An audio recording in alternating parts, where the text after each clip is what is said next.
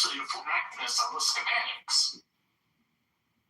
I mean, we usually have to make, don't we have to make them, most countries, I think Israel, for whatever reason, did something to where they don't have to, because, you know, but generally, I think they have to get the codes in order to even operate their fighter jets every day.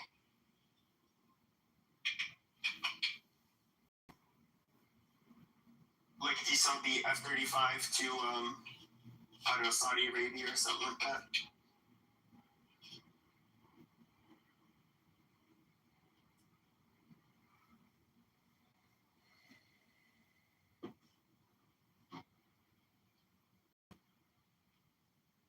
Is it quiet or is my fucking shit fucked up? Nah, it's quiet.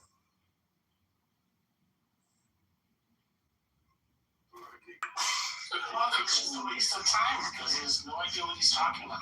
He's literally wrong on every single subject. And not just wrong, but like just saying things that are like obviously wrong. He's right that the Iran war is bullshit. He's right that the Iran war is bullshit. Yeah, that could be. But what he was wrong about that war was he said that the U.S. should not be allies with Europe because we don't get anything out of them, and that we should be allies with Iran because we could buy oil from them. I mean, it's just that's just the most. Bitching about how we're not self-sufficient. What the fuck is wrong with it? Yeah, and that was his other argument: should be self-sufficient, and that the U.S. should be allies with Iran. There's nothing wrong with being allied with Iran. That's 100% impossible. We were in the past. Yeah, not Possibly. But with this regime, this regime has had a history of attacking the United States. Iran that has instigated attacks against the United States.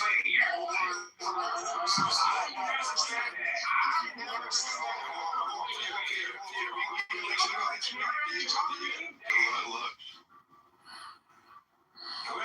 Somebody go. Basically, we messed with their internal affairs in the 19 oil, so that's why the Iranian people had a problem with this. We were supporting the Shah, and they didn't like the Shah. Like we were messing with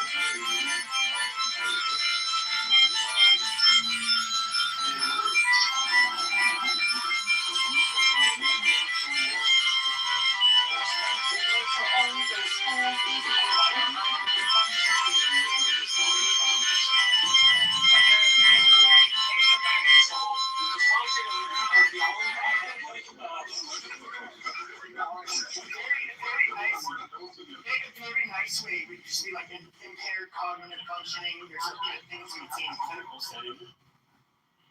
Yeah, I think Randy Fine was using him as a dishonestly attached guy to anti-Iran and anti-Israel criticism.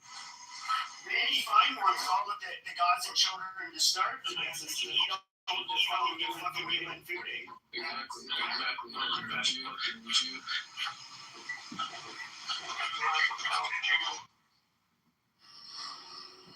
Okay.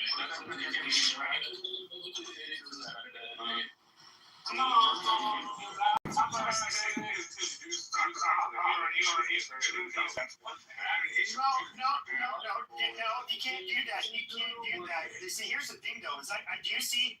Hold on. It's literally fits the I don't fucking dictionary. They can stick it. What? And the Jew that insisted that anti-Semitism is that definition, you can stick it right up their Jewish ass. Well, you're wrong. It wasn't. You're wrong. It wasn't. That definition. You don't know what you're the word got made up. No, the word got made up by a German. By a German, I know. The word was made up by anti-Semites. Yes, I know, a German. No, but the definition of it, like this IHRA definition, that is a Jewish construct. Absolutely, it's a Jewish construct. The definition I was of the really term specific. I has was always been it's free. the definition that is in place now. So you're just wrong, Pepe, on this one. Should we go through the IHRA definition? It is very anti-Christian, by the way. I don't know what your point is. You know what's going to happen? You guys should all be praying. You should be on your fucking knees repenting, because you guys will face the Holocaust, and that is when Jesus Christ returns and he throws you into the most fiery pit, the end of hell. I'm glad you're having a lot of fun with this entertainment, but it obviously doesn't have anything to do with our debate.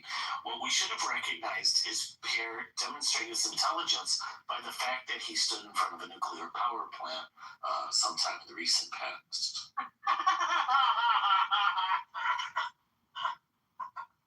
That's a good. He literally said that. No, I know he did. It's the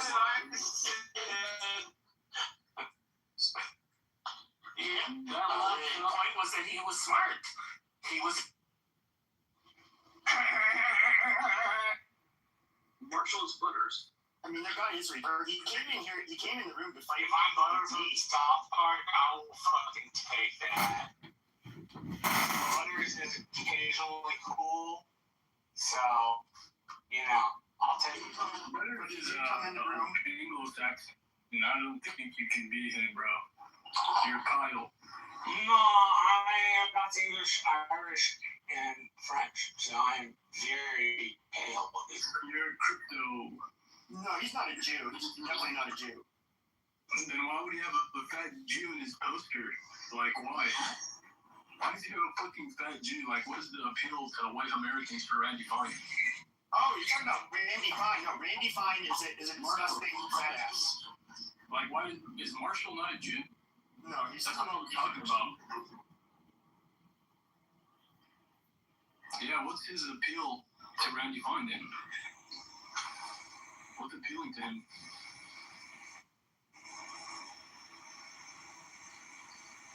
Like, he's fat. He doesn't even mock. So are you Jewish? Why do you like Randy Fine? Just like Randy. I like Randy.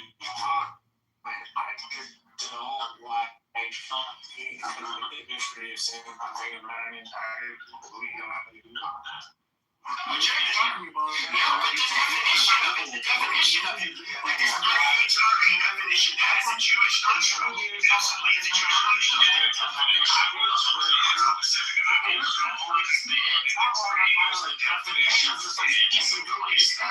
So you're just wrong.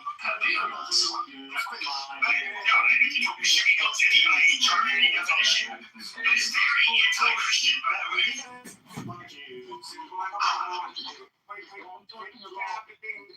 I'm talking about Randy Fine. You know, in high school, I had one of my I know, but now you want them all. Yeah, you want One of my best friends is racist. Yeah, bro, I don't. One of my best friends was Jewish, but I ended up voting him down. My shower is like they fucking fucked on him to make sure he was dead afterwards. What do you mean by organized Jews? I care about organized Jews and what they do. I don't care about individual Jews.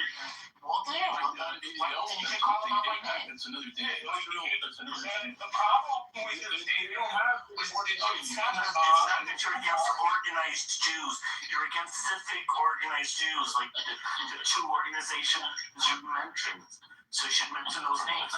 It's like me saying I'm against organized blacks because I'm against some black organization. That would be inappropriate to say. Let me rephrase, or let me clarify. So I believe that Jews, that they act as a state within a state because they're transnational and they're stateless. So wherever they are, they all work together. They have an inside bias, basically, that they're all. No, that's true. The rootless cosmopolitans with their Groups always tend to have their preferences. In-groups always tend to have their preferences. We're not talking about anything more than a preference in an in-group. And these people, they all work together in tandem in key industries. This is called racism, anti-Semitism. The Jews don't run Hollywood. You're a fucking bigot for even thinking that. It's such bullshit. Oh, yeah. All I gotta say is this is an awful lot of explanation for a statement that was overly simplistic in real life. Like you didn't need to argue with me. You could have just said, Marshall, I really didn't intend to. Sorry, like that's not how I see it. Instead, you like had to broaden your statement and go, well, I only need it this way, and I only need it this way. And then even Pepe was like, come on, bro, you don't like James. No, I'm not gonna concede that I hate every single Jew. No. Just the ones that practice Judaism and like Islam. Most of them. Yeah, I would say a lot of them that are, yeah. I guess it would be a lot. That's like the definition of bigotry. I'm sorry. Just like, if you want to look at, if you want to double check me, look up Merriam-Webster. That's Jew by Jews. Not gonna do it. So if I hate a lot of Germans during Nazi Germany, would that be like racist or ism? Like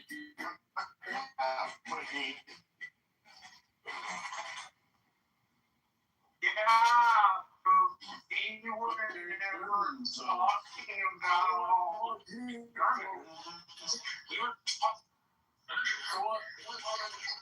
for Jews, like how Jews made the term Nazi. Very specific organizations that you mentioned you don't like. You don't like the ADL. You don't like the ADL does suck. That is not racist. It's called Marxism. We already have a word for it. It's called Marxism. Marxism. That's when Jews are supremacists and hate us. It's called Marxism. Oh yeah. So all the Marxists talking about are bigotry. Okay, Marxi. You fucking Marxi. No, it's Marxi. That's the term that they can't. It's like a decade old. Like that's the Jews that think that they are so. They deserve everything because they have some divine right to be the light of the world and to rule everything and basically be the ones that influence everything and all of that is Marxism, and you need to call those fuckers out. Yeah. Don't let that hoity-toity Jew get on his pedestal and say how, you're an anti-Semitic. You say, shut your mouth, Jew, in the name of Jesus Christ. And you put him in his place. It's how it works so well for the Catholics when they're trying the first fucking time. Yeah. Then we'll do it again. Yep. What you're saying goes against the Catholic Church. So you want to be anti-Catholic? No, I'm it goes against the Catholic Church. I'm a fucking crusader. Well, you reject the Catholic Church. You reject the authority of the Pope. You reject the authority of the Vatican Council, and that's a position you can take, but it's an anti-Catholic. No. It's perfectly in line. No, it goes against the Catholic Church. It doesn't fit with the Christianity condemns the Jews. Not the Catholic Church, though. Catholic Church does not. Catholic Church is very specific. All of a sudden, for 2,000 years, after 2,000 years, the church ends up putting out this opinion that, it's not right to blame the Jews for killing Jesus. Even though they did kill him, It's not after 2,000 years. So if you knew almost the 2,000 years. No, nowhere near 2,000 years. If you knew the history of the church, you would know that this position evolved over time. And they were not always anti-Jewish. Most of the anti-Jew party anti-Jewish. No, they weren't. No. a Jewish sect. They were not anti-Jewish. The history of the early church over time. And the phenomenon you're talking about is a medieval. I rebuke you in the name of Jesus. Quit talking to us, fellow Christians, and trying to. Dude, you can say whatever you You're want. trying. You are trying history to manipulate a Christian. No, I'm not trying to manipulate. Evil You're Jewish not thoughts. keeping the history. You're the one that's denying the Catholic Church. No, I'm upholding the Catholic Church. No, you're not. Dear Jesus, please strike the Satan out of this wicked Jew's body, please, so he can be saved. Amen. You're going against what the Vatican Council says. You're a heretic.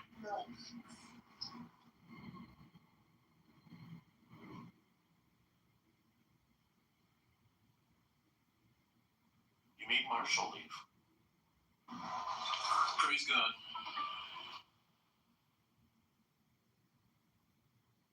Did Pierre leave too? I think Pierre was moved down. I think Marshall left. Praise the Lord. And Puppy took a chill pill. So Bavarian, what's your dog in this fight? What you standing on? I'm on Team Pepe, bro. He's an Arab Muslim. We get along. Exactly. I'm Arab, bro, but yeah, bro, I fucked with everything that he said. I fucked with Nick Fuentes, and to be honest, I listened to Hitler's speeches in English, and the first 20 minutes made me cry. Praise be to the Lord. Praise the Lord. So, Puppy, you're saying you're pro-Hitler now? You didn't know that already? It's like my fucking idol. Holy shit.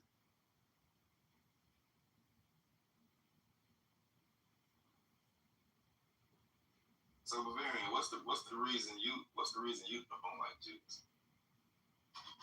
Because they captured every single industry, right? From banking to steel to the military industry, like everything, including the media. They social engineer the people with the media, right? So that's why we have feminism, LGBT, people are retarded. Every problem you can trace back to them. And they fucked up the economy, they run the banks, they're making us poor, we can't afford a home. When 30 years ago, we can do that working at McDonald's. So what happened? They're devaluing the currency, they're making us go to wars. They're fucking up my country. I shouldn't even be here. I should just with my oil money. That's how I'm supposed to be living. That's true. So Bavarian, if all of that is true, why did they let you own? Why did they let you own a home 30 years ago then? Bro, if it was affordable. Right, but why don't they allow it to be affordable? Why did they allow it to be affordable 30 years ago?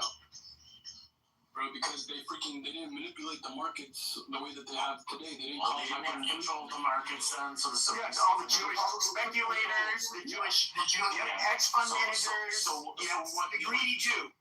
Right, and before they weren't Jews, but then they suddenly became Jews. No, the ones that were Jews. The one anti-Semite you guys hate so much, Mr. Ford, he even said, I would not pay my employees a wage where they cannot easily afford one of my automobiles. And then his whole problem is because the Jew financiers came in, they're like, we can get some schmeckles out of these people. Let's not pay these guys a silly living wage. And they tried to just. So Pepe, when did this happen? I don't remember if this happened, bro. Oh, you don't remember, but you know it happened. Oh, okay. The international Jew. You guys remember I have a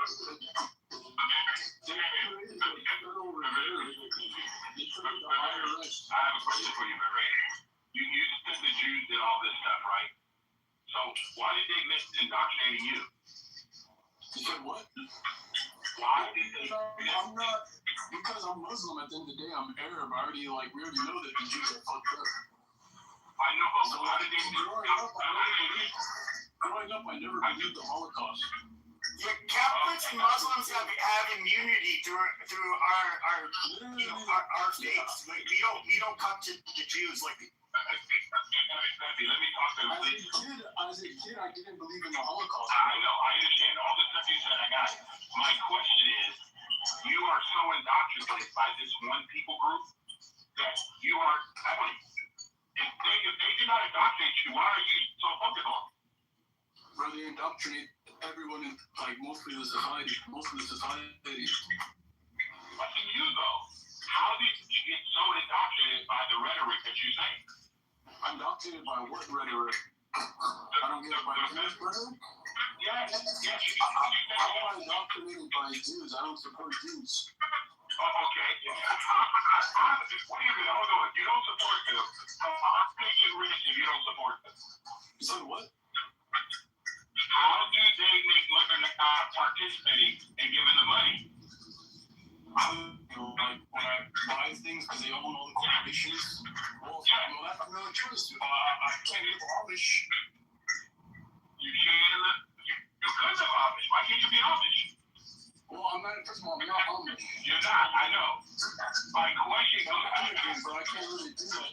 It's hard for me to do. I don't have the money. I don't have That's no religion. You can't just join. Okay, hold on, please. I got it. So, I own farmland, bro. I got it. I know that. And do you think all the land around the world are owned by Jews?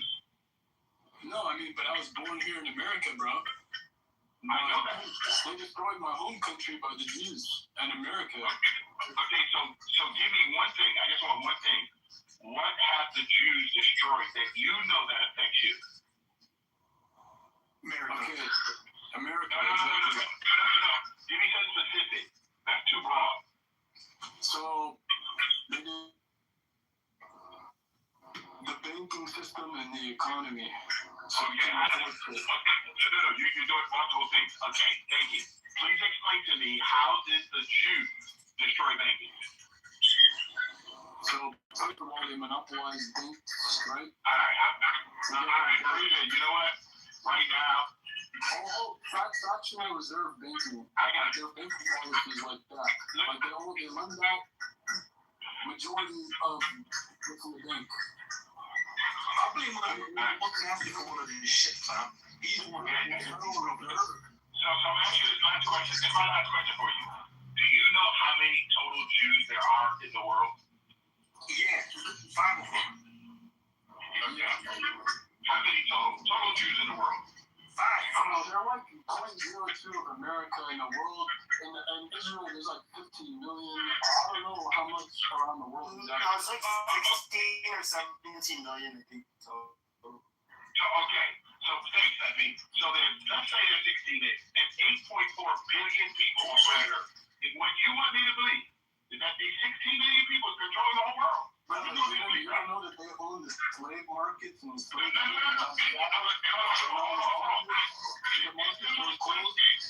Dude, they might not own the slave markets. It's not Hold on, guys. Hold on. And hold on. I'm going to say this to you again.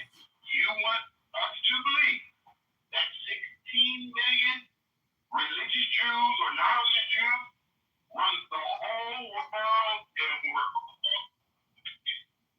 Okay, hold on.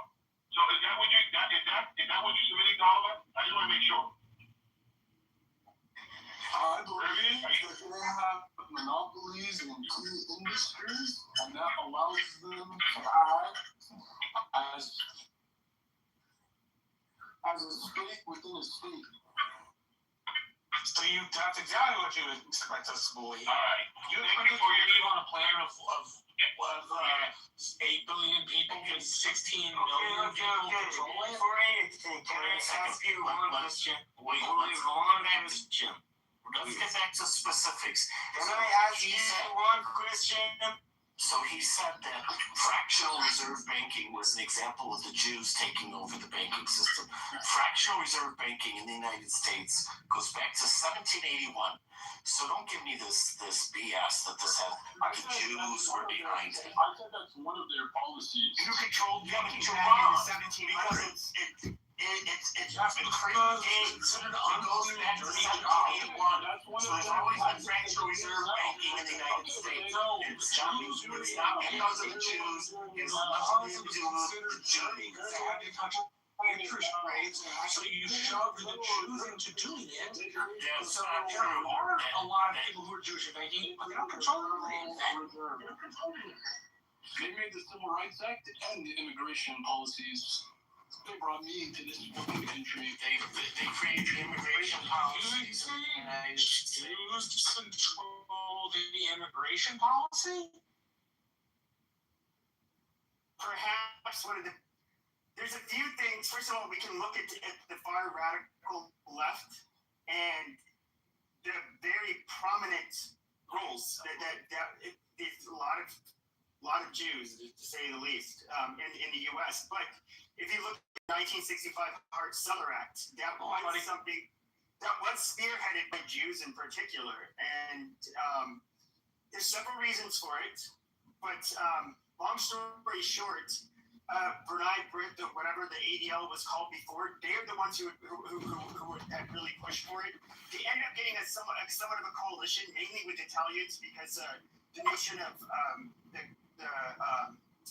national quota that we had for the nation of origins, which favored Western Europe, disfavored Southern and Eastern Europe.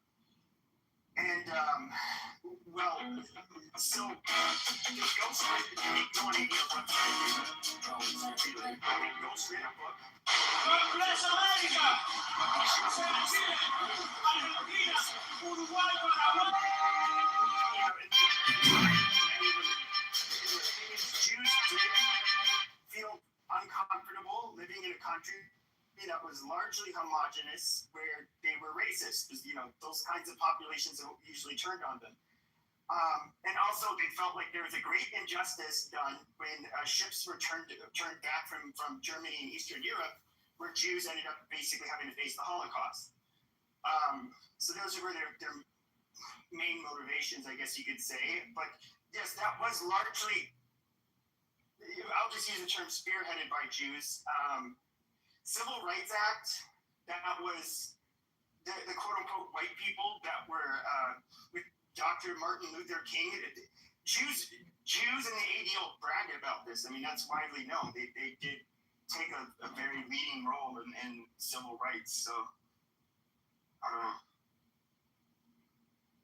Yeah, you don't know much, Pepe. Try reading a history book sometime. I'd like to answer the question of why are you jealous of Trump? That's really just a fake title, kind of like a lot of the bullshit that Pepe says about Jews, because he's got a limited scope of understanding and very limited awareness of who the Jews are, what they do, when everybody's personal lives is all about. Pepe just spreads his misinformation and hate speech because he's low IQ and he's got brain rot.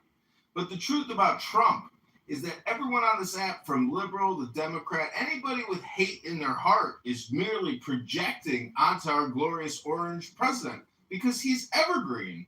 Evergreen means catch-all. And so if you hate something about yourself, many people project that onto Trump, and that's called ad hominem projection. In the same way that Pepe projects onto the Jews his own inferiority complex, lack of intelligence, lack of self-esteem, lack of height, lack of decorum, because any young man that says the N-word 100,000 times in just a couple of years and praises Hitler clearly was a boxer for too long, and he's got brain mush, brain rot. That's where the actual hard part of the frontal cortex dissolves and liquefies, and you become the R-word, very much like Pepe and other R-word people who spend 40 hours a week thinking about J-words when they could be reading a book, going to the gym, making money, making love to a woman, doing something, gardening, woodworking, anything other than talking about a group of minorities because their self-esteem is in the garbage. I rest my case, and I am complete.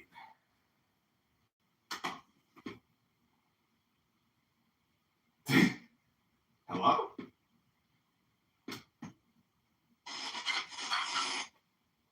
Bro was yapping, I swear to God. Yapping. Could not follow it. Is he gonna still in?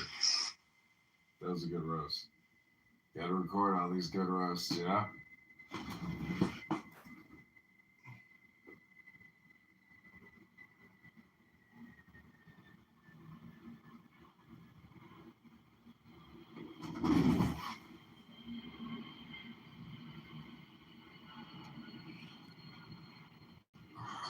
Is this really going or not? Is it down?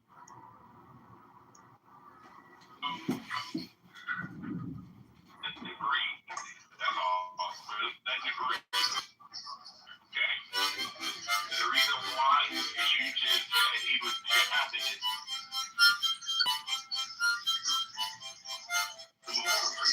The title of the room. Oh, look at that. I got a heart from Miriam. Because Bavarian, I hear, obviously doesn't speak English. Couldn't understand a word I said.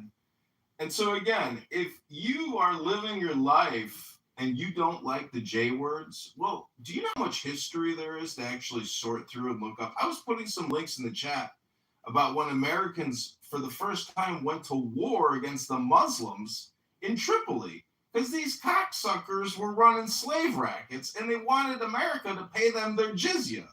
And you know what? That Ummah, we busted their asses and we got our soldiers back, but we still paid them $60,000 when our commander said, fuck that, don't give them nothing.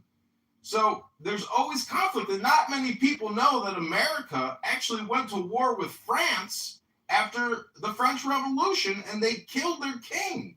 And we said, all right, well, your loan is canceled, and now, because you're attacking us, we are going to wage war against France. You see how political treaties and allies can change overnight?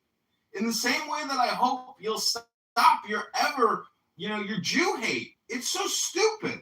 Try reading a fucking book. Try doing something with your life instead of screaming into a conference call that you think the J words are in control of all the industries and making your life miserable. Sounds to me like you're just a fucking complainer. A chronic, complaining little cunt that needs to go to the gym and read a book and do something with your life. Try to be productive. Hello? Try playing music. Maybe you're going to want to get a music instrument one day, and maybe you're going to want to start a band. Because you can make more money in music and create libraries of music than J-word hate speech all day. What do you think about that, you fucking loser? Maybe you're gonna want to start a band. Not many people like the Beatles, but at least they didn't spread hate messaging all day long because their brains were the size of my fucking testicle. You know, you got little brain syndrome. You need to be creative in life. You can't just go around complaining all the time like Pepe. That makes you pathetic. No woman can respect a man that screams into his phone J-word hate speech all day or even N-word speech all day. Hello? Hello? This is the John Kitover Band bringing you your reverse-engineered anti-Semitic reverse hate speech propaganda of the day to defeat the low IQ rats.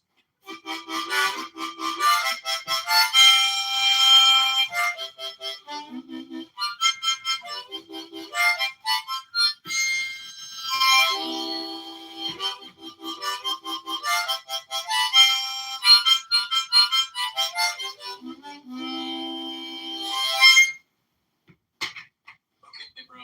If you want to talk about the music industry, don't Jews use the music industry to spread degeneracy to Christians? Don't they spread porn? Don't the Muslims call all the non-believers the enemy and they got to pay a jizz tax, a tribute to their ummah? Sounds to me like the Democrats, basically. In-group, out-group. I want liberty. And you know what? That means I get to consume what I want to consume. That means I get to think what I want to think, feel what I want to feel, say what I want to say. I'm not a Muslim, okay? I'm free. I'm in America, and we wage war against the Muslim pirates, the slave masters of Islam, the blackmailers and the blood money Muslim hustlers, the terrorists, the mafia. We'll fight them all. Hello? Invade and conquer parts of Europe. They opened the castle gates for the Muslims in Iberia. Blow up any cocksucking terrorist Muslim motherfucker and send them straight back to Allah. Hello? When the Spanish Inquisition was happening, they picked out both the Jews and Muslims together because the Jews were helping the Muslims conquer Spain.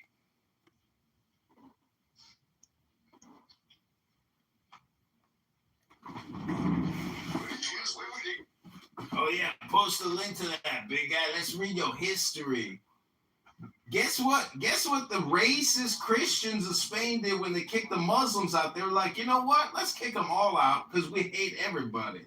That's what happened, man. It's not because the Jews were conspiring to overthrow the Christians. Besides, again, it's 2026 and we got a constitutional Republican form of democracy here. I don't know what century you live in, you fucking Muslim rat, but it's 2026, bitch, and you better come in compliance or we will send the Marines back into your country to teach you a lesson that you will never forget. Hello?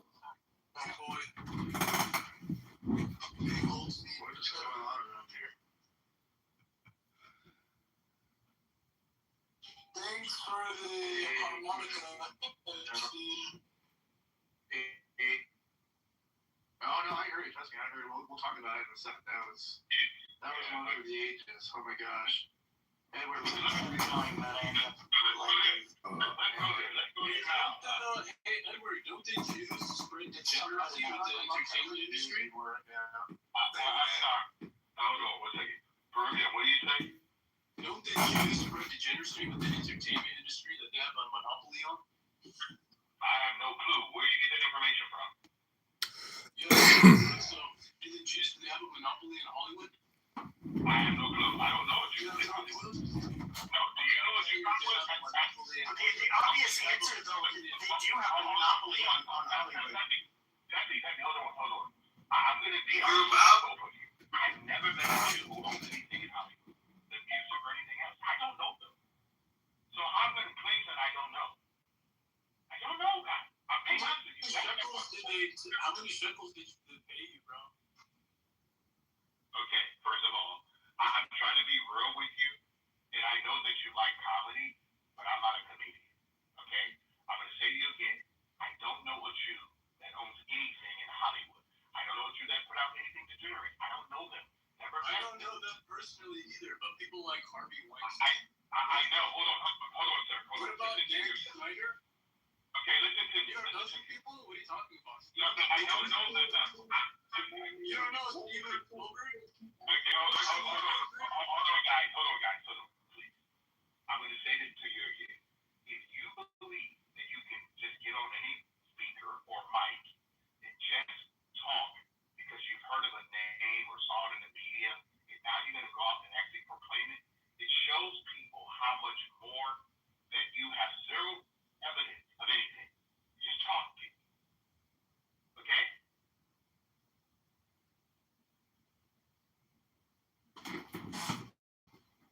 See, anybody can do ad hominem filibustering if you got no fucking life. If you come on a conference call to just create hate speech communication. So, a Jew ended up responding. I forget which mainstream publication this was. He's like, no, actually, he's correct. We do run Hollywood. And those that ran all the major studios, all Jewish. No, Jews they were the pioneers, the founders of Hollywood. So, you know, it's not like they infiltrated and did something, but and took it over. But that is one. I know. Let me ask you a question, then. You said they run it, right? Yeah. I'm gonna ask you a question. So you're telling me that everybody that works in Hollywood is made to work there? That doesn't change the fact of who ultimately runs No. it. Just answer my question. You're correct. It does not change the fact who runs it. But I do have a choice of where I work. Correct? Yeah. So. And I don't work in Hollywood. I know no Jew in Hollywood. I don't know anything about the music they're putting out. And you know what? I don't choose to work in that industry or profession. So I hear you loud and clear. But what you asked me, and Bergen asked me, do I know this? I do not have any first-hand evidence of who runs anything. Okay. I don't. Forget it. I posted something in the chat. Alright, So let's tell you that the Jews, we're telling you that the Jews have a monopoly in the entertainment industry, like music and the freaking Hollywood, even news, and they socially engineer the public. They spread degeneracy. In like your opinion, right? Because there's a lot of black musicians that might take offensive what you say in Bavaria. You spreading a lot of Jew hate and a lot of bullshit. You should try to check your own society and your own culture before you start. They don't understand what I say on Twitter. Okay, All my niggas not hey guys, if I will.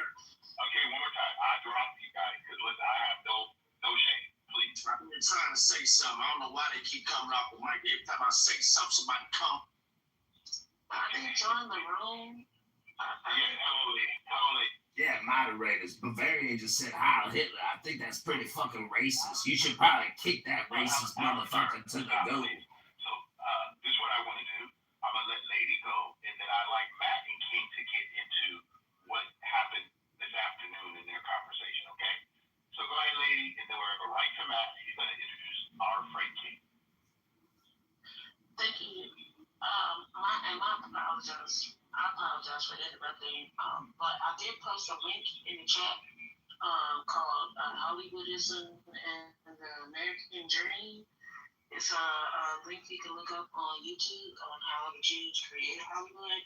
It's a very, very interesting documentary about how they created like television and entertainment during that time. And this happened like after the First World War, which was dealing with like Germany and I forget the other country they were born with. I don't know if it was the U.S., but I think it was the U.S. and Germany. I know the U.S. was a part of it, but anyway, it definitely deals with how they started to curate and create entertainment, because that was during the time when the first black and white beat was made and all of that stuff. And making movies, and they created blackface and all those things. So all of that. Don't forget the technology involved to actually distribute, manufacture, produce films at scale, not just all the negative shit you're talking about. I want to say, yeah, but just I want to say, like, the Khazarians and the Khazars is really what they make up of themselves, because they don't consider themselves white, like American, like they despise white men, like American white men. So that's very telling. But they created this Hollywoodism, and they control the media. They control any outlets that influence large groups of people in our land there. Thank you for your intelligent. I'm going to take a Peruvian. One second. Okay, this is Peruvian. Did you hear what I said is going to happen? I'm going to let her speak, and I'm going to turn her over to Matt. Okay, I'm going to copy her document because I don't have any information on it yet. I want to go through it now. So go ahead, Matt. Go ahead. Appreciate it. Appreciate it, Edward. Thank you. Yeah, Key, do you want to start with the Kona? Yeah, real comment. So Congressman Rokana will be, and this is breaking, have several people have spoken to him trying to wait for actual documented evidence, but he's going to, right now he's pushing hard, he's getting money from donors in India and other places to push hard for H-1B legislation to increase the number of H-1Bs in this country. And he and Thomas Massie plan on exonerating Donald Trump to get Donald Trump to say, to push the bill and move it forward. So basically their plan is to say, hey, we'll tell everyone that your name is not in the files and your name is not anywhere if you back this legislation to increase the number of H-1Bs in this country. Now, I don't know what Massie gets out of it, but apparently that's the plan. And there's a ton of money coming into him, let's put it that way. And he has his wife has estates and has a lot of that he claims he has no visibility into, but she has like some multi-millionaire both in India and also in the United States. So yeah, so I don't know how he's getting the money, but that's all I know. So I just want to share that. And then you want to talk about what happened this morning, Matt? Yeah, so I heard so I don't know the story of what was going on, but if you want to give sort of the backstory, go for it. I mean, that was just, I heard it, that was incredible. Go ahead, yeah. Yeah, so, everyone's friend Ben was in Patty's room, and basically, so this guy came up, I forgot what that guy's name was, but he made a comment saying, the way Donald Trump, he was talks to media and talks to reporters is horrible. A president should be more respectful when they're talking. I said, okay, yeah, Donald Trump talks horribly to reporters, true. But, other presidents have talked horribly as well. So, to have this expectation that they're always going to be respectful is ludicrous. And he said, no, it was only Trump. No one else did that. So then I said, what are you talking about? Then Ben jumps in to try to defend him. What are we talking about? Are you trying to compare Joe Biden and all? And then I went through, Biden basically cursing on a hot mic to Peter Doocy. And he goes, but then he apologized. I'm like, okay, so their national intent is to do those things. And then, he also was pretty rude to Caitlin Collins. He goes, are you trying to equivocate that? I said, no, I'm not equivocating that. I said, the way Donald Trump talks is horrible. We can debate whether that's warranted or not based upon what they're doing to him and what they're saying. But yeah, the way he talks is horrible, sure. Right? And should he talk that way? Probably not if they're being genuine and honest. But then he just went back and forth, and he was picking over. I sent him a source about what the White House did to journalists under Biden, and had a quote from you were there for that, Matt. Had a quote from the president of the White House correspondence. And he's like, oh, well, it's not the president. I said, dude, the source says it on the bottom. He goes, no, it's a different timeline. He wasn't. I'm like, dude, it says it on the article. What the fuck? He goes, oh, he wasn't president at that time. I said, so then Fox News is gaslighting. No, they're not. I said, well, then are they telling the truth? That's not what it says. I said, read the article. It says that in there. And he tried to change the whole thing because he was trying to defend Biden. It was pretty hilarious. It was classic goat, you know what I mean? And the things that you were saying, I love the part where you were saying, well, did Biden say that? Do you remember all the times you asked Dan that? Because what Dan does is he what's the word? Not touches it up. He projects. Yeah, well, not only that, just he'll say stuff that people didn't say, right? Right. He has a way with language. Right. If you listen to him, so he'll put his spin on what we know what Biden really said, and just do a whole different narrative around what he said. Which makes me like,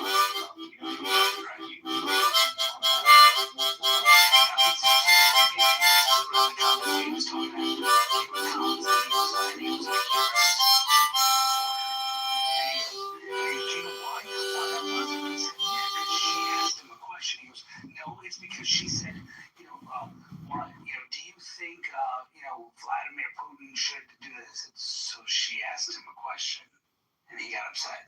No, it's the context of, he didn't. I said, dude, you just said she didn't ask a question, and now you're saying it's because she asked a question. That's not what I'm saying. There's context. So he says, you're stupid because the way I said, did he say that? Did he actually say that because you asked this, or did he just say you're stupid? You're stupid. It doesn't make sense. And so he just was trying to justify it. And, whatever. In the end, I was like, I'm not going to go on. Yeah.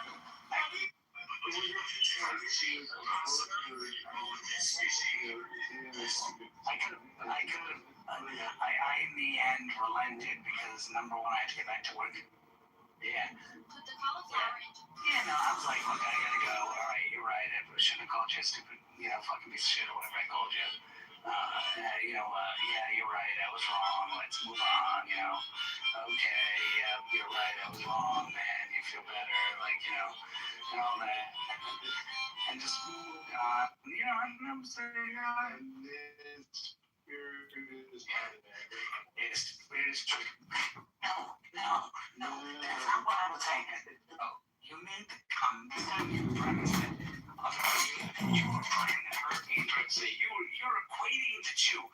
trying to say, no, I'm not trying to grade it. My premise is that Donald Trump is I mean, he's ruder than any other president. Now I didn't say this, but we could talk about the merits of why he is, he's ruder, and that's a fact. He's ruder. He's more of a jerk to the reporters than anyone else. He uses horrible language to talk about them compared to any other president.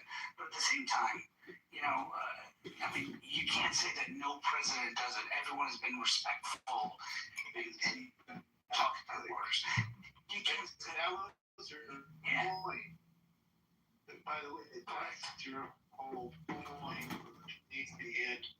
You're saying that all presidents have disrespect. Yeah, and Trump, and I said, look, I conceded it. Yeah, Trump is worse. That's what I said. Trump is worse. But to make this premise that they should be respectful at all times, which is what this guy is saying.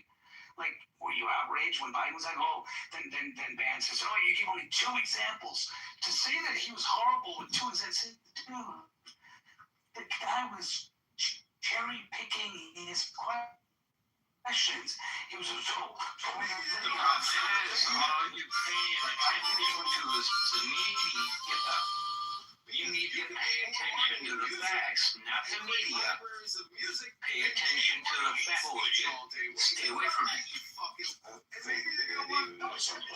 You need to, you're like, y'all need to download Newsmax. Oh, yeah, because they're not buying it. Literally, Newsmax. Go on Newsmax and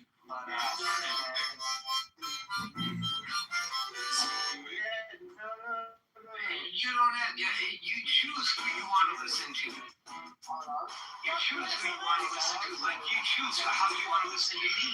check this out. So, honestly, even news facts is type 2. I mean, in news too, in a way, for our side, that way. So, I mean, it's hard to find down the middle, somewhat reasonable. But yeah, what I was gonna say was, I mean, for how much philosophy shit Trump does get from the media. I mean, it's been up to 90% negative coverage. Is that real? Even with that. Negative coverage. But then, people like Ben will say, yeah, but he's got a whole network. Like, look at what he does with Lori Ingram and all this stuff. And I was going to go down this road, but then I was like, if you guys were on stage, at least had a couple more people on stage, I would have done it. Yeah. Like, I was going to go down this road of saying, look, you want to go through this? We should, let's play this game. I don't know why anybody would want to challenge us in the media area. That's been Matt, my biggest thing so far is they think Matt, they'll say Fox News list. The thing to be very clear on, and you can do it right now, Google Fox News nightly lineup, right? And you'll see that they don't consider 8 p.m. to 11 p.m. as news. They don't. But they call Abby Phillips news. They call, CNN calls Abby Phillips news. Right? What's that dude? Yeah, Anderson Cooper. They call him news. Wolf Blitzer. Yeah, McDonald. They call him. They call Caitlin Collins. They call her news, right? So they call these guys news, right? Now on Fox, they have Brett Baer. Brett Baer is probably their only true news anchor. And he's at 6 or 7, right? They have the 5 before that, which is like a talk show type thing, right? So to say that, well, look at Fox. Fox has a lot of viewers, but they're more about entertainment. It's like WWE, right? You watch it's entertainment, right? So yes, they're talking about the news events. They're talking about news, but they're clear that all news is opinion. They call it their opinion segment. They don't call it more news anchor. In fact, if there's news to be broken, she gets interrupted by an anchor who comes and says, here's what occurred. And lowers the person. Right. So how does anybody consider him a non-biased source? I mean, if you guys ever listen to that guy, I mean, it's just constant diarrhea, TDS on his part. I mean, I don't understand how anybody can think that anything that he's saying is not completely biased. You know what I mean? And that's played all day over the Lisa Fortune pointing out. So I'm like, oh my god, like at least be like somewhat reasonable. Like I don't even think that guy's brought up one thing about Trump that's somewhat reasonable. That was my point. It's really bad. It's really like why can't I say that that's a propaganda arm of the media? Like why can't I? Had a media that was complicit, except Fox, that was complicit in covering up for a president of the United States' mental condition because it was the right thing to do because it would make the Donald Trump faction excited. It would give him a reason to win. It would allow Republicans to take charge. So they made a knowing effort to say we're going to mislead the American public on this. And then you have Jake Tapper come out and write a book after the election. Because why write it? Because if we were beforehand, then it could impact, and acting like he didn't know about this all the time. Meanwhile, these guys were complicit. See, it's interesting because people are still holding Jake Tapper in reverence. They're still holding Nora O'Donnell. I mean, what's his name? Dan was going off about, look at how she spoke. I don't know if you heard that shit, but, look at what she says. So, dude, ask the question the way you ask it. Like, what do you mean? How should she ask it? She asked about his intentions.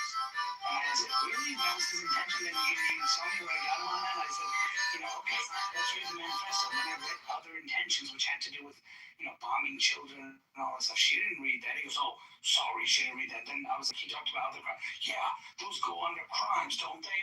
So yeah, she did mention it. I said, no, she didn't, bro. She mentioned one specific paragraph because she wanted to do a gotcha to Donald Trump and try to do that. She wasn't asking because the public deserved to know. If she wanted to, she could have read the whole manifesto. She goes, well, probably she didn't have time. I said, dude, I could read it to you right now in 2 minutes.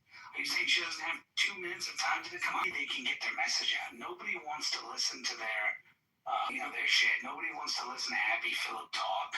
Nobody wants to listen to these people, right? And so, they play this game. And I think it's important, Matt, that we hold that account. In fact, I would say we should do one room every month or every week or something on holding the media accountable and just talk about the most egregious reporting in the media. That goes for social media too, like all of it, not just I mean, I think, and you bring that's a great point because going into this next cycle of elections coming up, it's not that far away. I mean, 2 years flies pretty quickly.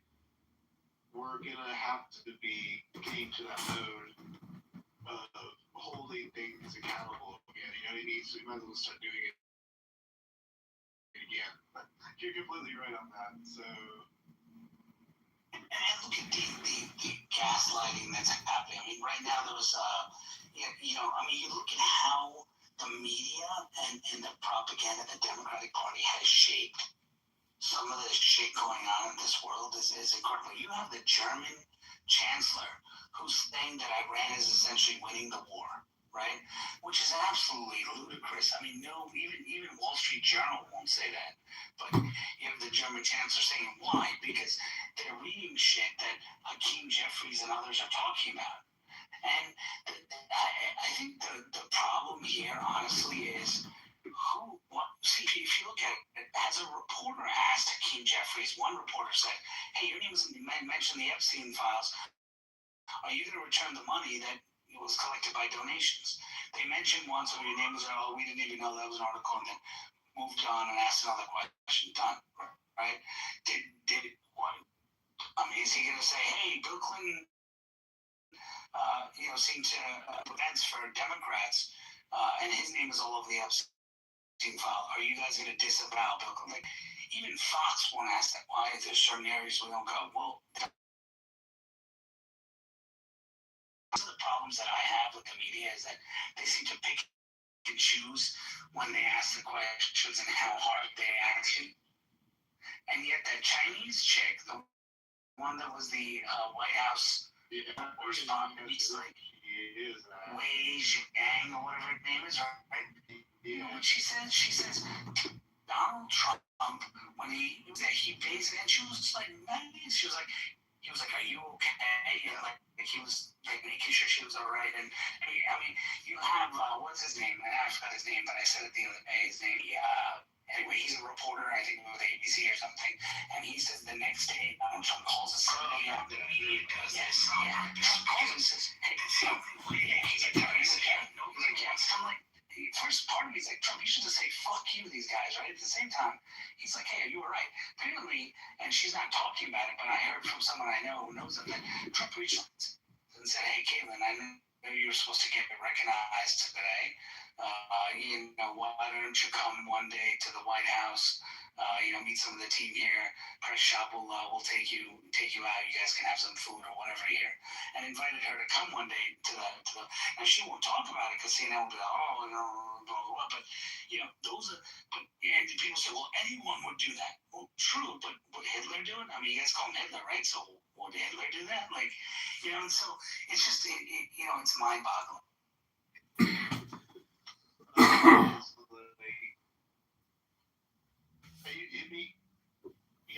Maybe it'd be less on the media if, say, in that 60 days, which by the way, I haven't watched, but if maybe there was,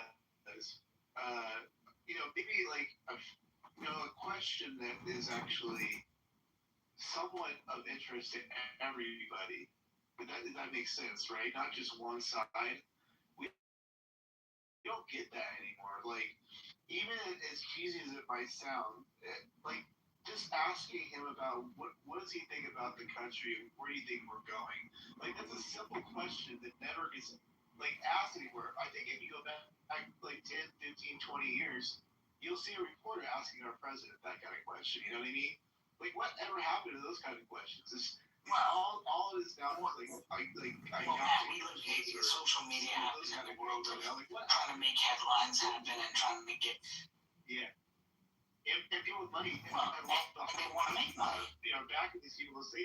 Yeah, I mean, they want to make money. I mean, so you're looking at it, right? Everyone wants a headline. You look at it at that, of course, shots fired, and the shooter's dead, and then, they're wrong. But what bothers me is the media doesn't say, hey, guys, we made it, we made a mistake, we wrongly reported that the shooter was dead. They just kind of go on, oh, so the shooter's alive, okay, and they don't go and say, hey, we were.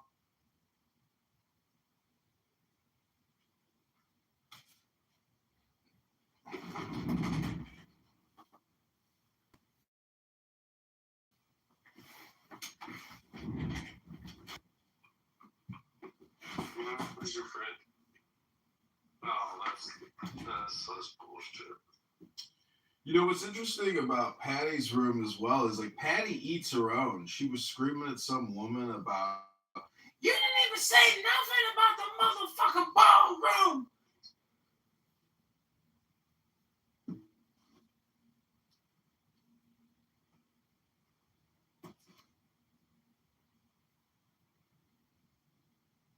Hello?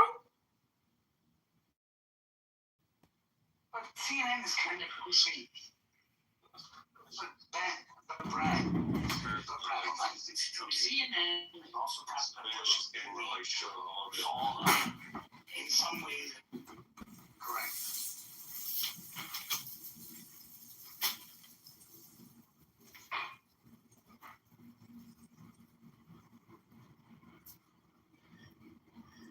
You know for a fact.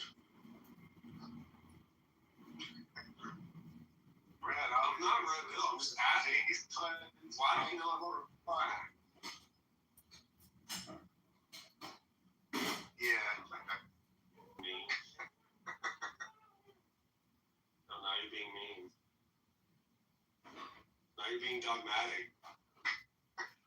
Are you upset? Baseline. All I did was question. Baseline. All I did was question. I'll let you go to the second. Let's put that. Why are you? Baseline, man. Why are you so? You don't know this guy ever, right? You always get. Why are you so mad, dude? Calm down. It's okay, bro. All right, baseline. Okay, but baseline. Hold on a second. Baseline. You're just interrupting the conversation. So, I will move you to the audience. Yeah, check your fucking slurp pipe, okay, and stay on mute. Okay. Well, that was Jesus Christ. Like, I didn't want to fight tonight. I wanted to have a chill discussion. I had a long day at work. I've got to figure out a $250,000 fucking cost savings for somebody. So, I mean, shit. But in the vein, back to our original discussion, I agree with you. Post the podium speech, which, by the way, hats off to the guy showing up in tuxes. I think that's how our president should fucking look all the time. But, and I loved how he was flanked by men. Just they came out like ballers, like, let's go. But, they, basically, I agree with you. The MSNBC, and then the morning after what was going on this morning was just bullshit. And then the whole crying about Jimmy Kimmel getting his ass canned. I agree with you all the way on that one. But at the time, I think there was just a lot of confusion in the ballroom and around the area and in the law. So Jimmy Kimmel, just clear, he made the comment that about Trump being a widow.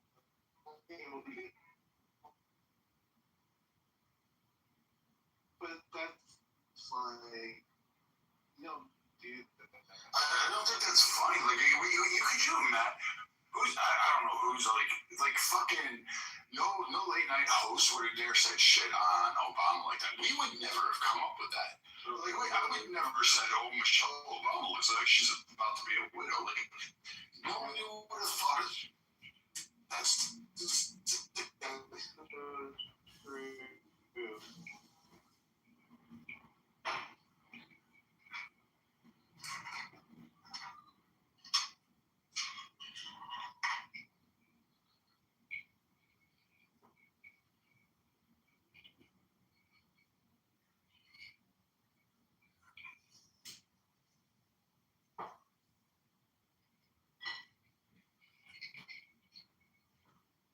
Well, I think it's a goodbye, so no.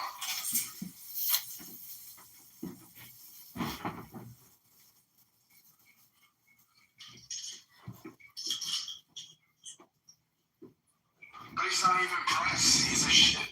I personally say keep him on because what do you want in Michigan? I mean, it literally is. Well, Brad, the thing that bothers me is this, right? And we as Republicans don't do this, right? And even our media doesn't do this, but our Republicans should do it too, right? You know how every time something happens, they ask a Republican or they ask Trump to disavow, right? No one is doing that. Like, Dana Bash tried on CNN with Raskin. Do you feel responsible for your rhetoric? And then Raskin said, well, I don't know what you're talking about. What rhetoric? Well, I got no problem with Donald Trump and blah, blah. And then she said, well, you called him a Nazi. Well, I mean, this and that's it. Then they just ended and move on and say, well, we asked for a question. They didn't say, well, you have. How about Hakeem Jeffries? What's his name? That was crazy. He doubled down. He doubled down, bro. Yeah, he doubled down about what? Hakeem Jeffries just recently, wait, didn't he double down this morning, or was it Sunday? He said warfare. Yeah, there you go. Yeah. They're and they double down, and that's acceptable, right? And so why is everyone not going to Schumer and going to every other Democrat and say, do you support the comments of Jeffries? Do you support? No, they don't. They just go, oh, well, Jeffrey said, okay, let's report it, but let's move on. Because if we keep asking them that, then one of them is going to get caught in something. And it's just like with Swallow-Well, right? They cover up all the... Wait. That's a good point, Naveed. Did any Republican come out and say anything as a blanket target towards the Democrat Party about Swallow? Never. No. Is there any... No. Not even Trump. Trump didn't say anything. So, again, they get a pass on this, and then as soon as we do, because, he swallows well, especially what Fang said, I mean, I just don't get it, and I'm sick and tired of it. I don't like turning the other cheek anymore. I'm just tired. Everybody's tired.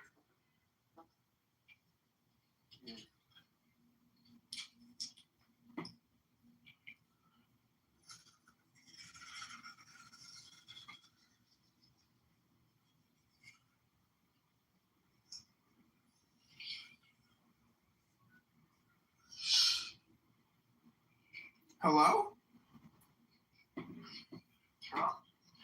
Trump should take advantage of this and flip the tables on the media, or at least the people that's in front of him at any given moment, and ask them if they support the manifesto. It's really simple. At the bottom of that is saying that he's a pedophile, that he's a rapist, and all these other things, and they've been saying that. So they should just get him on record. Yeah, that 60 Minutes So we're saying with bullshit or whatever that interview was.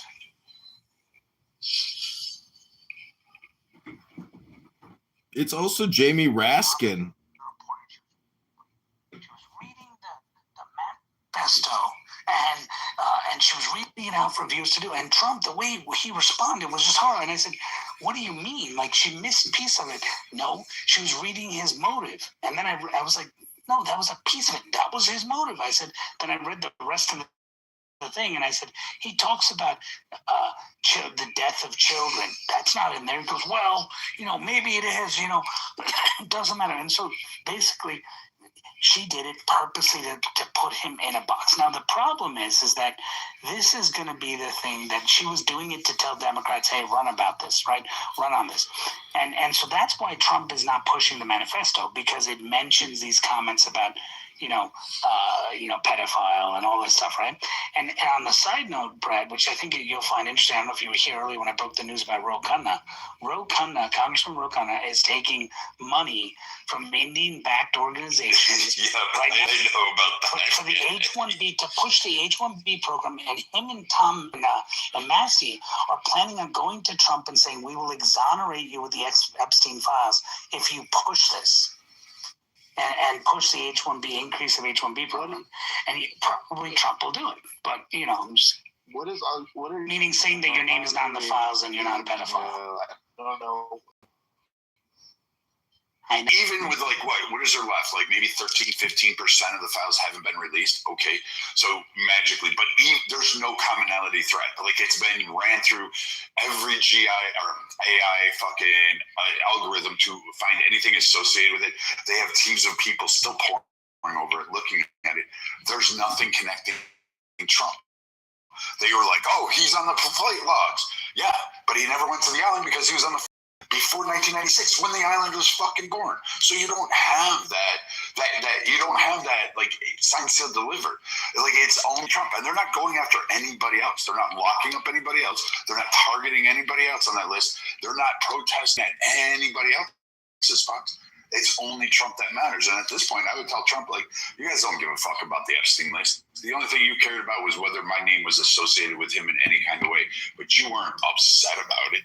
And then you brought Clinton for a fucking shill of a fucking deposition.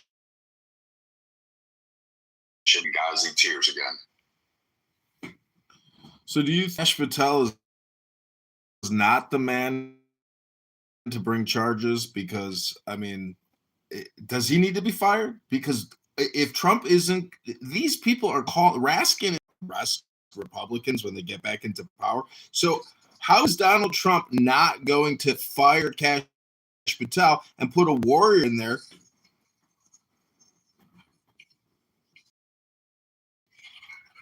Kick me from the room. Kick me from the room to the goo.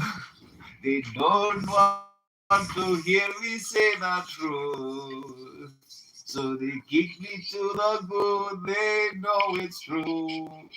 Why do they kick me to the goo?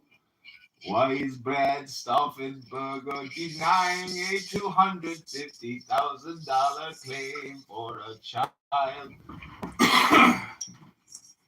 What up, son? They kicked me to the goo. You're bringing up some pretty interesting points to the Matrix. I know. They don't want me to participate in their Matrix experience. So here we are, responding. This is why it's like, what's the point of doing all this? And I don't give Trump this credit, but so many times we fall for this trap as conservatives, Republicans, Trump. It's funny how like everybody's Republican now, and people are just like, what do they call it? fucking fair weather You fans. know, Naveen? Yeah. Naveen, I would hate when he hangs out with the Nawash, right? And that little group of, you know, he totally like sells out Trump. And now, you know, when this happens, it's like he reverses his policy. He goes to support. That he's somehow privy to. Welcome, Miriam. Hi guys. I support Trump for 100%. 100%, always, forever, right?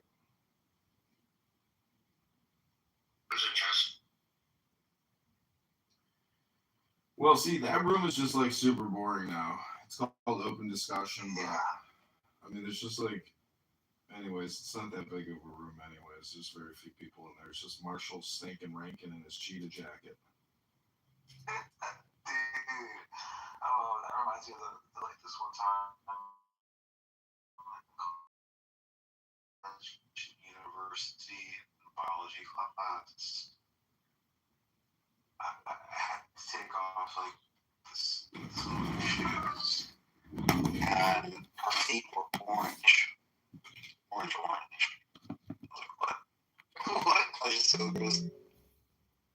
But for some reason, I support Trump. He should give me some things.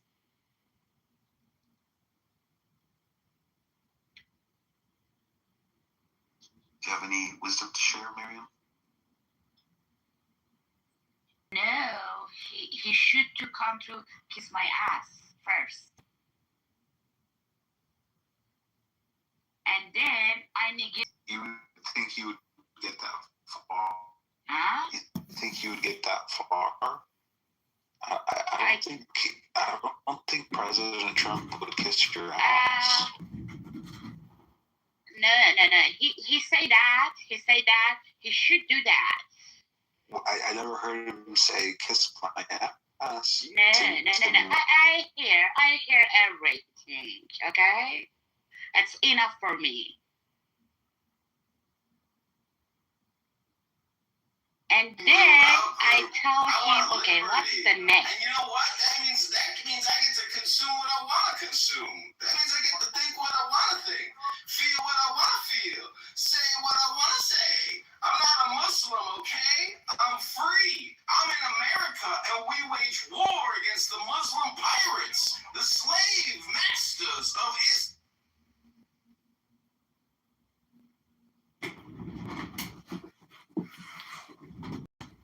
So, you know, I've always voted Republican. I've never voted Democrat once and never thought I ever, to be truthful. It always, of all time. I mean, I voted in the Green Party once for Roseanne Barr because I figured, you know, Roseanne isn't going to lie. So let's vote for Roseanne. The press secretary. No. Of like all this stochastic terrorism that's being sprung up by the Democrats.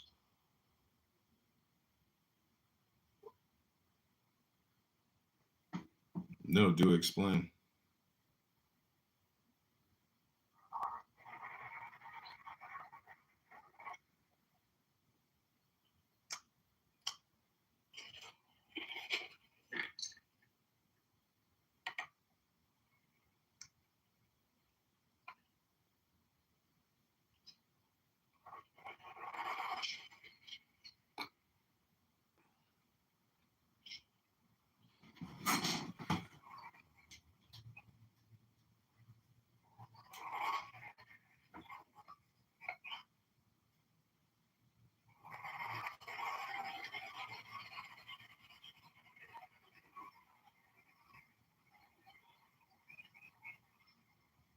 Like this was a part of the manifesto from that guy. When you read the manifesto of the shooter, this is Press Secretary Caroline Leavitt asked herself, how different is the rhetoric from this almost assassin than what you read on social media and hear in various forms every single day? Yeah.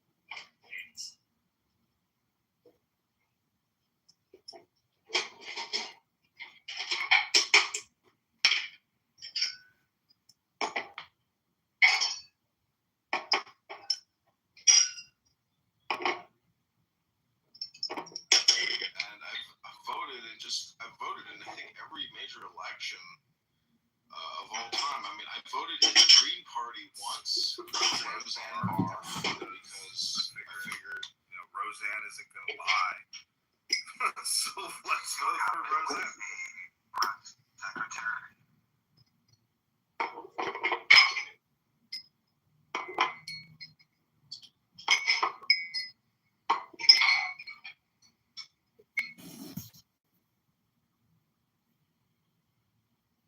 Now that I ate your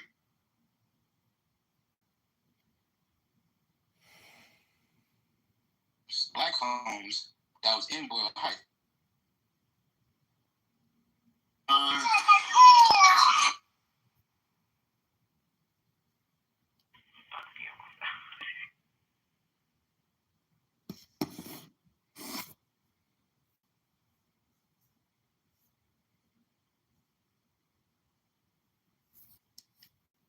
Coffee, we smoke hookah, and we smoke cannabis, and it's chill. Yeah, but you guys were very they're very perplexed by me, Neo, because the thing is I'm stuck in their fucking time loop algorithm because they can't fucking figure me out. They can't diagnose me, and so they've got all their behavioralists in there and all their stuff, and they're just like, wait a minute, okay, You're too advanced.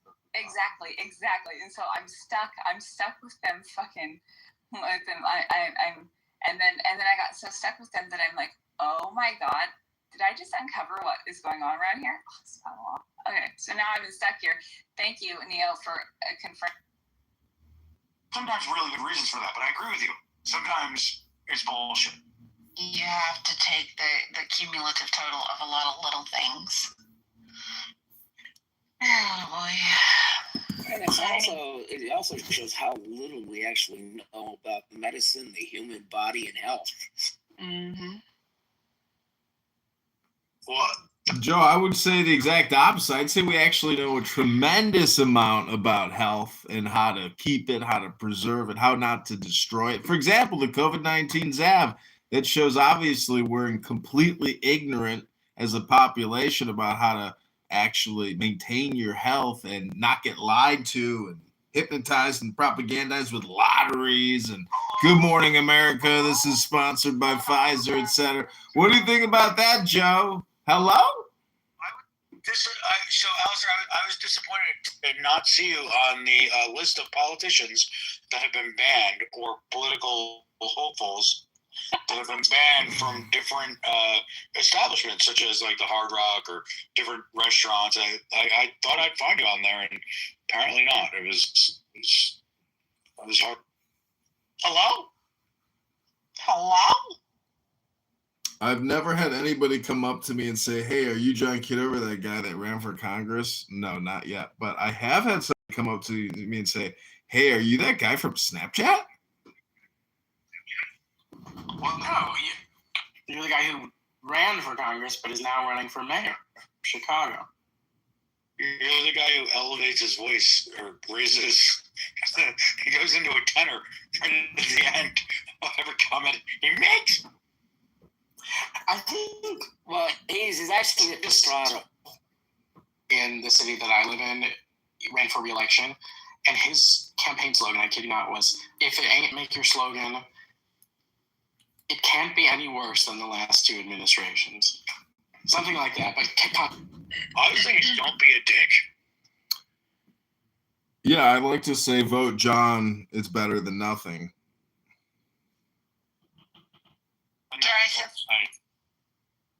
Yeah. I'm going to send you a text. Well, it better be.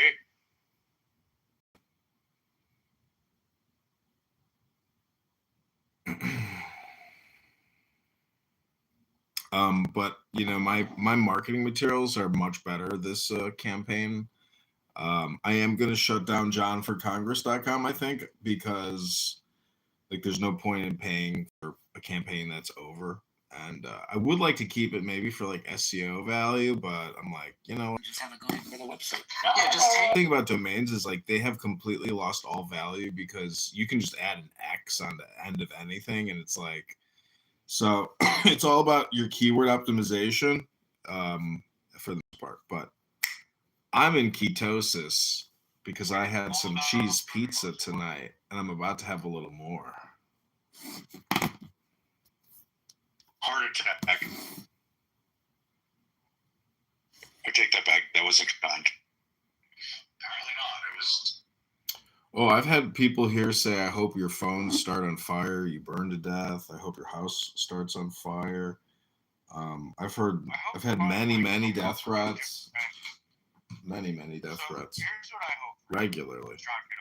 I hope you find some way to add value to your community and society at large. Well, see, I've always hypothesized, like, what is the first way that you can actually change your community? And it turns out that improving yourself is actually the doubt that you've done in quite a long time. Trash for them because they're old and, be civic minded, but you do you. Well, if you see my PTR, I'm holding up what's called a book. I doubt you've read one in many years. I know people that haven't read books in 20 years. I actually can't read. That's why I'm on a voice app. Otherwise, I'd be in a...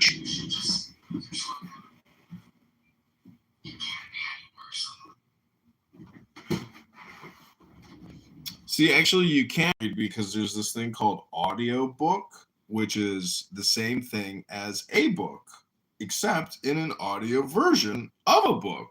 Hello?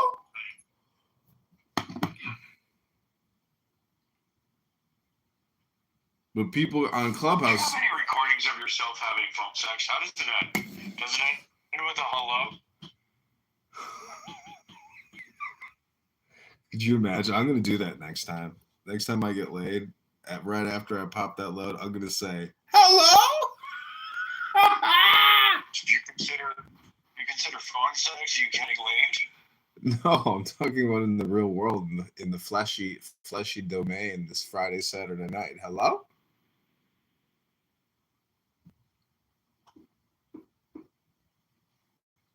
Thanks for the recommendation. Why did you say hello to me after you had your orgasm? Oh, this guy, Austin Powers, I know. He goes by a rubber ducky pirate. He told me that if you say hello after you ejaculate and then you articulate, you can go into ketosis, and it acts as an anticoagulant for fat, and you can lose weight. Hello?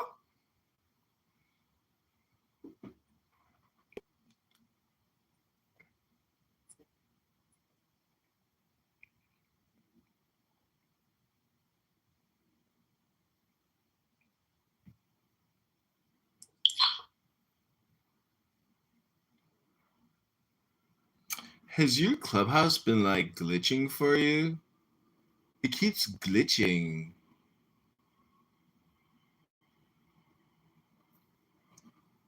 Okay. Glitchy? Well, I keep getting kicked from rooms, and I'm just wondering, is it because my mic is not working? John, can you spell cup? Hello? God damn it. I see you, Pete. You do not. No, but...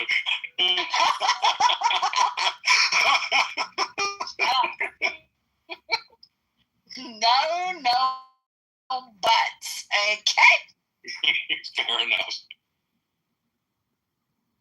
But John, can you spell cup?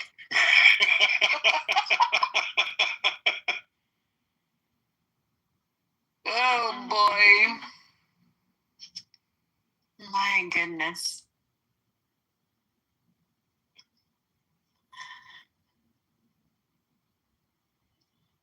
Well, I think he's looking up at us right now. we officially killed the room. No, I mean, I thought you were being facetious. Hello? Hello? Is this app glitching? Make sense to us?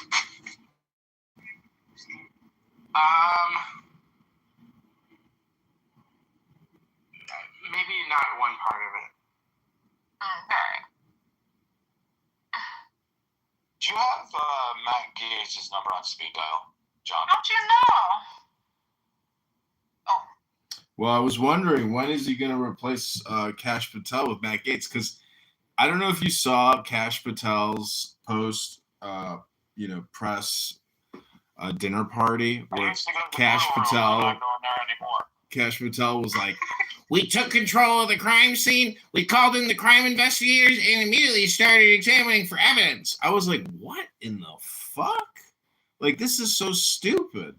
Like, he sounds so amateur. Like, it's his first time, like, running a crime scene. Get a job in customer service. Oh, I already run a nonprofit complaint department. You're participating in it right now. Hello? And not profit. Yeah.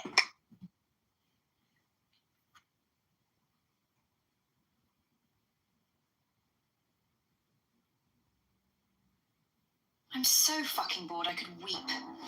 You're always bored. The city's gone vulgar, darling. I saw a gutter rat in the lobby.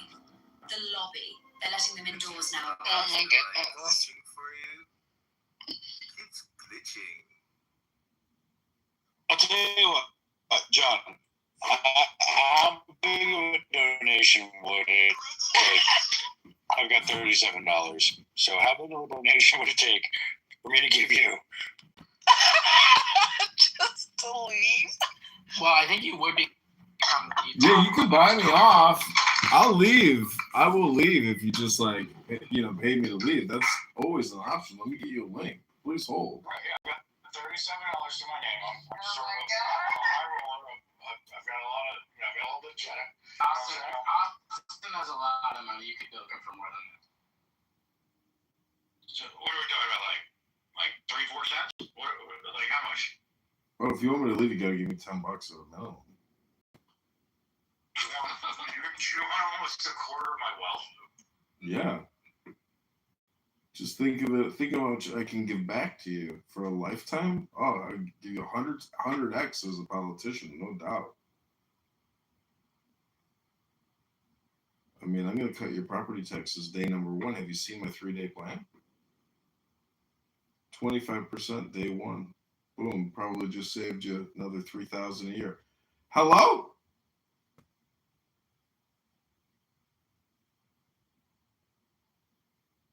Hello?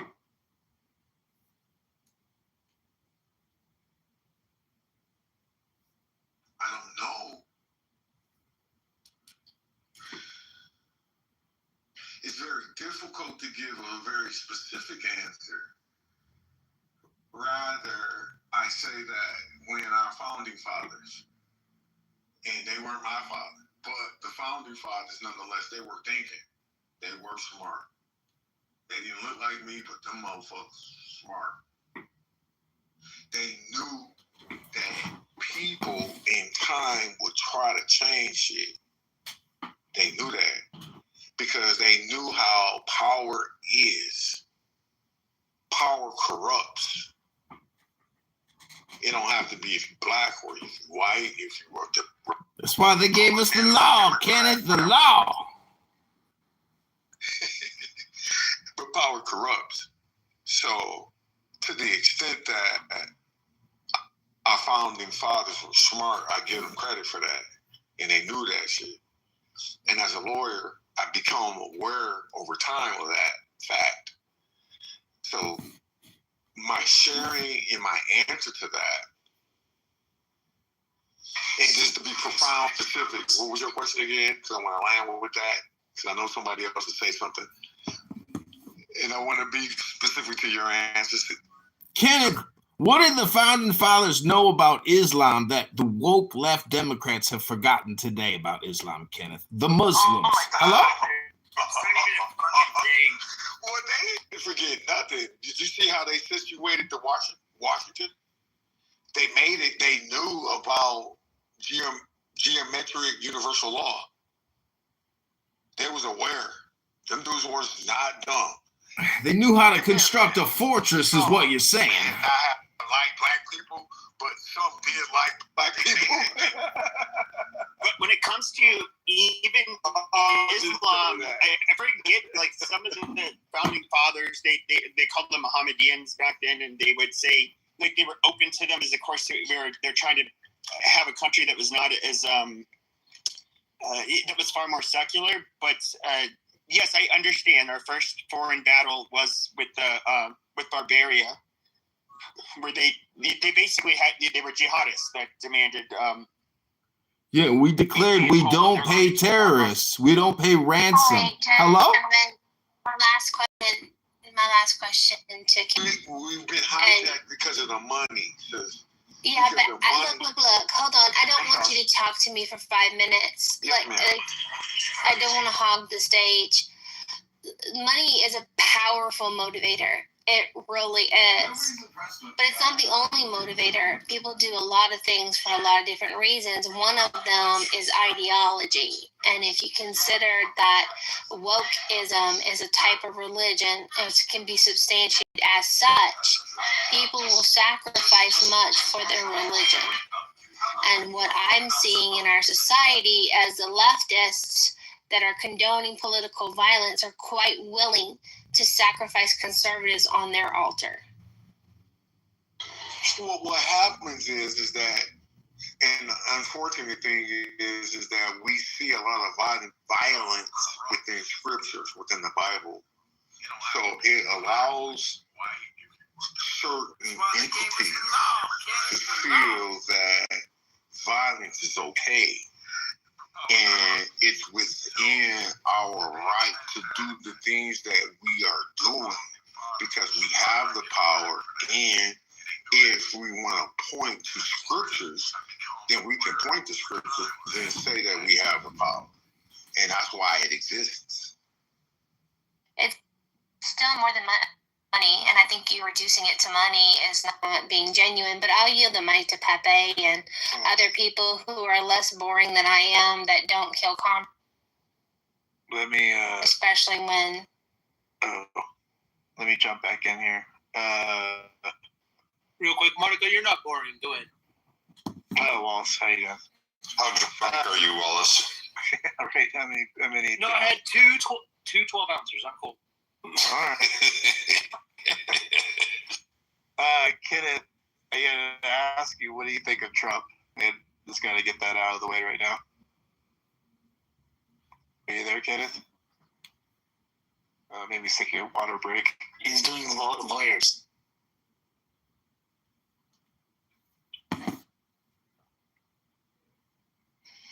You know what? Out of respect for the room, for Monica, I'm gonna like show self-discipline, and I'm gonna be a good boy. Well, first of all, I love Trump. I do. For various reasons. Come on.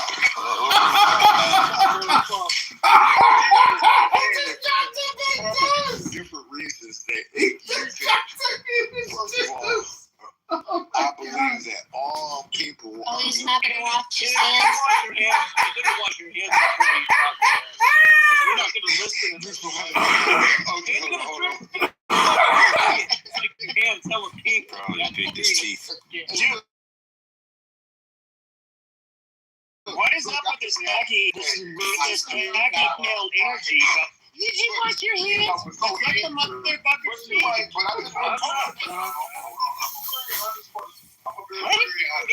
go. Dude, like, none of you guys have gone out into the woods and told me you didn't wash your hands. You guys piss behind a tree, or if you're in the city at the club, you're pissing on the side wall of the club. You know you ain't washing your hands in there. Spare me with this fucking cleanliness, guys. You guys will fucking scratch your asses. Put your fingers to your nose and stuff to see if it's fucking safe. Shut up about that. So guess what? So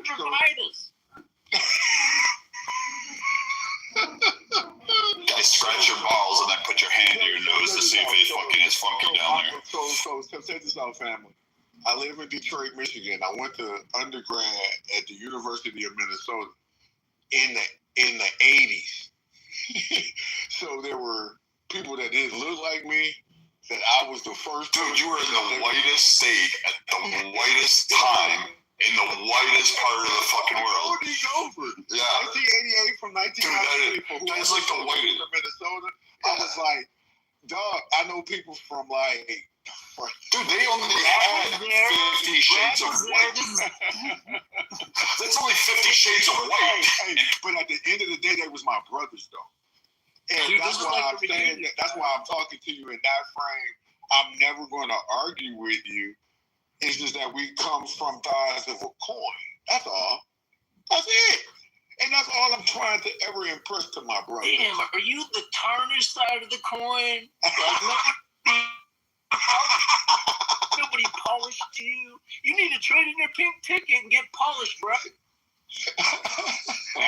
What's the pink ticket? I don't even know. Yeah, you need to cash that in, by the way, Kenneth. What does that mean? Get the blessed and then Just click cash on in that pink ticket and just don't click on I the don't title even of know the what house. a pink ticket We'll means. polish you, bro. It's all good. Click on the title of the house up here, the President Trump, and just hit join. Yeah. Okay. To be fair though, like he's a golfer and he went to university in fucking Minnesota, which is like I'm gonna tell you guys in the 80s, like beyond white. 93, brother. Yeah, that is like white, like fucking so white fucking land. Like you don't get like dueling banjos in the South can't come. So you'll get respect real quick here, brother. But I'm a white supremacist, and that even fucking disgusts me, and I don't know why. This guy even does that. First of all, if I can't love you, then there's no such thing as unconditional love. So I can't find, even if you dislike me, you can hate me. I know that there were brothers that didn't even know what I looked like other than what was on television until they met me in person. When they met me in person, it was a whole different thing, bro. So it's not my goal to change anybody. It's my goal to be who I am, and then you make your determination from there moving forward. We built the house there. Oh my God. The community, we welcome you. Oh my God, are you actually living the teachings of Jesus?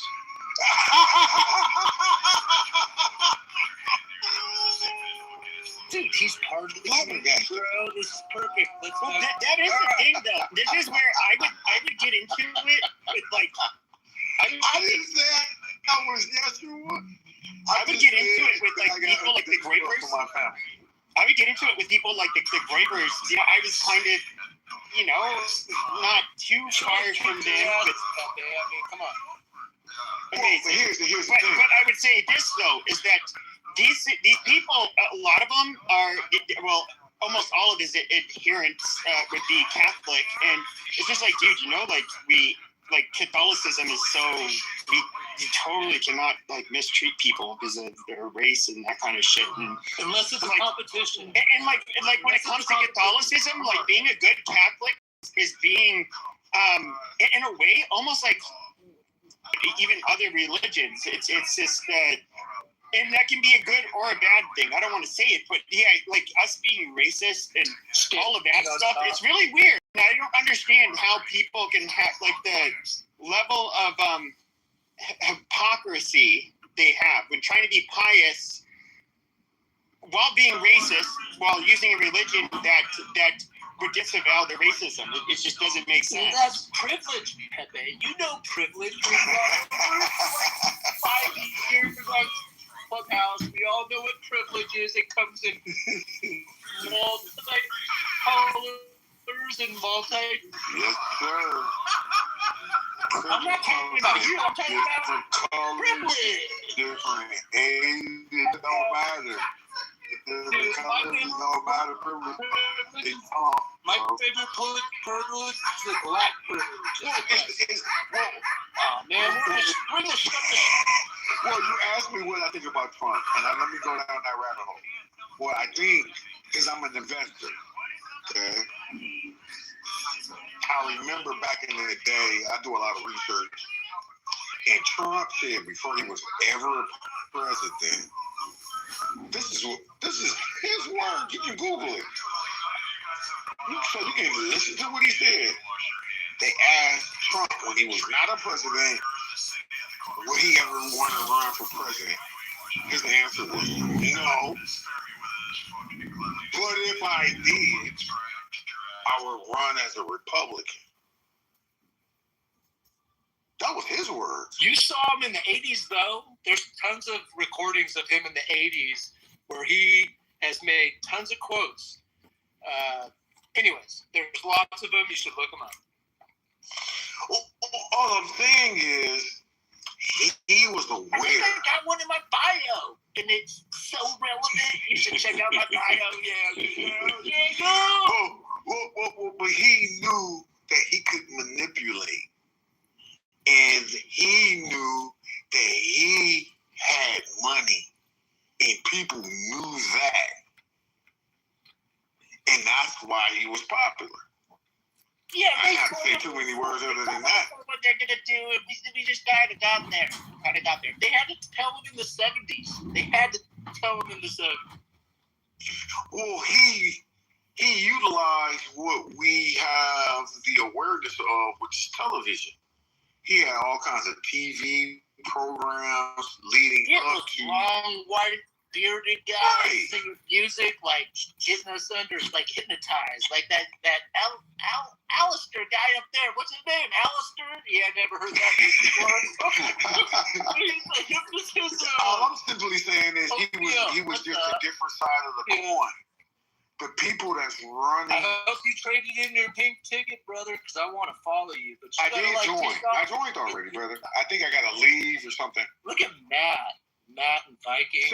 So what happened is that some good crackers, premium crackers up in here. He played both sides of the coin. So with respect to the conservatives, they're seeing an aspect of one side of the coin. But if you can imagine, there are potential people that are racist and people that are negatively vibrating that follow Trump. But Trump, if you can imagine, it was in black people's race with the rap music. I need to ask you one question, and I'm dead fucking serious. Wipe that goddamn black grin off your fucking face, because I have a serious question. Okay. I will kick you out of the fucking room. Now, you made him smile. Now, when we break bread together, okay, and somebody brings a potato salad with raisins in it, what do you think of that? I'm listening, brother. Is it good or is that bad? Well, you asked a great question, fam. So when I went to the University of Minnesota, I had a good friend of mine. His name was Paul Koenig. Okay. His family owned a farm in Hutchinson, Minnesota. Yeah, and I couldn't go back home to Detroit. I'm sorry. So I was just talking to the person that was in Minnesota so he can verify I'm telling him the truth. I hear you. What are you asking? I'm washing dishes and getting ready for the morning. What is it? Hutchinson, Minnesota. So my friend was named Paul Koenig. And he was a good friend of mine. And during Thanksgiving, I went to his home, which was a farm. And mind you, from a city person, I ain't never seen a farm before. And when we ate, and they didn't know, and I didn't get mad because they was loving me. They served me watermelon at Thanksgiving. Now, mind you, I'm 20 years old. I have never been served watermelon at Thanksgiving in my life. I can only laugh. I didn't find it offensive. But all they knew was black people like watermelon. But who so they doesn't like watermelon? That's the question. Who doesn't like watermelon? That is some northern Minnesota white people shit. Like I can see that. I believe you. But the white Minnesotans are like so much nicer. Like the state, because that's like where It's the state passive aggressive. settled. It's passive aggressive. It's not like the way you think it is up Even there. the microwave is on time. Wallace, go back to drinking the IPA. Yeah. Wallace, you're little blackout drunk. Just saying. But Not really, not yet. no, I would say though, like even with I've been to Minnesota, Probably Minneapolis. Wisconsin, not Minneapolis, but Rochester area, the southern part. yeah. Okay. But I will say that just in general, like there is kind of a difference between, just like how there's regional differences in the United States. I would say that when it comes, and granted, I've never lived there, there does seem to be some differences amongst different groups of people, including the people like in the northern part of the Midwest, and I don't know, they do. It's different. I'll tell you this. It's different.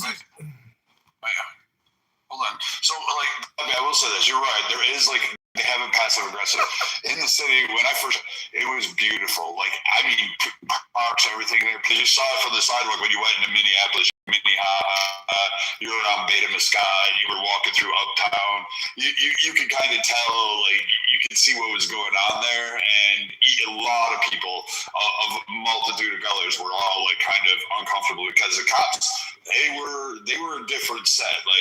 Chauvin was probably a mild comparison to some of the cops up there. So I get it. But when you got out of Minneapolis area, you got out of Hennepin County, and you in Wright County. Friendly, brother. There you go. Once you got out of those two counties, you were fucking. All of a sudden, it opened up. It was a whole world. You hit Duluth, people were happy. People were working. People had beers, smiles on everybody's faces. You were sitting down. You were partying on Lake Superior. You turn around and it'd be all black people. Everybody be eating. Everybody having a good time, drinking. Kids playing in the water and the surf. Cold as fuck, but it would be fun. And then you come down to Minneapolis, and it was really a weird vibe in Minneapolis. I guess is to try to say, because just.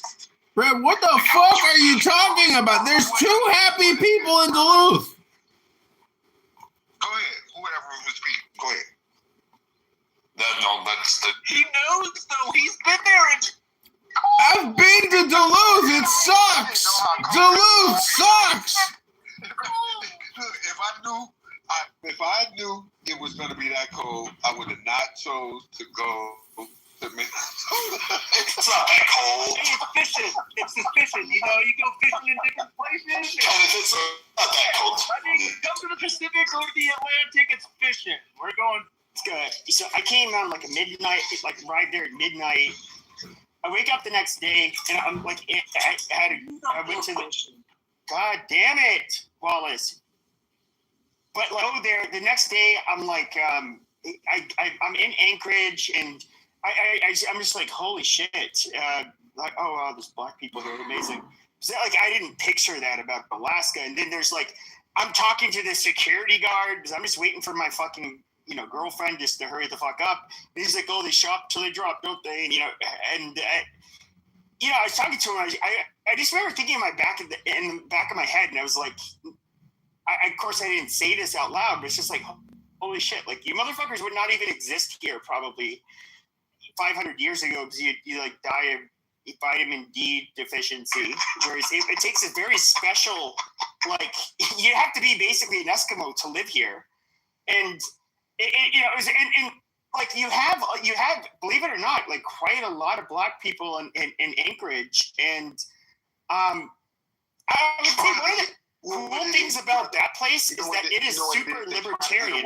Nobody cares. And if you really should interrupt Pepe, let Pepe finish. No. The only thing I was going to say is that was one of my, even though I did not like the climate, it was perhaps, somebody who grew up in Arizona, you can probably understand why I didn't like the climate. But I would say the people there were probably the coolest I've ever met. Just super libertarian in a way where it's you have boundaries you don't cross, but you kind of just let people be. It's a really cool place. Down Pepe in the state. Kenneth, I bet you miss those hot dishes, though. I bet you miss it. I bet you miss that. and those Juicy Lucy's, I bet you miss those. Everything Juicy Lucy. Pepe's a goose. I just don't know. You know who's in Minnesota? No, well, you just lost that. So if you're in Minnesota, just order yourself a Juicy Lucy, and you'll. This is bullshit. I'll tell you. No. It's like a bird. I just looked it up. Yeah, I told you, and it's stuffed. It's stuffed all What inside. restaurant? What restaurant? All over. No, it's a type of dish. It's a food. Ross family. This is why everything is great in America.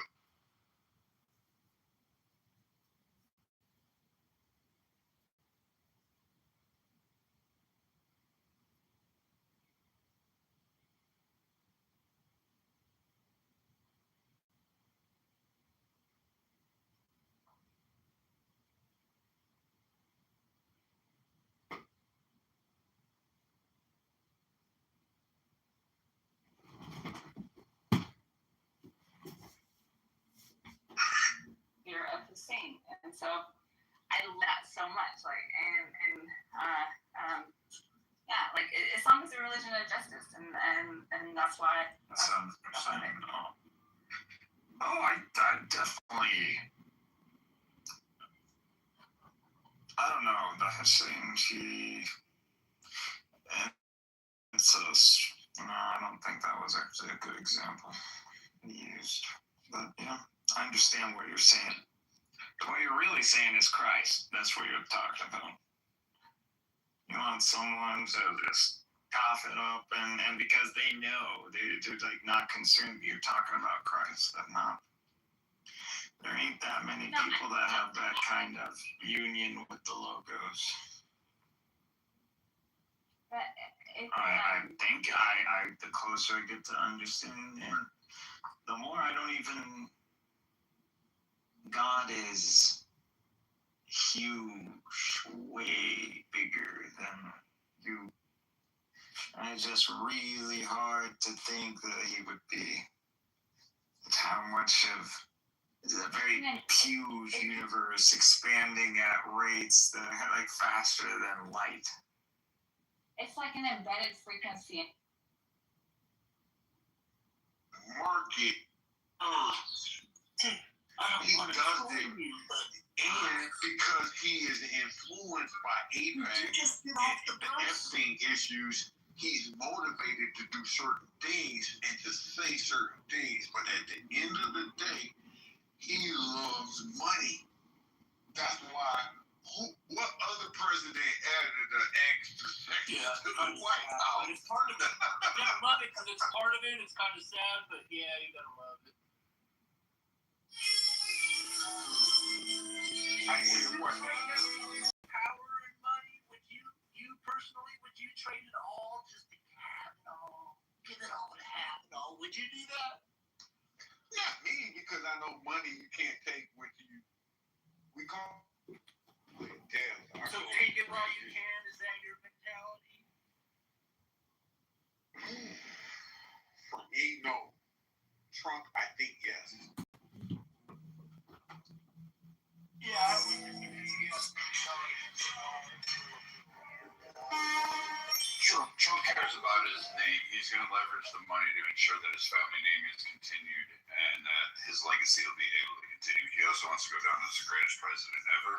He's going to go down as probably the most transformative of all time. And if he gets $21 trillion in investment opportunities, which is over half our debt, he's going to be able to basically keep our trade float for another, 200, 150 years. Because United States because we read the book, Barry. That's how we do it. And speaking of fact, Trump is still the lives that we're living for the next decade. Our kids are not living like we live. Trump is totally setting us up for the future. What's up, Crow? Trump is totally setting us up for the future. Hey, Kenneth, pay attention. Yeah, that's what he's doing. Really quick, He's setting everybody up for the future.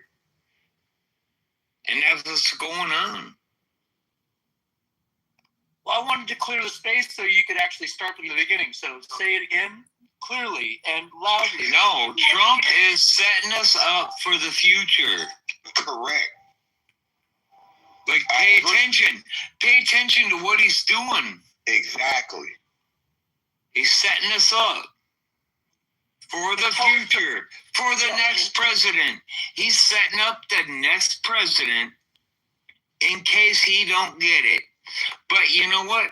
I think that it's gonna go a little swing thing where somebody flops out. Yeah, we're And gonna let Crow finish, Kenneth. So let Crow finish. Go ahead. no, that's all right. That's all right. That's all right. That's all right. Y'all talk. My apologies, Crow. No, you good. You good. I live You on good. Crow, so I want to hear it land, Crow. No, I think Trump is probably going to be our next president at the next election. By they're gonna do it. They're gonna make it happen. Right, so does that mean we can You know talk what? about other amendments though? He is our best president we've ever had. Besides, hey, suck a fucking dick, you faggot. that's all right. That's all right. He's gonna be. What's up, Super? We're gonna have a That's right. You term say your president. thing. In other You words, say you your want thing. us. You want Let me us. fucking talk. No, Let you me shut up. fucking You shut up. You talk. fucking. Let me You talk. fucking homosexual. Shut your fucking mouth. Scream. No, I moved you to the audience because you stupid piece of shit. So you're trying to tell us that we're gonna have a president who's gonna be so great, which by the way, he's gonna be like what, not in his 90s. I don't know. I forget how old he is now. And he's gonna be the greatest president ever. This is fucking retarded. Okay, and he would how much he would change things constitutionally in order to remain president. Like that's just chaos. And I get it. You can be a super fan of Trump. That's fine. I voted for him 3 times. I talk a lot of shit about him though too. I voted for him because he's the best option. But hold on. But this worship that I see with a lot of you fucking retarded maggots, it is so. You guys are so dumb. Just the dumbest fucking people to ever live. You have no. It's just Pepe projection. It's ad hominem projection. Green bean, big Pepe. Yeah, Napoleonic I know. Pepe. So guess what, faggot? You get to go to the audience. Amazing. I'll let the maggot. Ooh, we got Pepe a little angry here. Pagan, idol worshiper. Oh, Pepe, not a little I pee-pee. disagree with you, but I love you nonetheless. At the same time, Boy, Crow. So if Trump has a third term, it's like if you think He does have a third term. so should they? I mean, we can make it happen.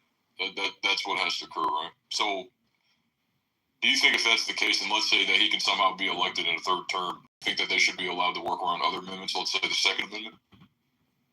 repeat the question, brother. Well, yeah. So what if Trump's third term ends and then 6 years later, when there's a Democrat in office, they totally take away guns, for example, and they can't have the Second It's one of those Looney Tune crooks. Yeah, well, the problem is the Democrat office needs to just step aside because the Republicans are holding it down. If you go back in Answer the fucking question. You goddamn troglodyte. You smooth-brained fucking troglodyte. You shut your fucking mouth, you piece of shit. No, you low IQ piece of shit. You need to. No, this is a question. Solid. He's like fucking not charging me with this fucking new charge, and then I'm over here. I'm like, he took my $30,000 check. Like false alarm, I found it, guys. Don't worry. It's right over here next to this Beth Taco. Del Taco. That's a good idea. Beth Taco is fucking good. Love it. Almost $3.99. I could make that. I could make it to the Chinese place. I could make it to the Chinese. Yeah, I can. And tease.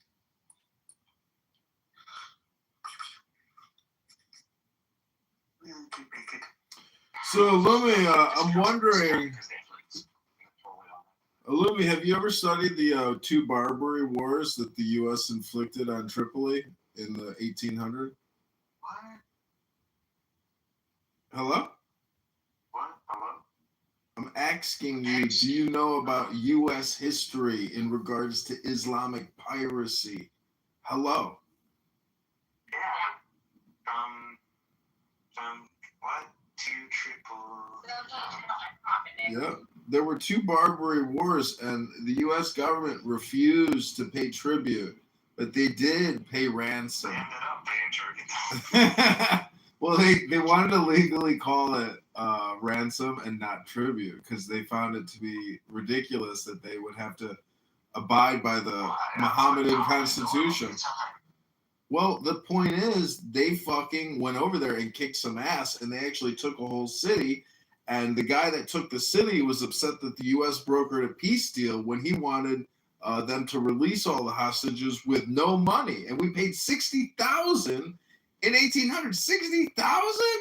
It's like 5,000 a human head. That's a lot of money back then. I mean, multiply that by 100. Because they decided not to pay because you decided you wanted to get out of it. Zuni, you sound annoying. Please mute. Well, please stop talking in code. Please stop. Talking in code? Please stop talking in front of me about me. Stop breathing. John, stop breathing. Zuni, are you Jewish? Yeah, you look Ashkenazi. I am Jewish. Oh, Rabbono Shalom. Congratulations. I didn't know you were Yiddishkeit. Yeah, I am. That was my name. Rabbono Shalom. This time next year, we'll have dinner with... Is that why you came in here? They're saying there's more Hamas fighters now in Gaza Strip than before they started the war. Any sense you would appoint me as your king? Well, you're just a cartoon, though. That's what you don't Not any understand. sense, and I would make your life into a paradise. But with a clubhouse cheat, instead of unifying around a person, any animal, every animal in the freaking animal kingdom finds an alpha. Mm-hmm. Find a leader of the pack. Well, they organize into hierarchies. Yeah. No, they don't. Not necessarily. Have you ever seen birds?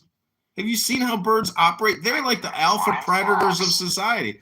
Birds don't give a fuck. They will kill and eat and fly and fuck. They don't give a fuck. They're free. Birds are more like drones than they are freaking. Why do you guys talk about living things? Like, oh my God, Zuni, zip it, Zuni. Zuni, zip it. I still don't know how birds work, by the way. What do you know that I don't know? Nothing. We're in a book club. You see my PTR? I read that book today. You ever read a book like that? Hello? Yeah. Bet you didn't. Bet you ain't read a book in years. Years. Hello? Why do you guys talk about me in front of me? What do you guys know that I don't know? We know some secrets. That I don't know. We know some secrets that you don't know. They were like, why does the whole world know something that I don't know? Because you're not reading enough good books, Zuni. We've got really good axioms and aphorisms that have increased our intelligence. We're like the next stage of human psychological evolution. Hello? Yeah, but like everywhere I go, it doesn't matter. Like, and I'm not just talking about online. No matter where I go in the world.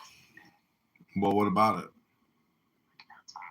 It's like the whole thing is like orchestrated. No matter where I go, and like I try to test got it these too. new combat. I try to test it too. So I try to test it too because I thought it's like I try to build a profile. Like say if you were looking for a criminal, right? You would have a profile, right? This person's like this, person's like that. I cannot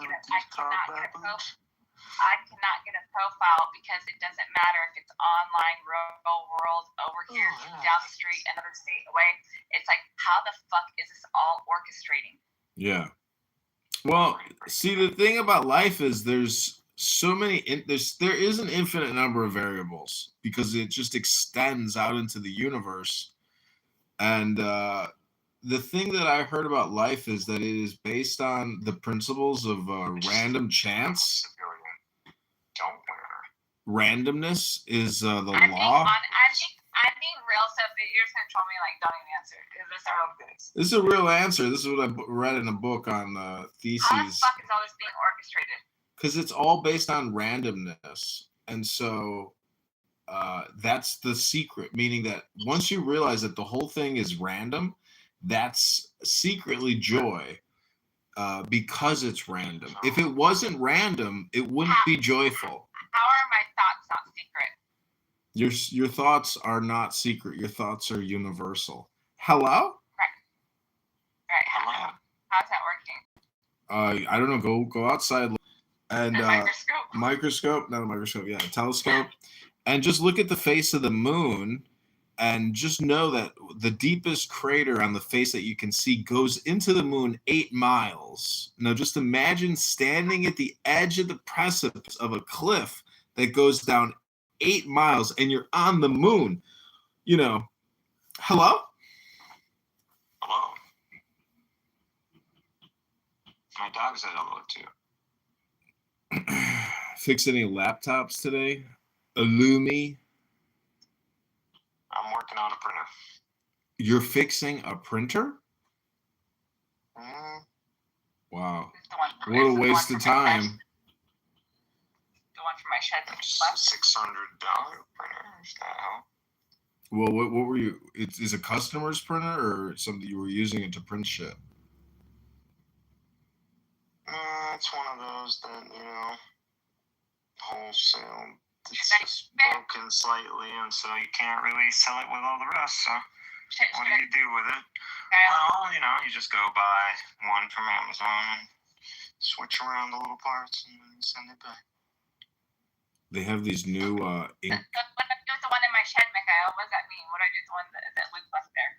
Oh, just Why do you lose it? throw it in the garbage. Throw it in the garbage. I don't know why you left that printer there. So Why would you throw something of value in the garbage? Because these printers, honest to God, like if they're in a box, put them online. If you don't need a printer, you can sell it. if Yeah. you're broken, find a replacement. So Zuni has All Illumi. these corporations that are not paying taxes, that are just hanging out insurance products for free for you to go. Like your return policy. So Illumi, what do you think about Freemasonry, global Freemasonry? How much are they paying?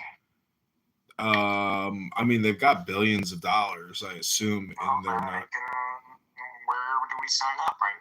You can go sign up. You can go find some Freemason lodge in your area and go join them. Pay me if I sign up. No, you're gonna pay them. Duh. What do I have? No, that sounds like a Ponzi scheme right there. Exactly. But what I'm trying to say is, if you look at them, it's too highlighted. It's too talked about. Things that are actually evil and done in secret are not this fucking popular. So what? well, you still have to look at it. There's history. It's not Freemasonry. Oh, really? You're so sure about that? Because I have history books on Freemasonry, and it's global, and it's the Europeans, and a lot of it is political. So there is a political, historical, It's a placebo effect. These people think, oh yeah, look at us, we're over here, we're doing something. It's a sleight It's of not hand. placebo. These are networks. These are communication networks, and to say that they didn't do anything is stupid. And if you think that the books that I have are just stupid, well, I would just ask, what was the last book you read? Hello? The last book I read is Hello? Quran. It's the Quran. So every Muslim can just say the Quran on that question. No, it's actually to be with the believer. That's the best book in the world. So you can't. It's not. It's not the best book in the world. No, it's not. Definitely not. Just can't read it, bro. How can I judge a book that you can't read, man? Bro, I got it. It's not the best book. I'm looking at 1,000 books. I can rank it. You haven't read the Quran. You read the translation of the Quran, my friend. I got it, my friend. Okay, Zuni. Sorry, Zuni was trying. I've read You're interrupting Zuni. Be a gentleman. Let this woman speak. I know you want to troll. I know you want to troll here, Alistair, but I'm gonna do the benefit. Troll? How dare you project troll onto me? You're a troll. Okay. Well, I'm gonna give you the benefit of the doubt. But anyways, the last book I read was Muhammad of the Believers, Fred Donner. I ordered this book. I have it in my hands right now. Awesome. What did you learn? What have you learned? Give us an extract. So when it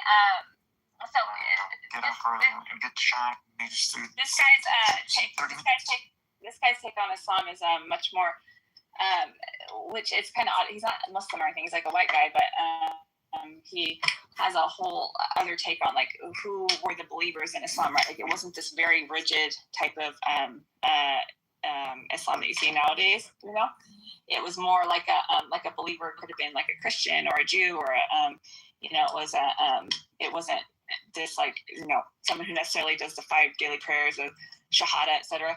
And so I read that book, and I went back and I like read the Quran now. And like the Quran actually does really read like that, but it would maybe sometimes you don't notice it that way because you're looking at it through a different lens.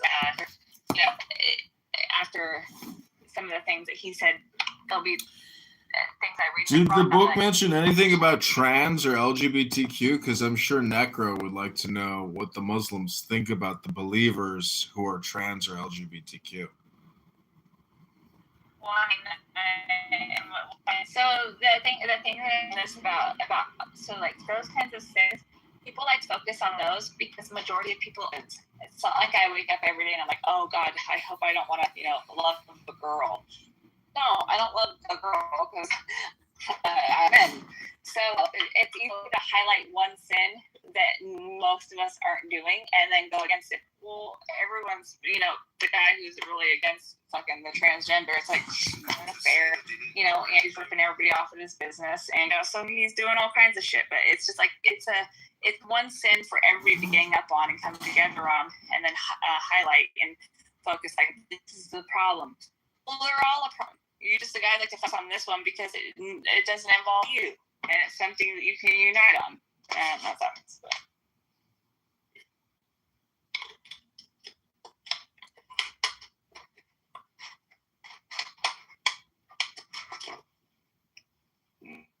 It's innocent.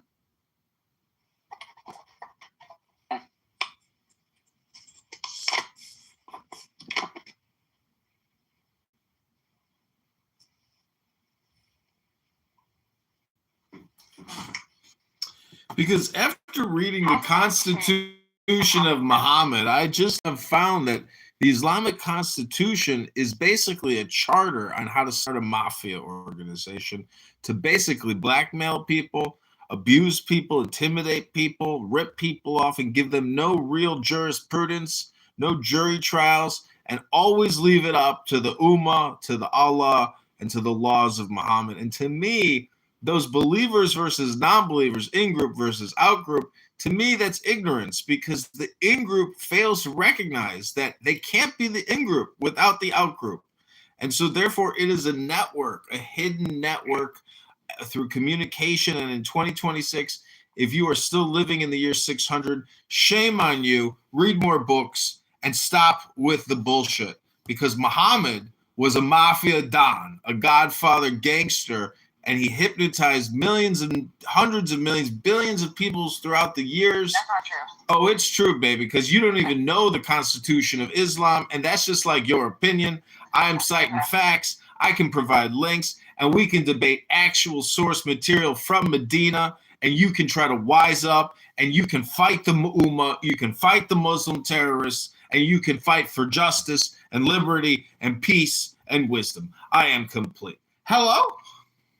Yeah, so and this is how I know. So because Islam is such a widespread thing, so that I know for a fact that it started out as something good. I know for a fact I don't have to read a book to know the goodness of prophet. I know the prophet is good. So many things have attached itself to it and how big it's gotten. And so, of course, like, you know, I don't, when I look at, if I want to go read a fatwas, and this, I have no idea where this came from. It came from the prophet?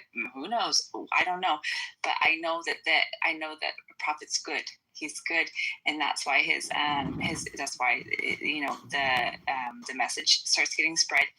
But and then you know it's good because then it gets real popular and it gets inundated with evil. So I made so many snarky remarks that I was on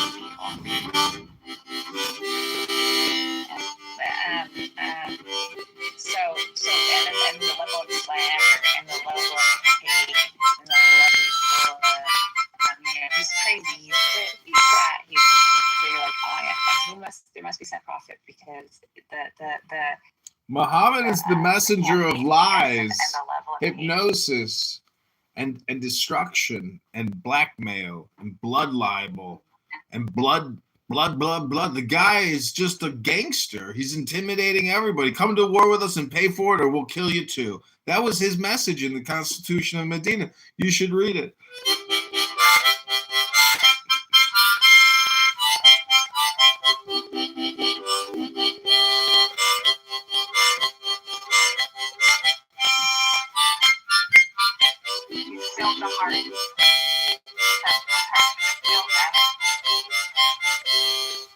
You need to go to law school so you can learn how to read, apparently.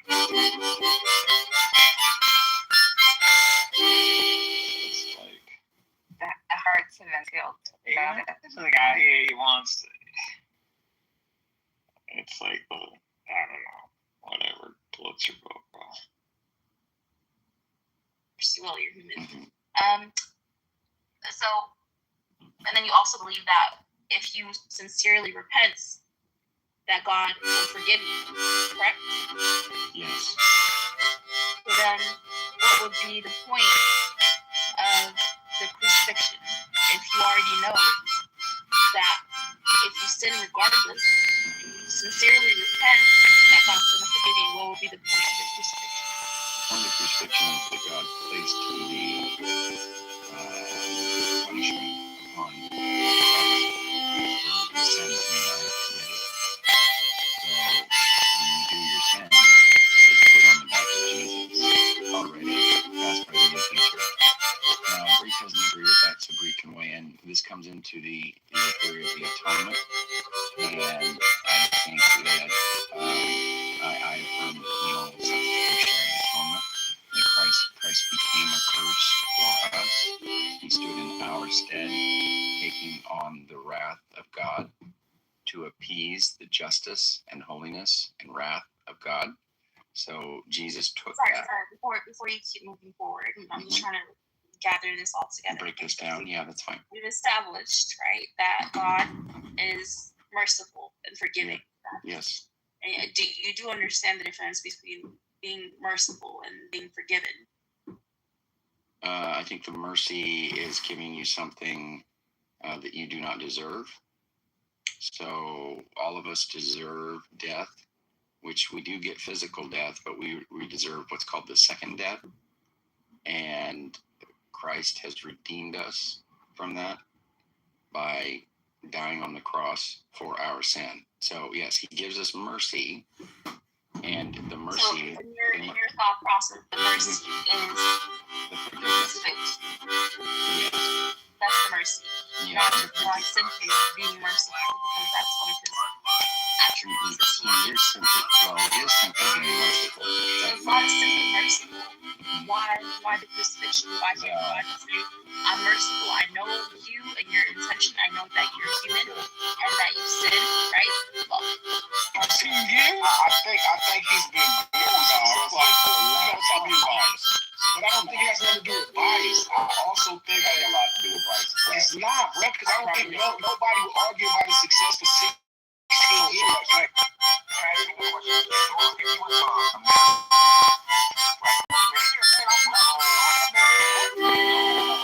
think it had a lot to do with it because it had nothing to do with that. His rap was underground, right?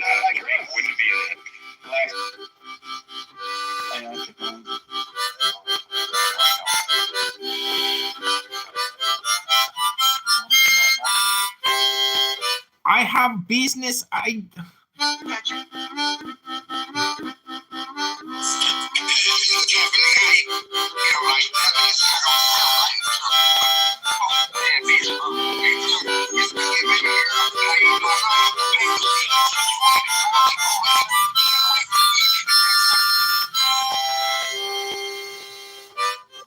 No. I'm not. Listen. So misunderstood. No. What Congressman said. I think the H wanted to say something. Yeah, man. I'm back.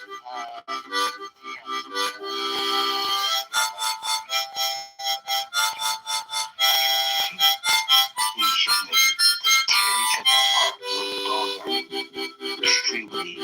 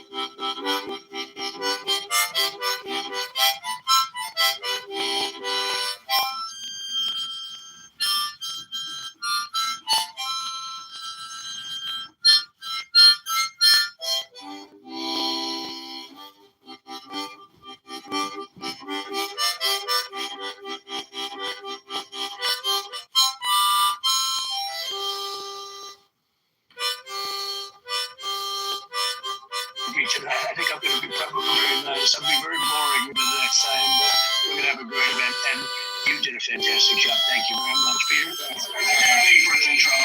There's a report in the New York Post that is assailant assembled his weapon somewhere on site at the hotel. What do you think about that? And I ask respectfully, why do you think this keeps happening to you? Well, you know, I've studied assassinations, and Interesting question, right? why do you think this?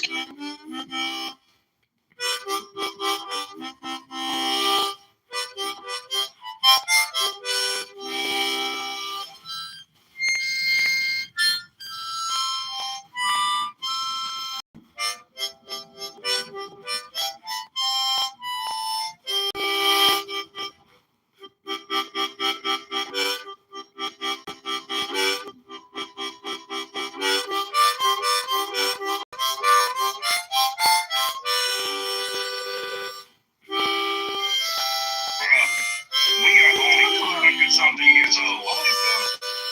The vote system didn't exist. Do you know how old some countries are? Right. We're only 200 something years old, fam. We're in 50 actually this year. What country was voting before us? Can you name one? Name country. America actually got their from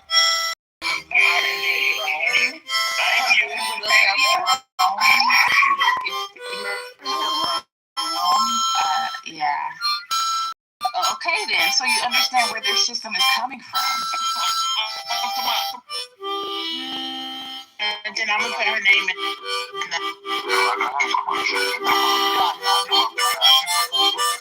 Her name is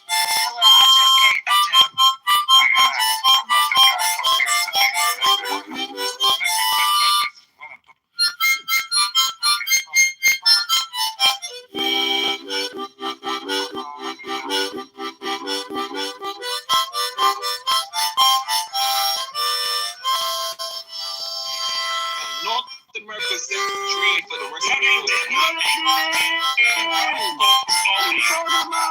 Ancient Rome was voting before we were. Is Americans telling you? Rome is America? Wait. Rome is America? Oh, Lord. Okay. And we're gonna let them die. Just like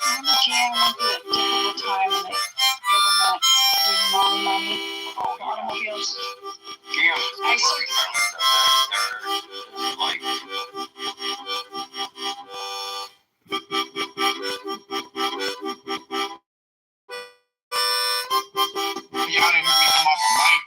One thing that I have seen other brothers do sometimes too is not try their best not to control the conversation, but let the other brothers talk. Like sometimes they'll put their foot in their mouth, but try to bring them right back to the topic. And that's why I was when he asked him, I was like, let me land with him because it sounds like he's going to agree with majority.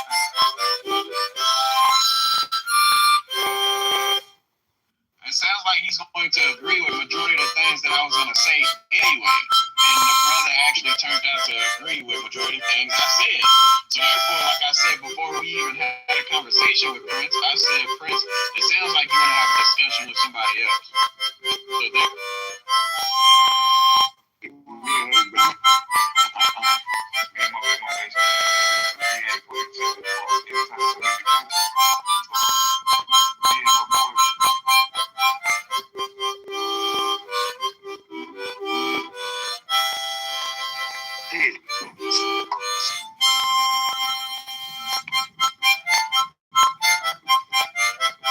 Anyway, King. Oh yeah, so I went to Harry's school. I went to Harry's house trying to make up. When I got there, it was so motherfucking packed. There was no way I was getting in that line. I had just Yeah, let's do it.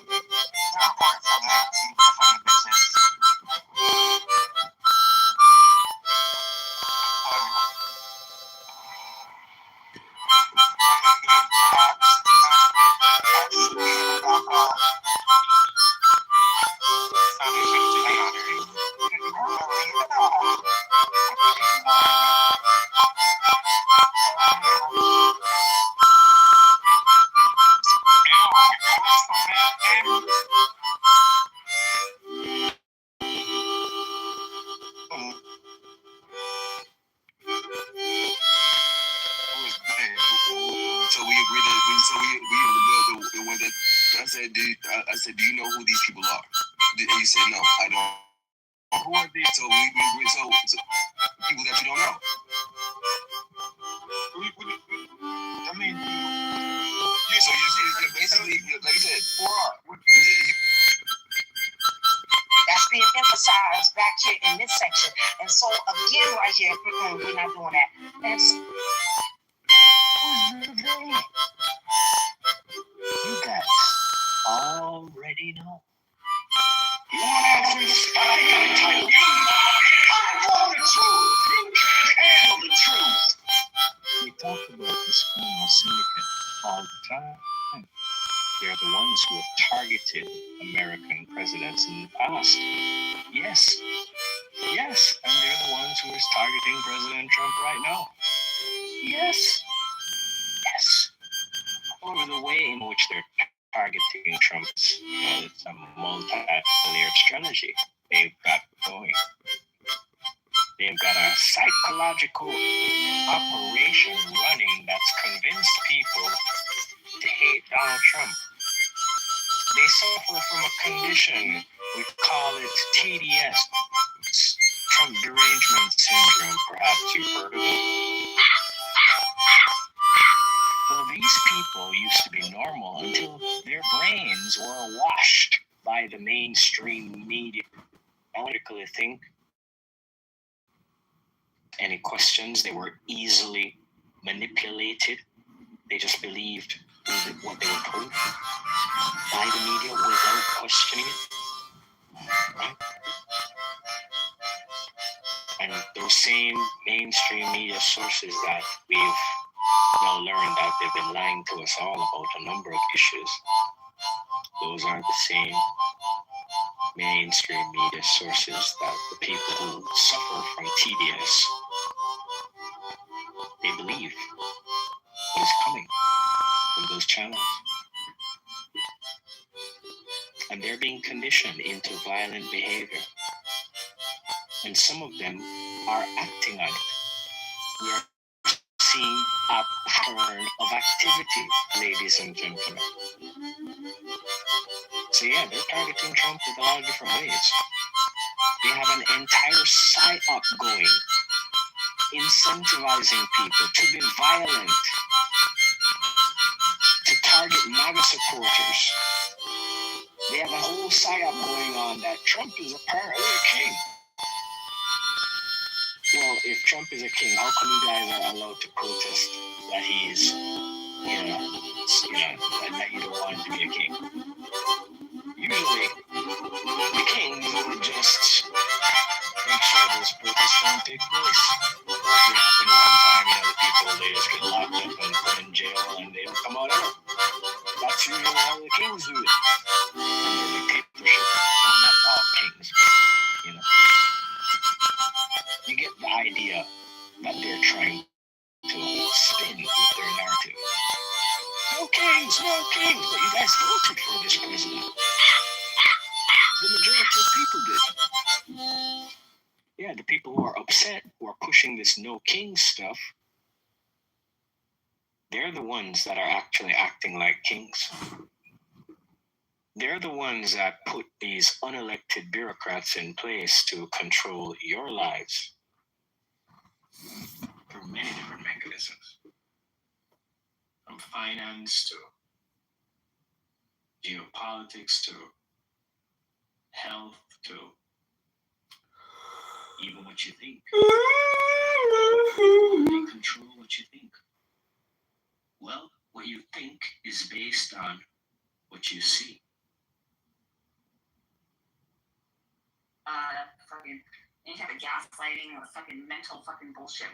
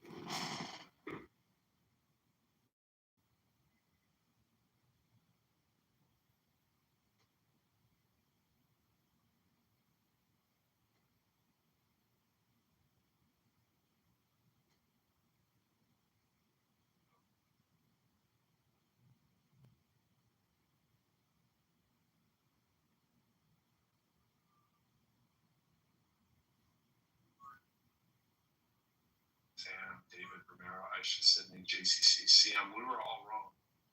And you were right. That French. I'm ashamed. I really thought it was right.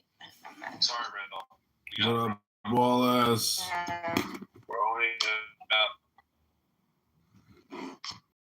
Room over? Dude, I can't associate myself with you. This is like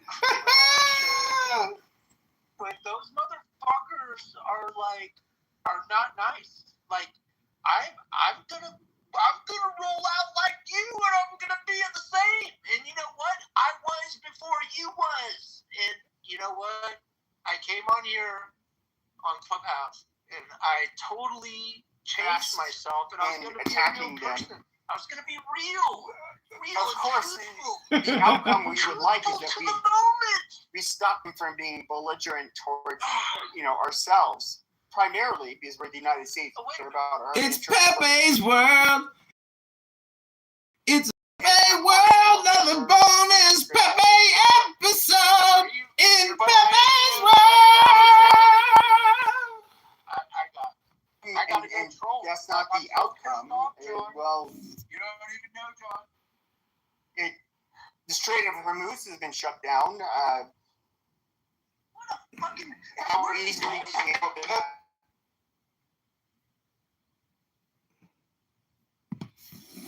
All right, everybody, welcome back to another exciting episode in the Progressive Movement House. This is another episode of Pepe Never Shuts Up! They have done so by using your mouth to like speak of cigarettes. guns on them, like go out and enforce their way. It was a run around the U.S. blockade about a week. My experience of following you. Who was speaking? Yeah, I'm trying to figure out. Oh, it's Marshall. Man, you ain't got a problem. Man, you my brother. So, all that's about money. I think my concept was that Trump does stuff about money. So he's begging. Because he's in the market. Guess what I am? In the markets. So, I look at what he says and what he literally does. It's two different things. Because when it gets to the edge of a decision, one of his delinquents. Why don't you just like update your PTR with my photo? It'd be so funny. At the end of the day, we got bills to pay, right? So at the end of the day, even though he got bills to pay too, in the markets, you recognize there's a difference of greed and fear. And it took a long time for me because I trade and I invest. Invest means I just buy stocks and crypto and stuff that I can, because inflation is a reality. So when you talk about the Strait of Hormuz, we are balling in monopoly money. I don't ever know if any of you, I'm almost 60 now. I used to play Monopoly a lot. So our dollars, literally, and is nothing but monopoly, subject to inflation. So you may say, what does that mean? That means that dollars don't mean nothing unless it's backed by something. And in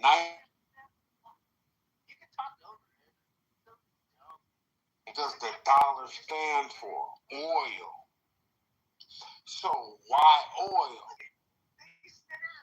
Well, because before Saudi Arabia was Arabia.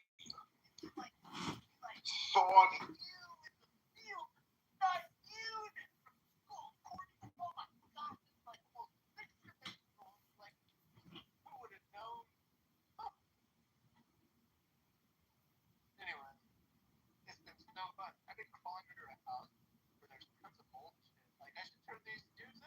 All in cahoots.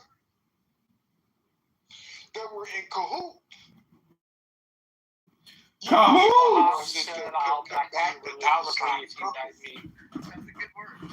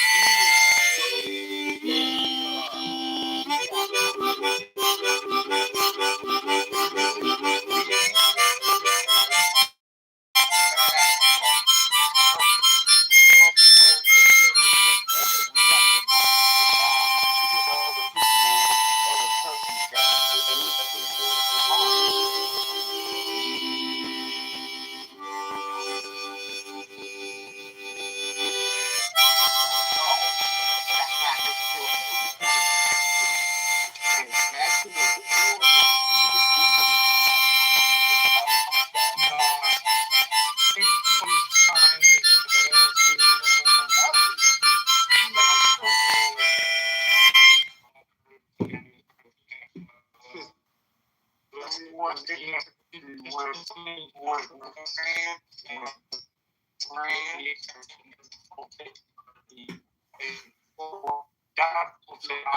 learned that in law school.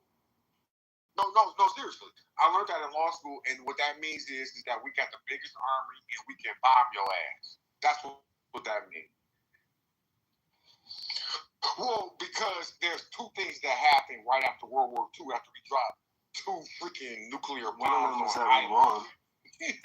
Hiroshima and Nagasaki. Okay, so what that happened was that put a whole bunch of people on notice that don't let that happen to you. Okay, so everybody came to have a treaty and to sign that shit. So we became the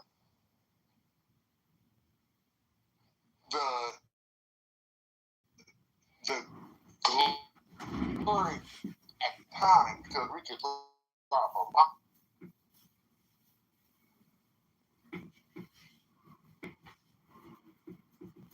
Point though. Here's my point.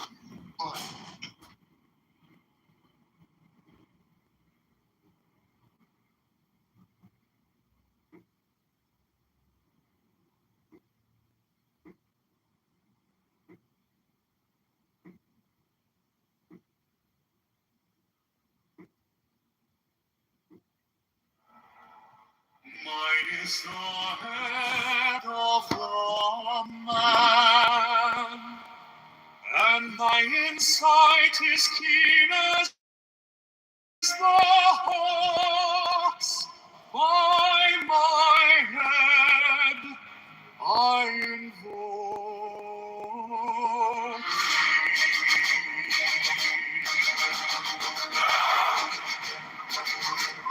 I am the only begotten child of my father and mother. My father is dead. My mother bore me with labor and pain and fear. By my body I invoke thee. About me shine diamonds of radiance and pure. By their brightness I invoke thee. Mine is the red triangle reverse, the sign given of unsacred thee, of thee, O Lord. By the Lamb and I invoke thee. Mine is the garment of white, sword with gold, the passing of mine that I wear. By my robe I invoke thee. Mine is the sign of the prophets and time. By the sign I invoke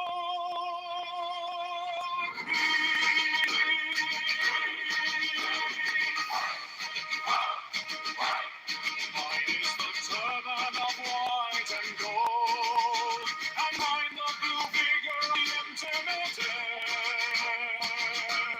By my crown I invoke thee. My fingers travel on the beats of pearl, so run I after thee in thy car of glory. By my fingers I invoke thee. I bear the wand of double power and the voice of the Master.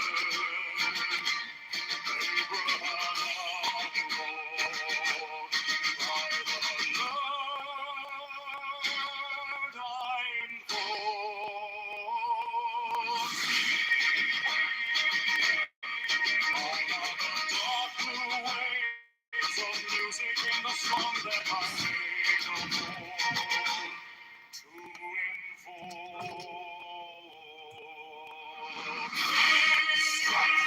By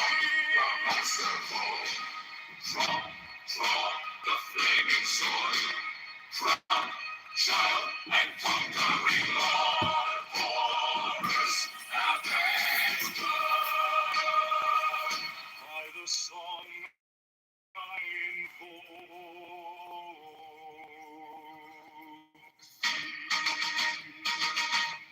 In my hand is thy sword of revenge.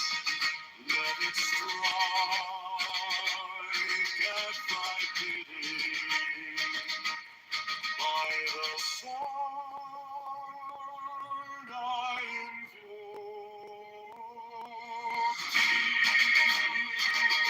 the voice of the fight, the voice of the sinners, 11 of the voices, Abraham the Lord.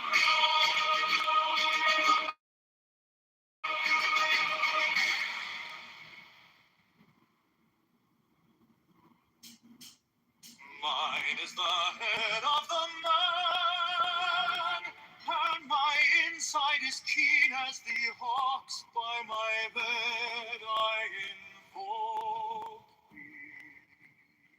I am the only begotten child of my father and mother. My father is dead. My mother bore me with labor and pain and fear. By my body I invoke thee.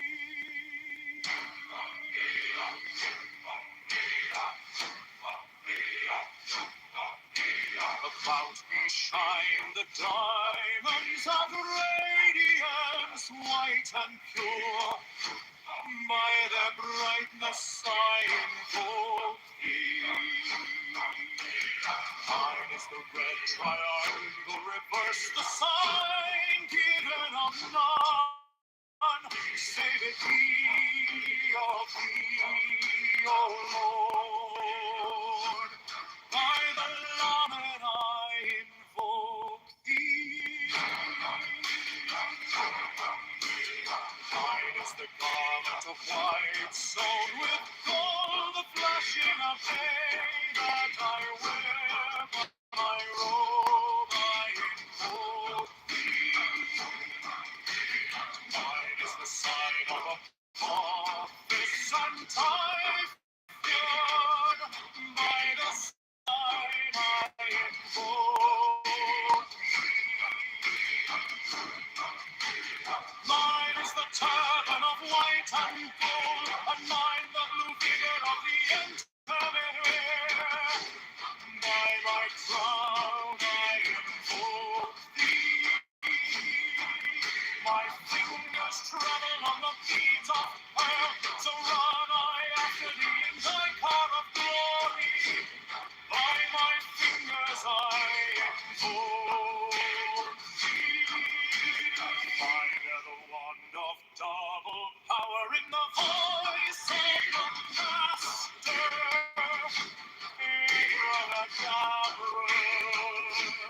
By the word I invoke thee.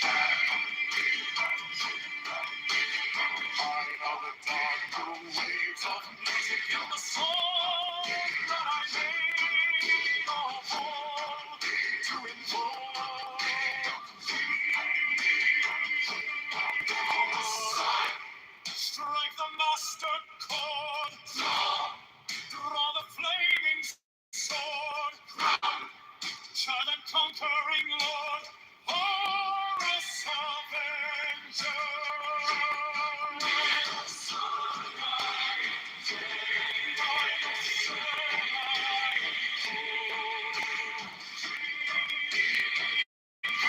My hand is thy sword of revenge, let it strike thy cheek.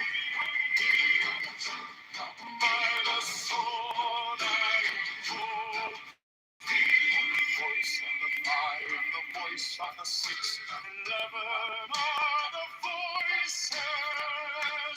Abraham.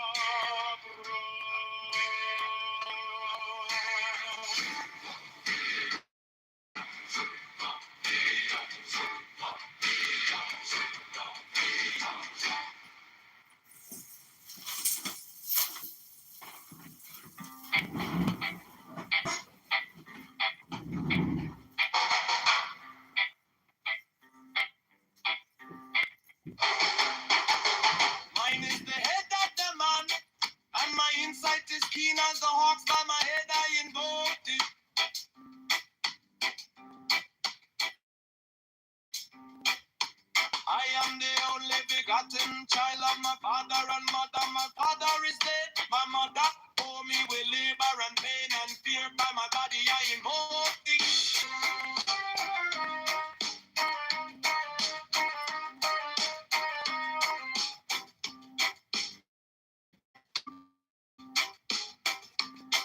But me shine the diamonds are ready.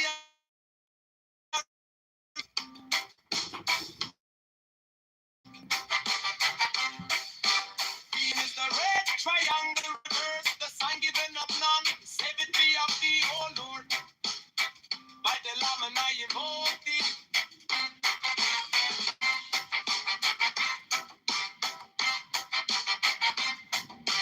Free mine is the garment of white, sewn with gold. The flashing of eye that I wear by my robe, I invoke thee. In mine is the sign of a prophet and typhon. By the sign I invoke thee. For mine is the turban of white and gold, and mine the blue vigor of the intimate. By my crown I invoke thee.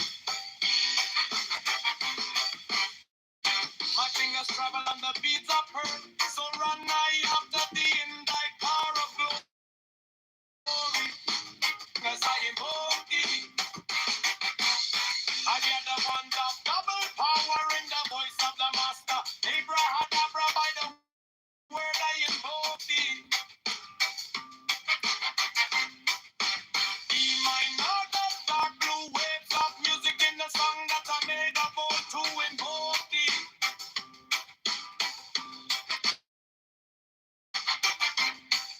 Strike the master chord. Draw the flaming sword. Draw conquering Lord. Avenger by the song I invoke thee.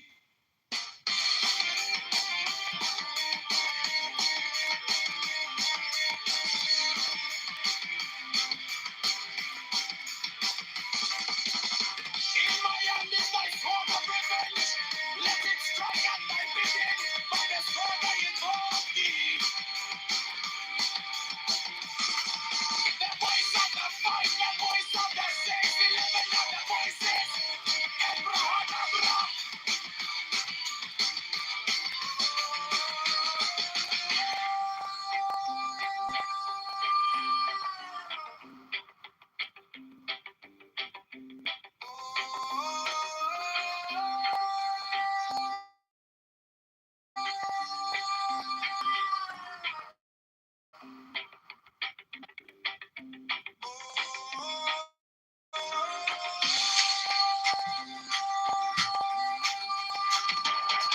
The voice of the fight, the voice of the 611 other voices. Abrahadabra.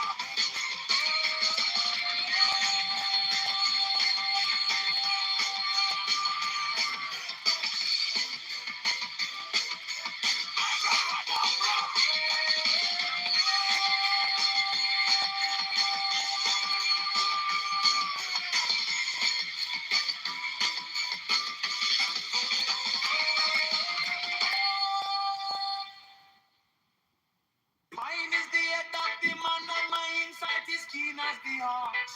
By my head I invoke thee. I am the only begotten child of my father and mother. My father is dead. My mother bore me with labor and pain and fear. By my body I invoke thee.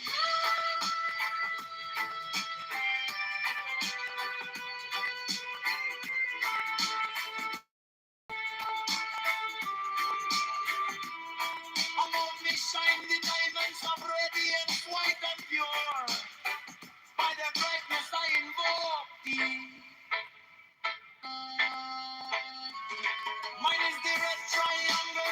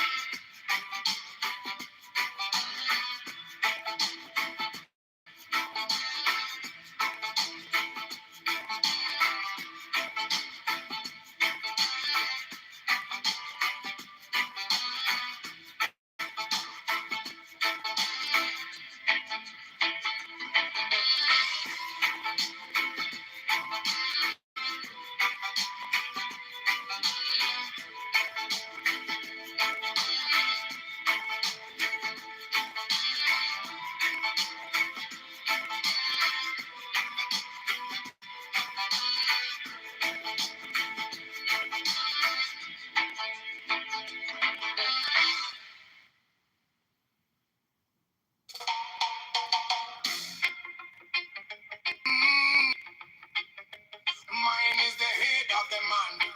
And my insight is keen as the ox. By my head I invoke thee. I am the only begotten child of my father and mother. My father is dead. My mother bore me with labor and pain and fear by my body. I invoke thee. About me shine the diamonds of radiance, white and pure by the brightness. I invoke thee. Mine is the red triangle reverse, the sign given of none, save it be of thee. Oh Lord, by the layman, I invoke thee. Mine is the garment of white, soon. Mine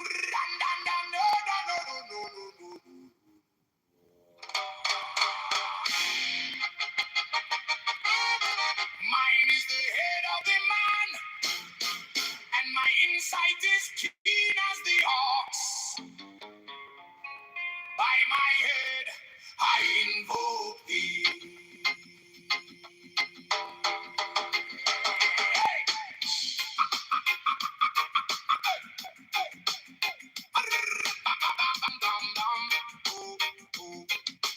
I am the only begotten child of my father and mother. My father is dead. My mother bore me with labor and pain and fear. By my body, I invoke thee. About me shine the diamonds of radiance, white and pure. By their brightness,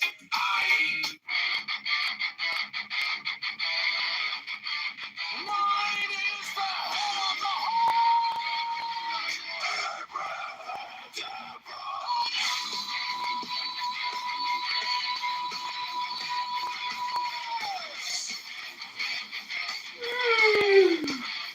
six of the rose and dross of life and life. Giving the silence.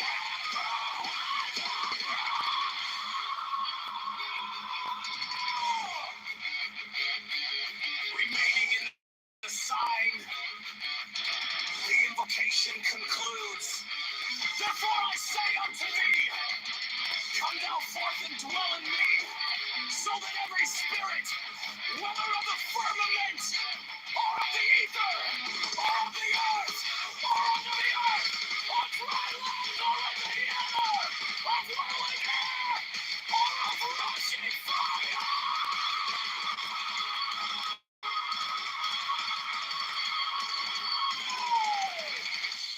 and every spell and scourge of God, the vast one might be.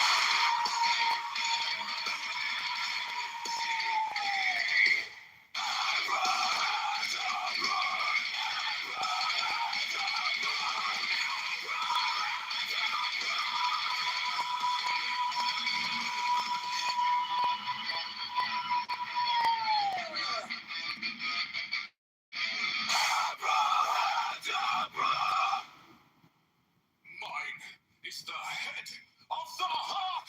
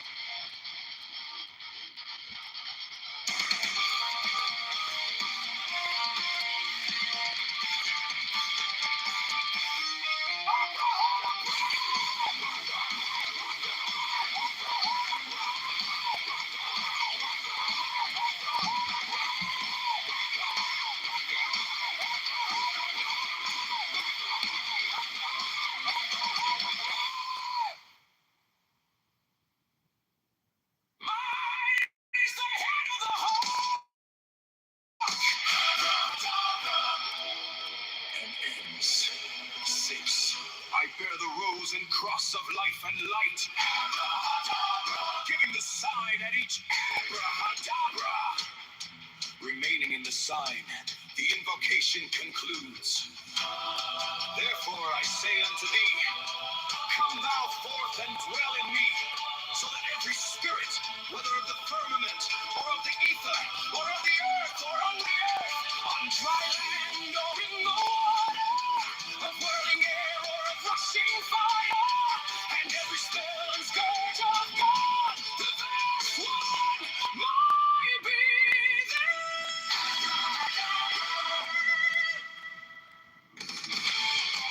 mine is the head of the hawk, abrahadabra, and ends in 6. I bear the rose and cross of life and light, abrahadabra, giving the sign at each abrahadabra. Remaining in the sign, the invocation concludes. Therefore I say unto thee, come thou forth and dwell in me, so that every spirit, whether of the firmament, or of the ether, or of the earth, or under the earth, on dry land, or in the water, of whirling air, or of rushing fire, and every spell and scourge of God, the vast one, might be abrahadabra.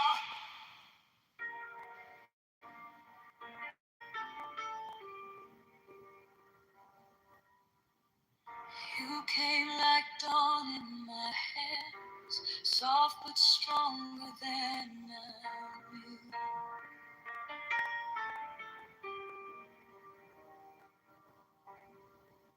My fear turned gold in your eyes, and my whole night broke in two.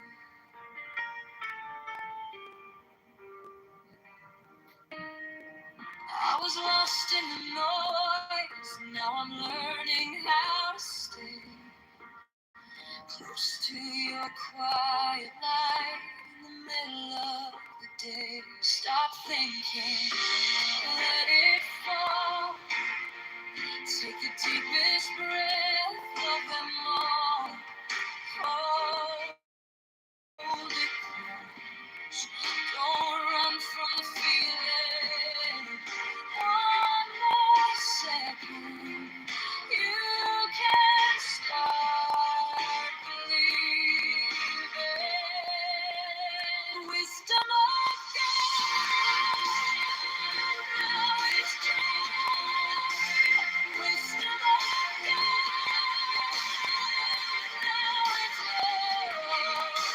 Wisdom of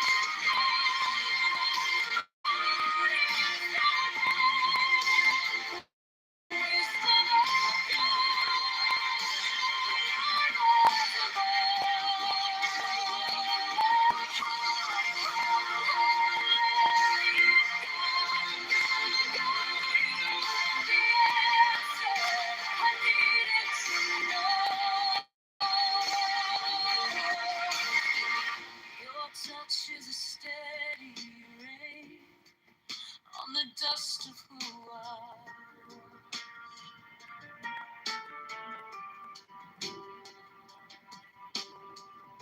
Every wound gets named and it fades in the hush.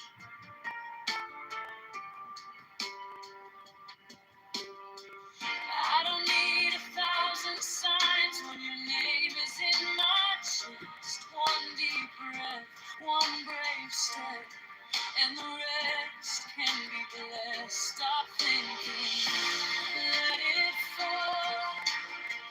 Take the deepest breath of them all. Hold it close. Don't run from the feeling. One more second. You can start believing. Wisdom of God. Now it's true. Wisdom of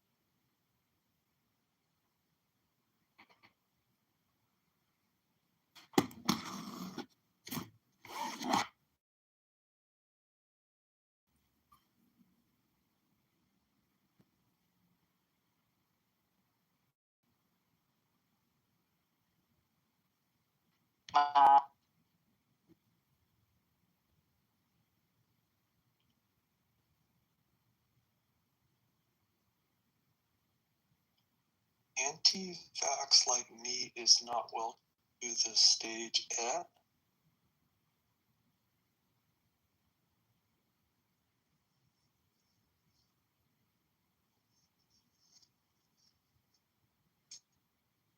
He loves you, horrible.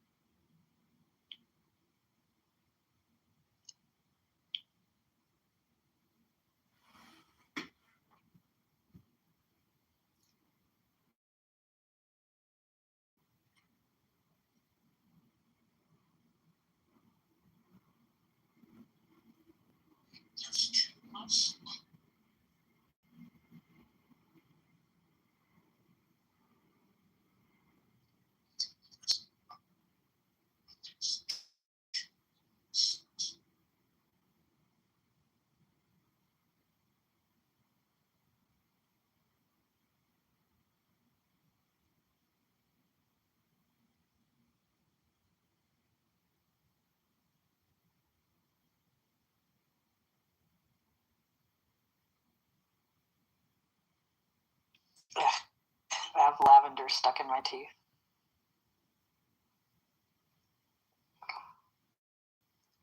Who leaves actual lavender blossoms in a fucking damn?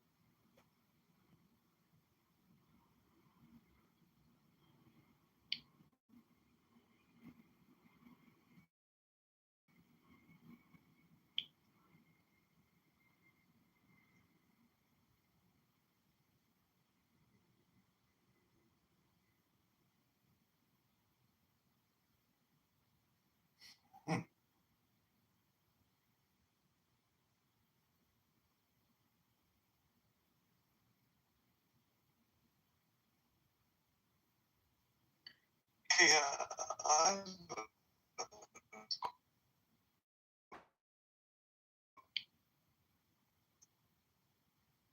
You know, I was thinking.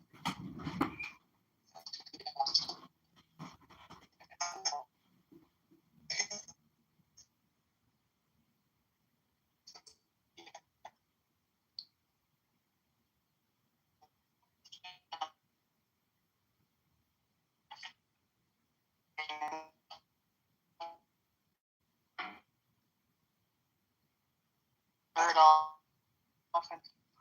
Yeah, I would.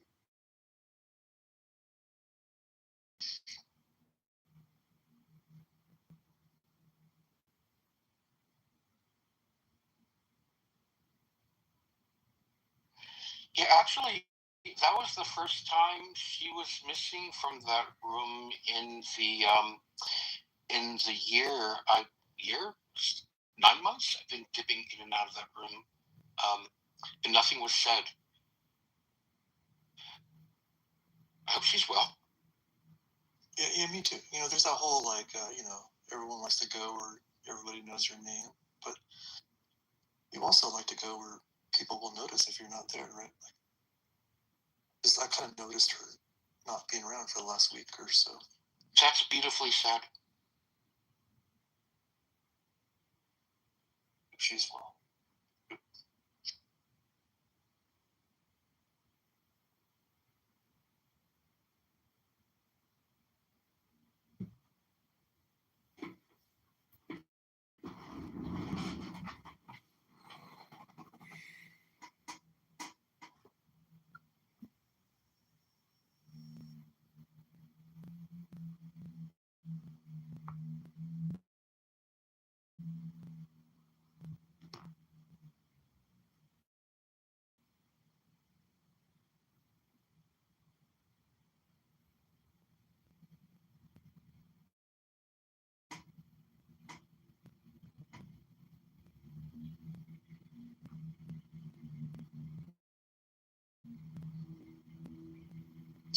this is not funny. I feel for the family.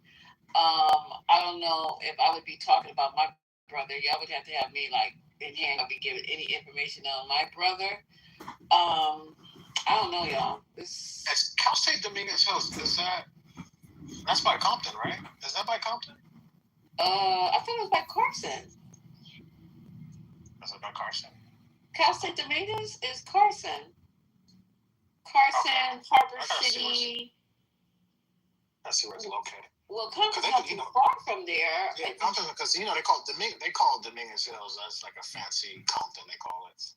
No, that's a good school now. When it first opened, they were calling it that. But it's a pretty decent college now. What did he get from Dominguez? What kind of his master's?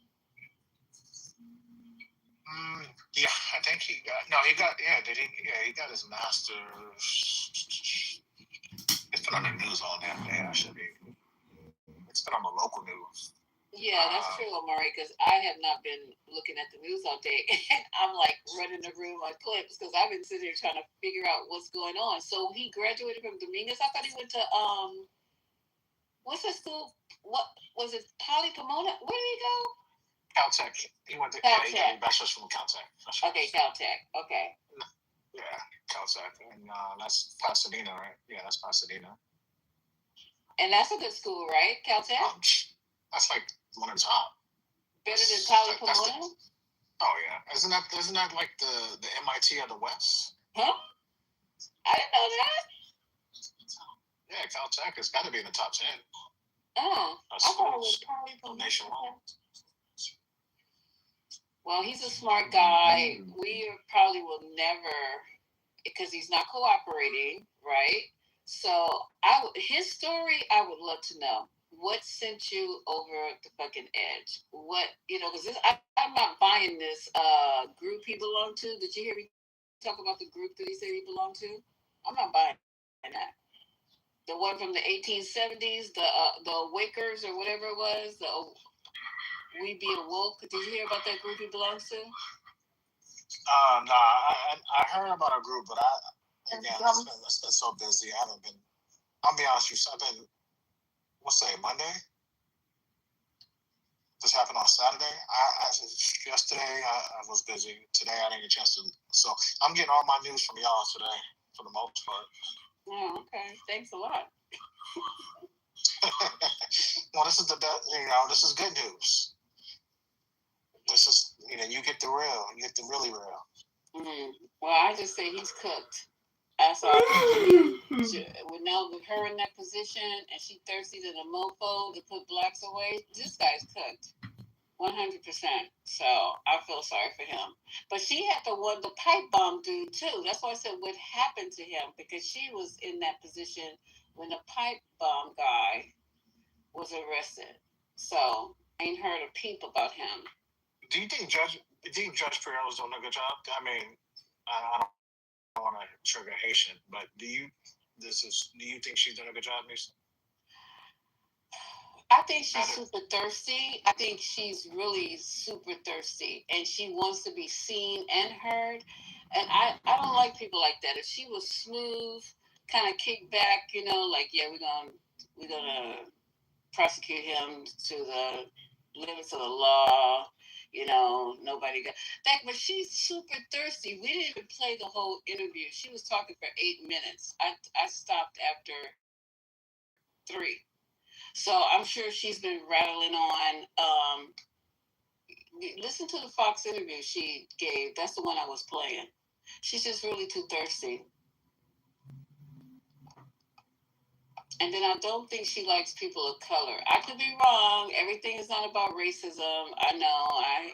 But anyway, I just get this vibe from her.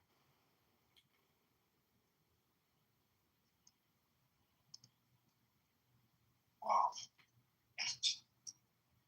Well, hopefully, you said Lawrence O'Donnell that Trump is tired of the war tonight.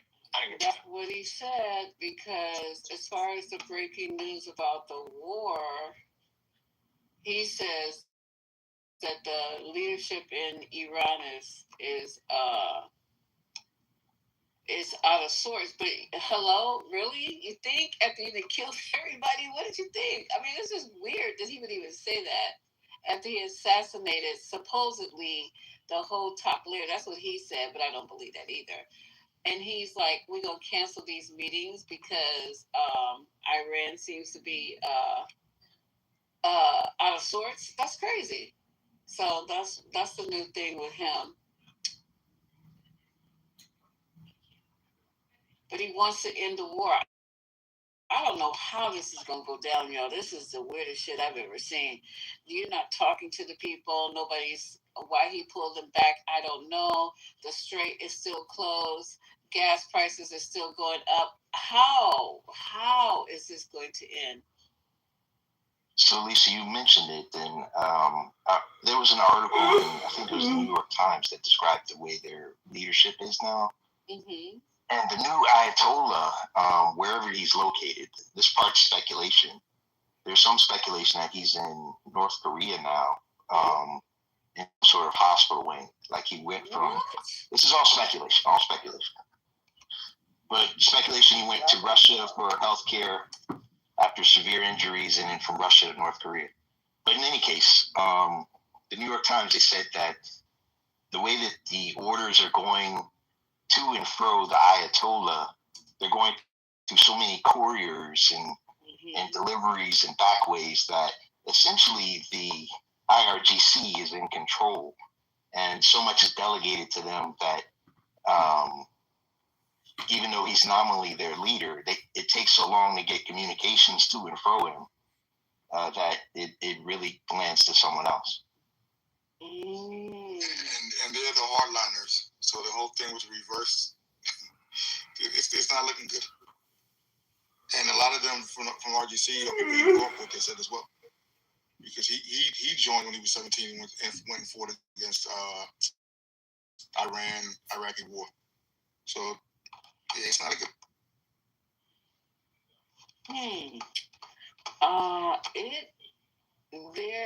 Wait, oh God, I lost it. I hate this computer. Okay, so it says, you guys, Russia confirms Iran. When was this? That's April the 1st. Okay, so that's not a good one.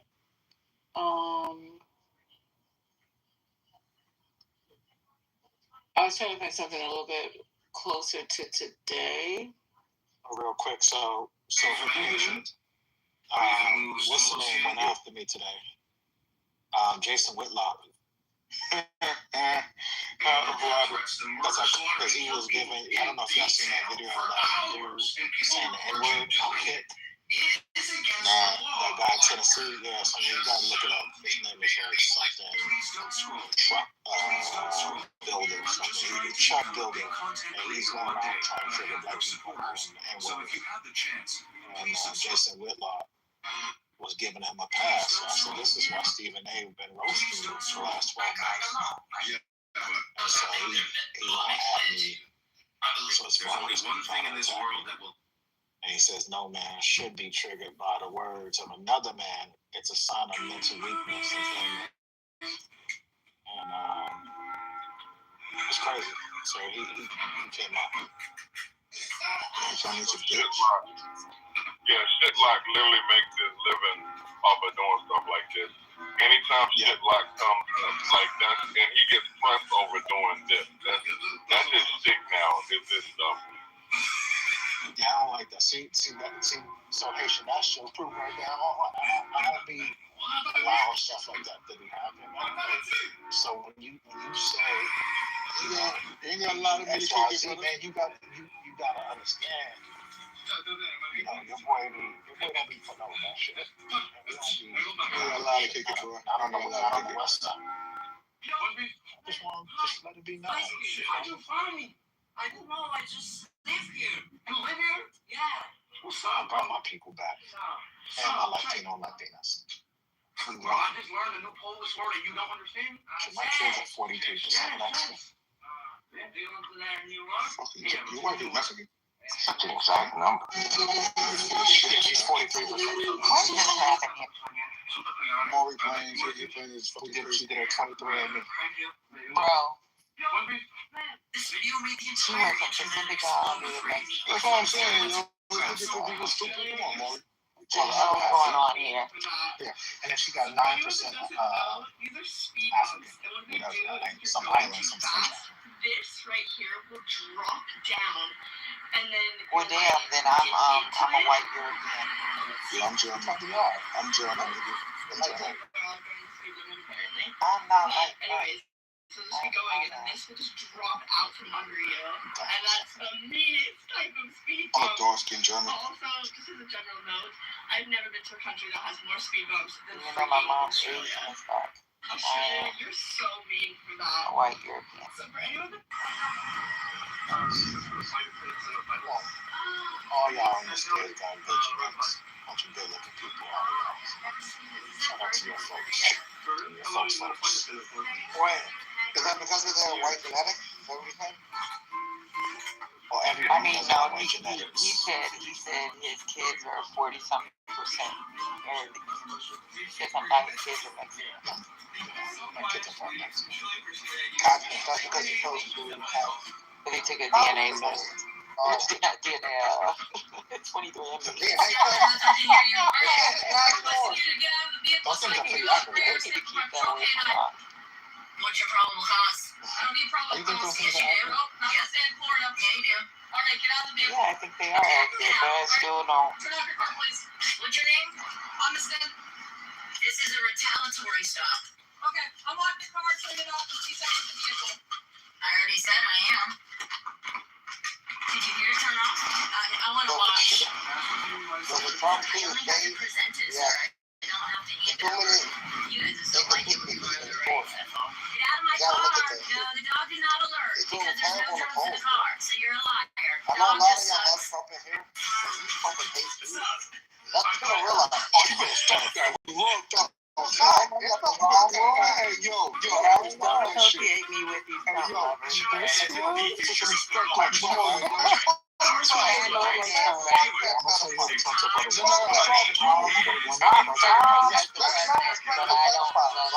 No respect for pedophiles. I'm sorry. That's you respect the pedophile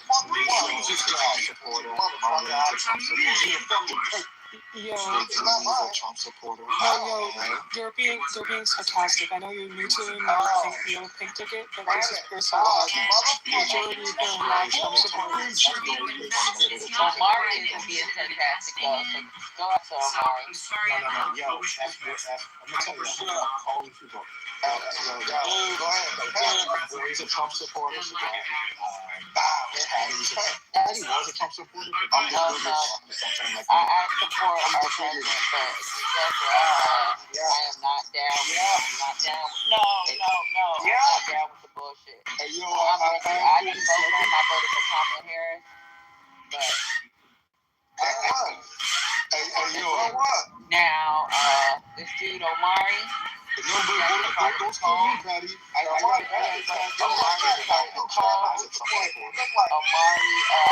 the agent got in Lida.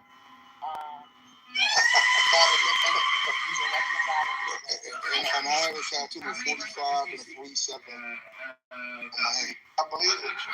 And you got on the backside too. I forget about that one. I believe it. The backside, right under my nuts.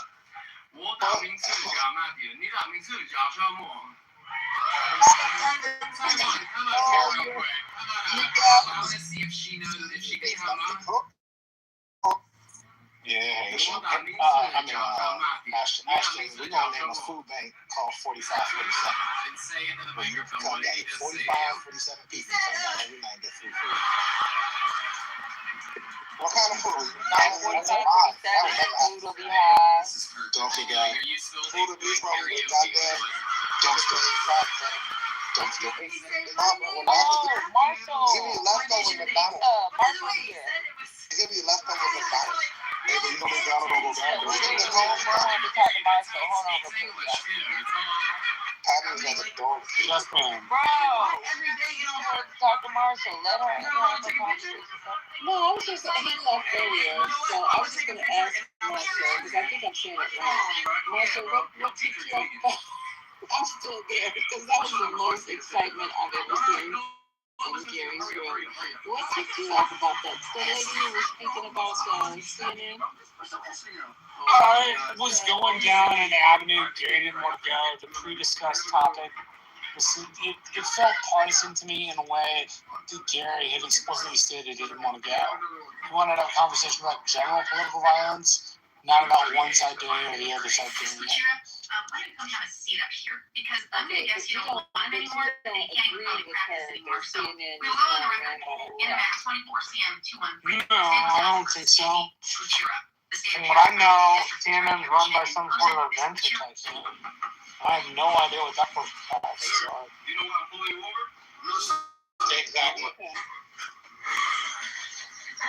Well, I listened to the interview. I was going to play it tonight, but we have so many things that we have to listen to. I guess I'll listen for myself tonight, and then if there's anything interesting, we'll talk about it tomorrow. But wow, I was like, wait a minute, whose room am I in? Because it just went you and me.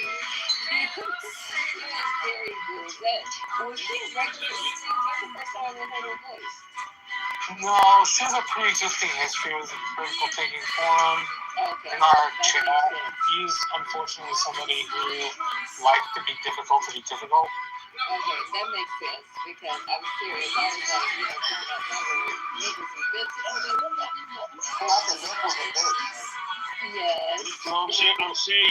You have the critical thinking, you don't know that CNN was ran by one of us. Like, that's horrible. Y'all do better, man. So, Marshall, what was the conversation about? Well, the conversation was supposed to be about, like, whether the one, Marshall? Howdy. It was supposed to be about, like, whether an event where at the White House would have done better, and Gary was talking about political violence, and he was saying, it's gotten to an extreme, and we shouldn't do it, and he was trying to keep it kind of top line. So that was generally what it was about. And then there's Misha, can I ask you a question? Like, I don't want to be a conspiracy theorist, right? But like, I was reading about this shooting or whatever. How in the hell did this dude get from California to DC with an arsenal on a train? Like how did that happen? He went like you had to go to TSA. TSA? Can you guys explain to him like you explained to me?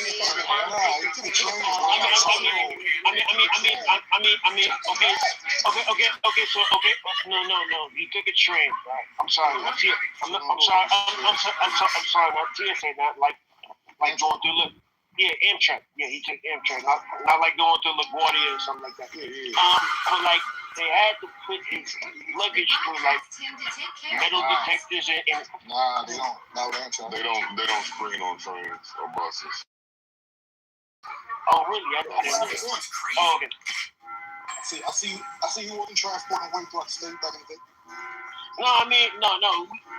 We were on the Chinese buses on the Lower East Side, so it was something different.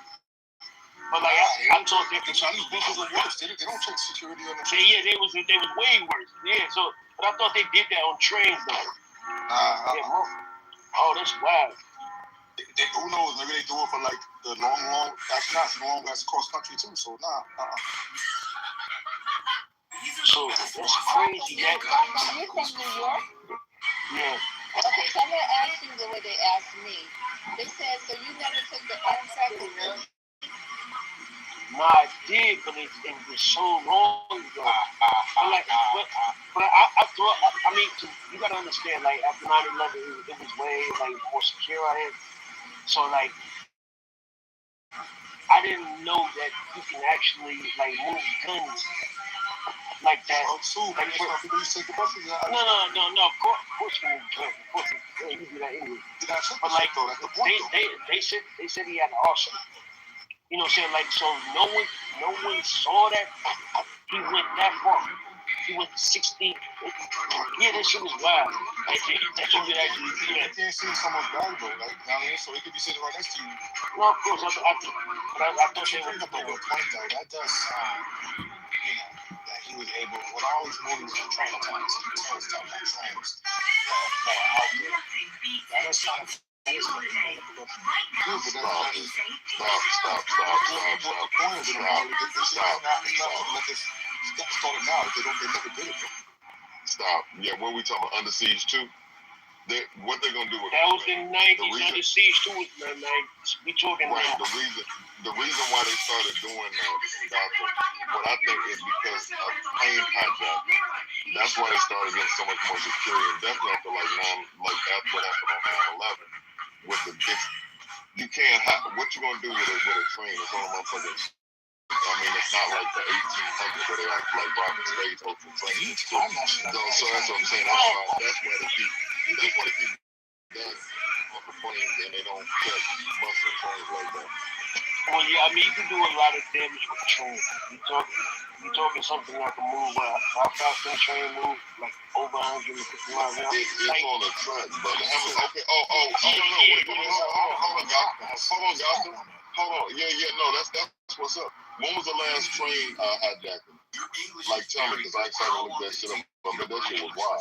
Yeah, I mean, I'm saying it can happen. I'm just saying, and I'm not even talking about that. I'm just saying, how can you lose it? Awesome.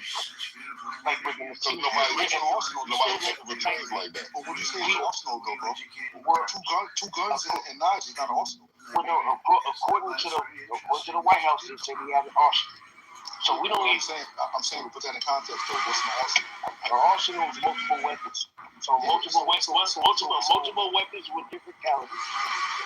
Okay, so a 12 gauge. Let's say they said they had a 12 gauge, right? It could have been one of the, a smaller one. As far as a handgun. Come on. That's not hard. And then knives. You know what I mean? Like, it's not that hard for when you're talking about an arsenal, then you're usually not talking about knives. We're talking about these weapons. So they hold on.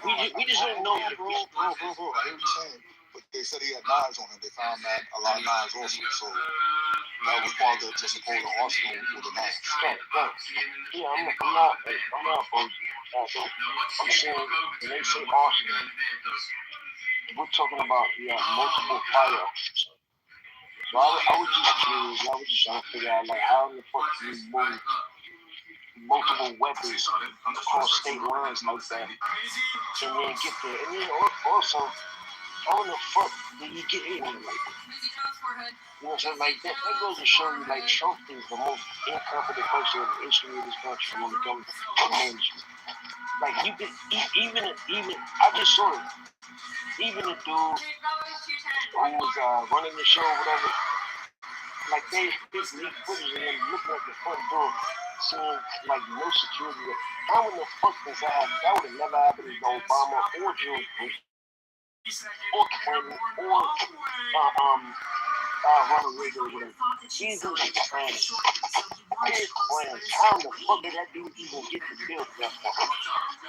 You remember the reservation for the hotel room.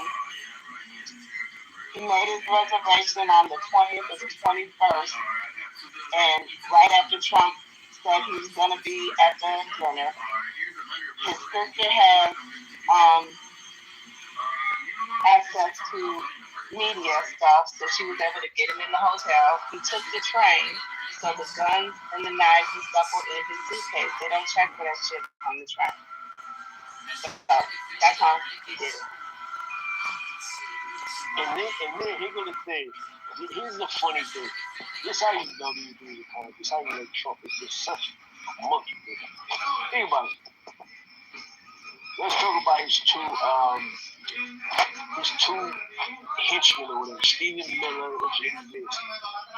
Stephen Miller, literally the photo of these dudes, scared about, he got himself wedged by Secret Service and his wife who's pregnant. So you stand by your wife.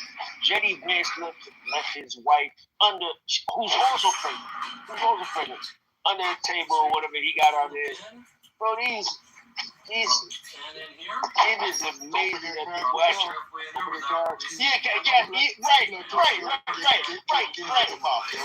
right.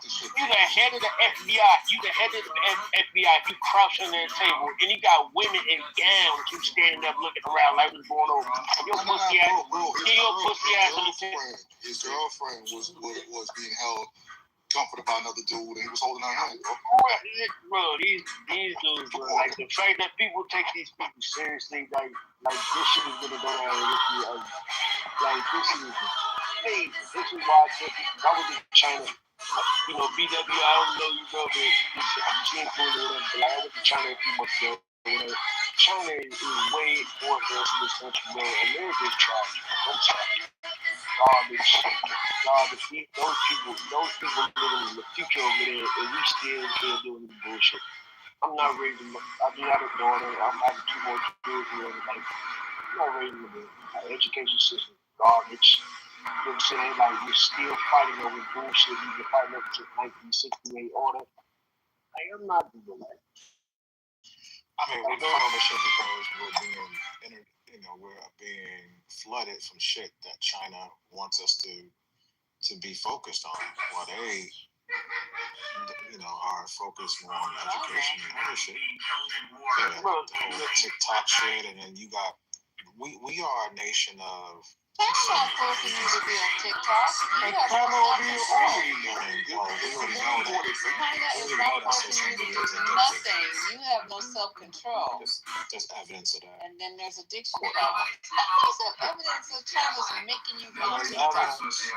No, I'm saying there's evidence that social media, that these social media companies, and they don't. No one's making you be on social media. That is a choice. Just like no one's making you be on Clubhouse for 16 hours a day. It's an addiction. It's an addiction. Is it? Also, you guys have addiction problems? No, I don't. No. Here go the thing, Misha. And I don't know if I'm pronouncing it. It's a Misha. It's definitely is. Misha. Yeah, but like when I was in China or whatever, like I don't know the China. When I was there, like they teach those children. First of all, they know that they don't let them put their social media like that. Maybe Instagram in certain ways or whatever, but they don't let them access Western social media because they know it's addictive. Even the founder of TikTok or whatever said he don't let his kids fuck with TikTok. He said that he slipped up and said that in a moment of truth or whatever, he tried to take it back, but it was like you said that. You don't even let your kids fuck with them. Let me tell you, China didn't build anything. No, but he even talked about wait. When we was trying to bring back tariffs, like nobody wants to do like we was talking about jobs and jobs trying to get jobs back from China. Like nobody wants to work these jobs, sewing shit. Like China's doing it big. Mari, like you got it. I don't. You might have been out there or whatever, but like we went on. Like if you go out there and pay, like I'm not gonna tell you the price. You can look it up, and it's called Asian Odyssey. And they take you to multiple different cities or whatever. Once I saw Chongqing, once I saw Shanghai, like I'm like, cause living in New York, they put us to shame, bro. And Shanghai is way bigger than New York. Like how are they doing it better than us? But. Also, I'm big on education, and I started my family, later on in life or whatever. And they start teaching those kids binary numbers when they 3 years old, and putting them in STEM programs when they're 5 years old or whatever.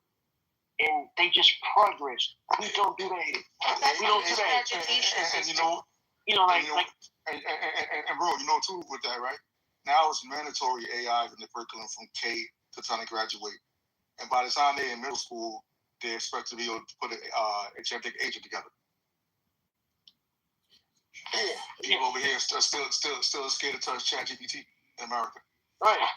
But do you know the suicide levels of those students in China? That these colleges and universities actually have nets at the highest floors because they're under so much pressure to do well that there's huge. I mean, look at the numbers; it's wild.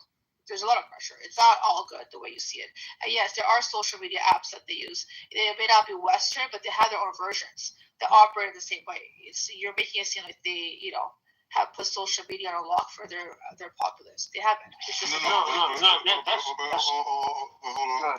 Hey, but it is true though. When China was still running TikTok, remember the kids over here were watch the same type of content. Algorithm was so of course, it's in the country. But what I'm saying, the type of content they were watching over there was educational and pro China. Versus kids here, you already know the dumb shit they watch. Right.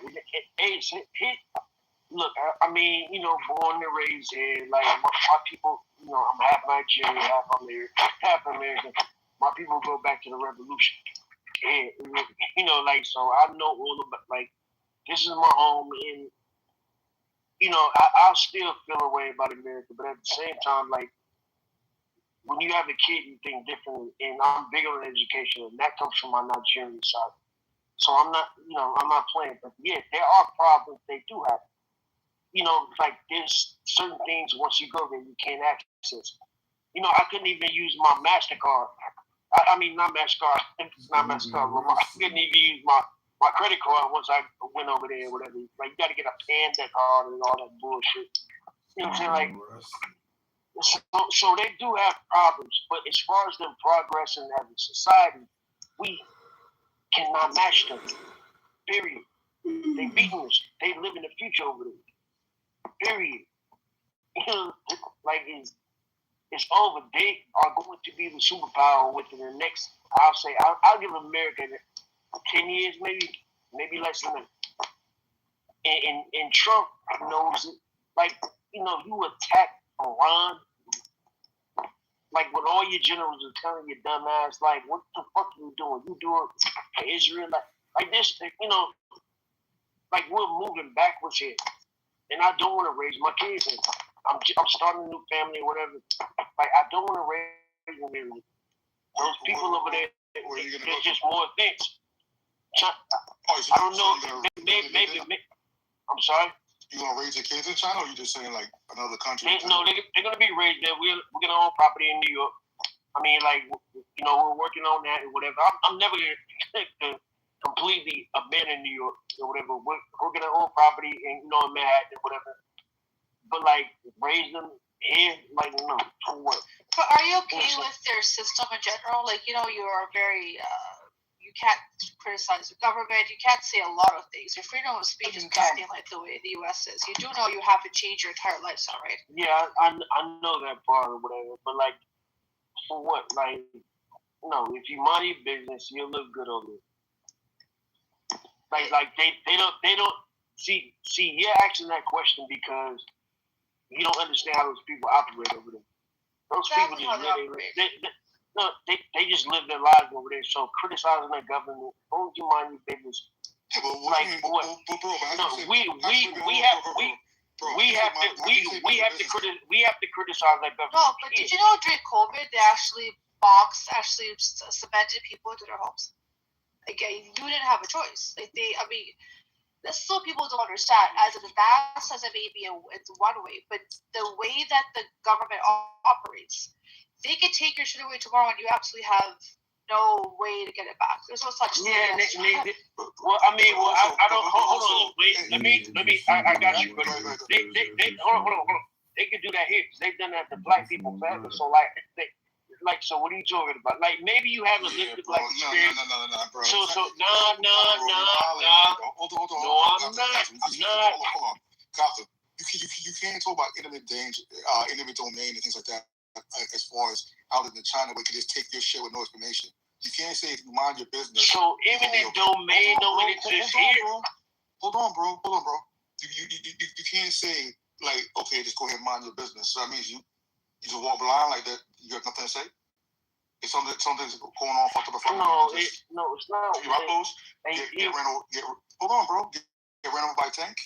Just stand there, get ran over by a tank, and don't complain. Yeah, I mean, God, yeah, I mean, look, I don't want to argue about this, bro. Like, I really don't. We're not arguing, bro. We just no, you guys are smart. You guys are smart. I would prefer more of my melanated brothers and sisters get the fuck out of this country, bro. This shit is gonna go down.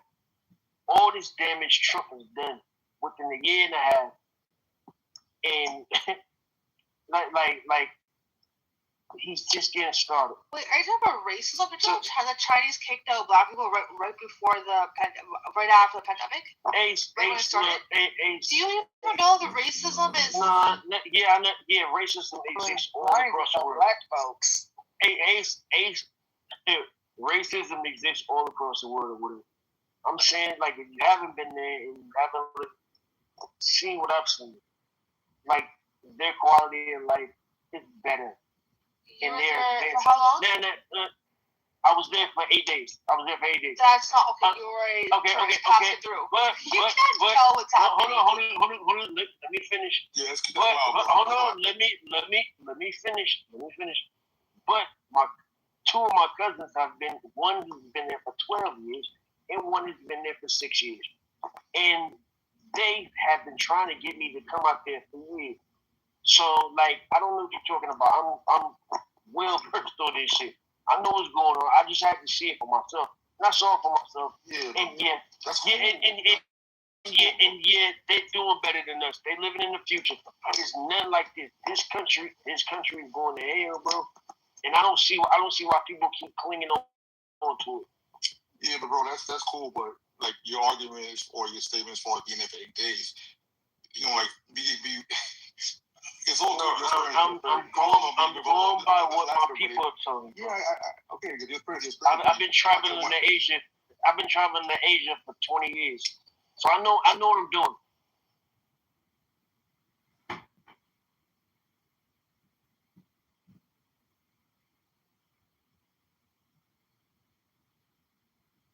You never thought about moving back to the continent? I'm trying to get to the continent, bro. Moving back where? Moving to the continent, Gotcha. You know, talk about that? To my Africa? Yeah. Nigeria. I heard Ghana is dope. South Africa, I want to go there. Like, my little brother, he was in the Air Force. He just got the Air Force. He was in the Air Force for a long time. His last place he went to was Okinawa or whatever. He's out the Air Force now. He just got out of in Japan. Yeah. He out there. He met his little shorty in Seoul, South Korea, and now they live out there. They're both out the Air Force. So what's going in Korea or Japan? No, they're still in Okinawa. They're still out there, whatever. So me and my sister, or whatever, we're probably gonna go out there, probably around Christmas time or whatever, and visit them out. So I want to see. So I haven't been to Tokyo. I've been to the Philippines. I've been to Thailand. I wanted to, but I haven't been to Tokyo yet. I haven't been to Japan yet. Japan better than China. Watch. People tell me that, but here's the thing though, Japan is kind of small though. It's not expensive. No, not even that, but it's small or whatever. Like I'm an explorer, so I like going around with so much stuff I want to see in China. Like, you know, so Japan is small. Even though Tokyo is the largest city in the world. They have outer islands. I mean, there's a lot of stuff. No, of course. Yeah. They got Iwo they got all that. You know, I know. You're gonna like it much better than China. I'm telling you, somebody that knows. You're gonna like it much better. You've been in me. Yes, and I have a brother who lives in Japan. We went to go visit. Now he lives in Japan with his family. So, yeah, Japan is it. Yo, Misa, everyone tell me like Japan is fire, but it's just kind of small. Like, it's a good place to visit. I wouldn't say to live long term. I couldn't see that, but to visit and engage is really dope.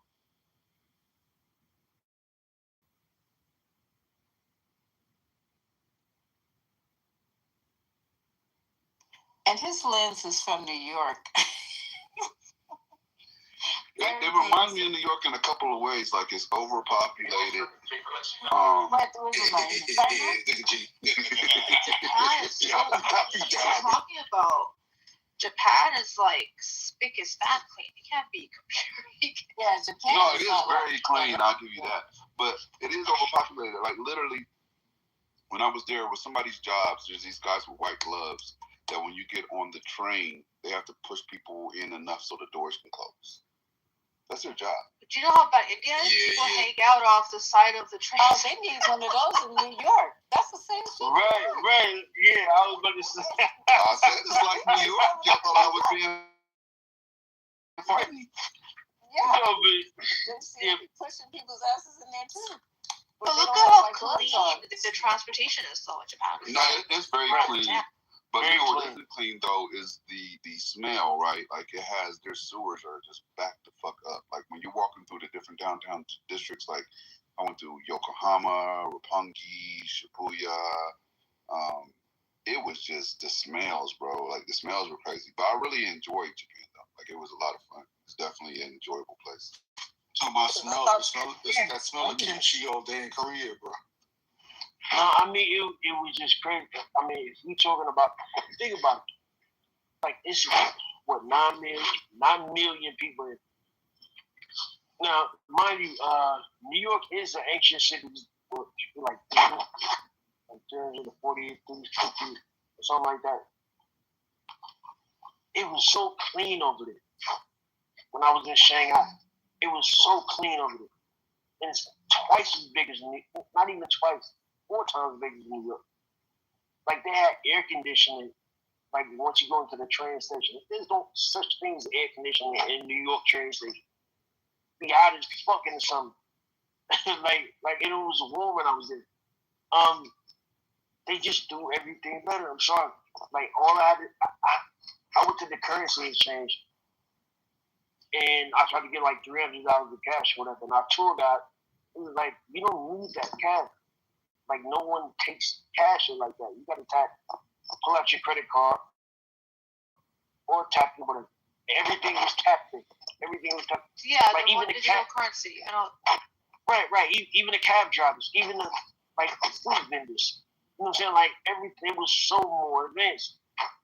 Like I was just shocked because you're paying tax and every single dime. God forbid you do anything under the table. That's why they have it that way. Yeah, I mean maybe. You know, whatever. Like I don't. You know, but what it was for me is that those people advanced. Like they're more advanced. Like we don't build anything in this country anymore. We used to. After World War II, we used to build a lot of shit. Those people are progressive. Oh wait, you're talking about buildings. You probably know about the massive real estate crisis in China. Did you not see the huge shit show that went down? Yeah, giant empty cities. Yeah, they all over. People lost their. They didn't even get. You had to pay for your apartments outright. And this builder decided to kind of left it, and I think they were insolvent, $300 billion of debt. Did those people get anything to make up for the money they've given? No, there's no parameters to protect the consumer.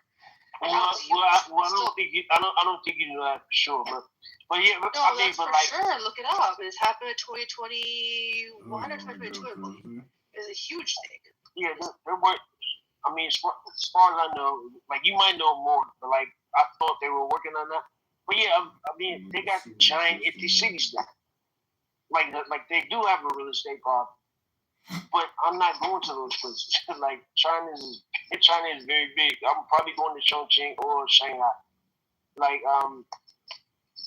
it's just like even Americans, like when they move out there, the majority of the time when Americans move out there, their jobs are to teach Chinese people English.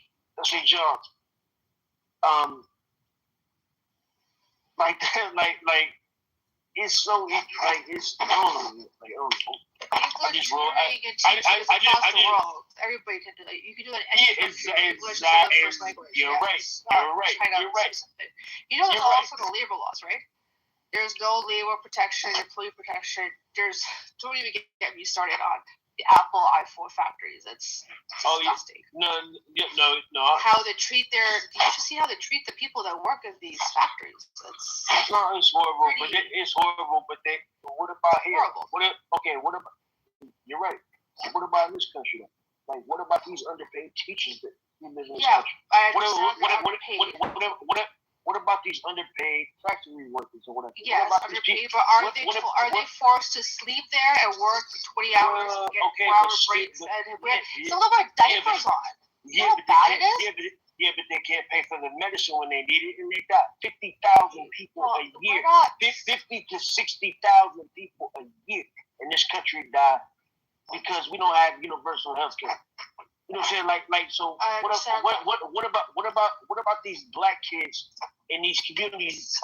Some of these communities that I grew up in who are undereducated because the Department of Education will rather give them money to white schools or whatever. Because like what are you talking about? Like when you talk like that, that privilege talk or whatever. It's not privilege. I'm just giving you the reality of these issues. I know you're not wrong. I don't disagree. You're not wrong. You're not lying or whatever. I agree. It's fucked up. But there's way more people over there. But we have way more money than them. So they got way more people. We got way more money than them. We can't even support our people here. How many billions of dollars did we just spend bombing Iran for nothing? For nothing. And it's so dumb. So dumb. We used to go to the streets for $0. $0. And now he's trying to claim that we won. So I'm not even gonna get into this shit. But Iran won this shit so far. Get into it, Gotham. Okay. Let's talk about it. All right, so get in there. Okay. Hold on, before you start. Okay. What borough are you from? I'm from Manhattan. I'm from the Lower East Side. Oh, okay, Lower East Side. Okay, thank you. But here we go. All right, so think about this. I want y'all to think about this. For decades, we used to get to the streets for free. For free. This country made trillions of dollars. To say last month we were getting it for free. Well, yeah, we're not. No, I'm talking about the history of it, brother. But here's the thing: this country, all of us in here right now, we benefited from. We might not know exactly how we did, but we did. We made trillions of dollars in this country, getting to the streets for free. So you got this monkey in the White House.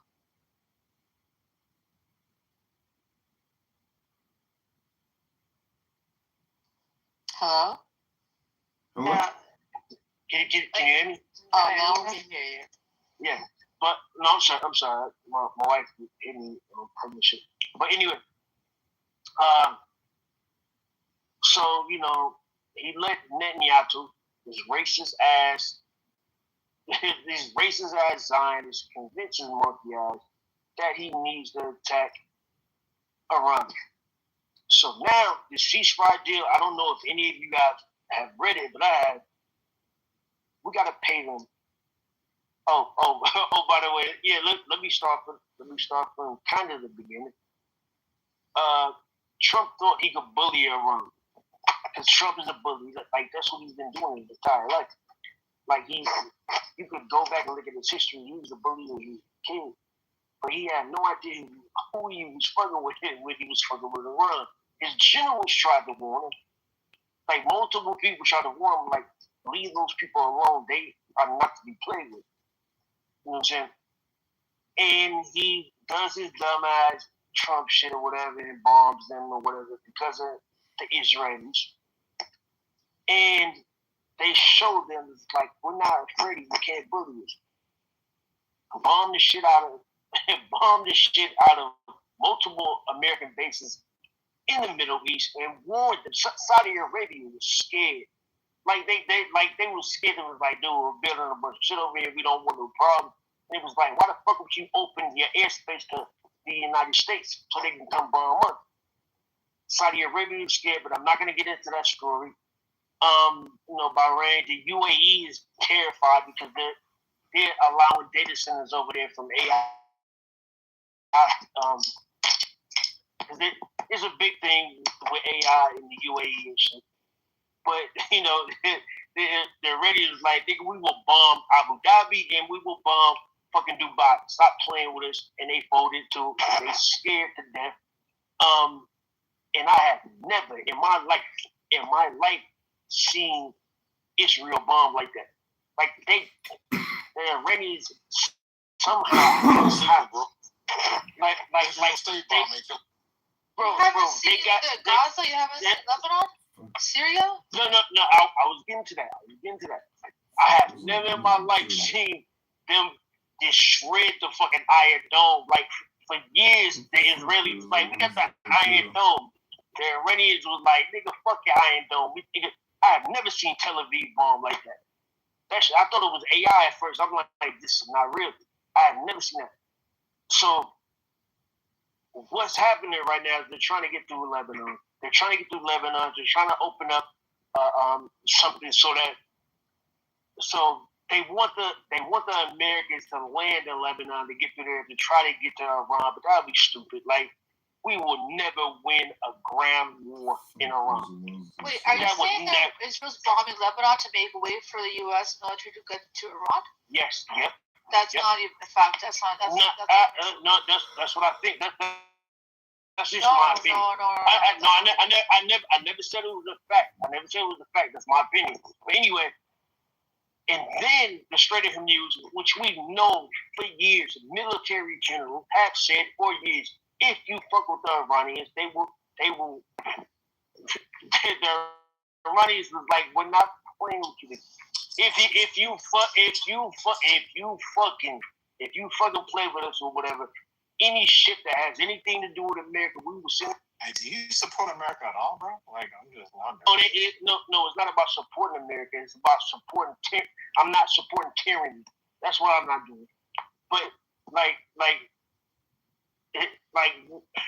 that was a dumb question. But anyway, listen. But anyway, the Iranians said like, yo, if y'all anything coming through the Strait of Hormuz, like if you send it through here, we're gonna send it to the bottom of the fucking Persian Gulf. Like period. And people are scared. So what happened was with this ceasefire deal or whatever, and this is how dumb Trump is. This is how stupid he is. Like I said, we've never had to pay anything to go through the Straits. But you were not supposed to. But do you know why? There's a let me get to it. Okay. Now they're saying the deal that Trump's this great deal maker made with the Iranians.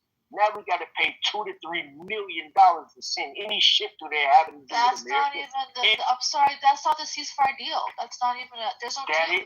That is not. Okay, what is it?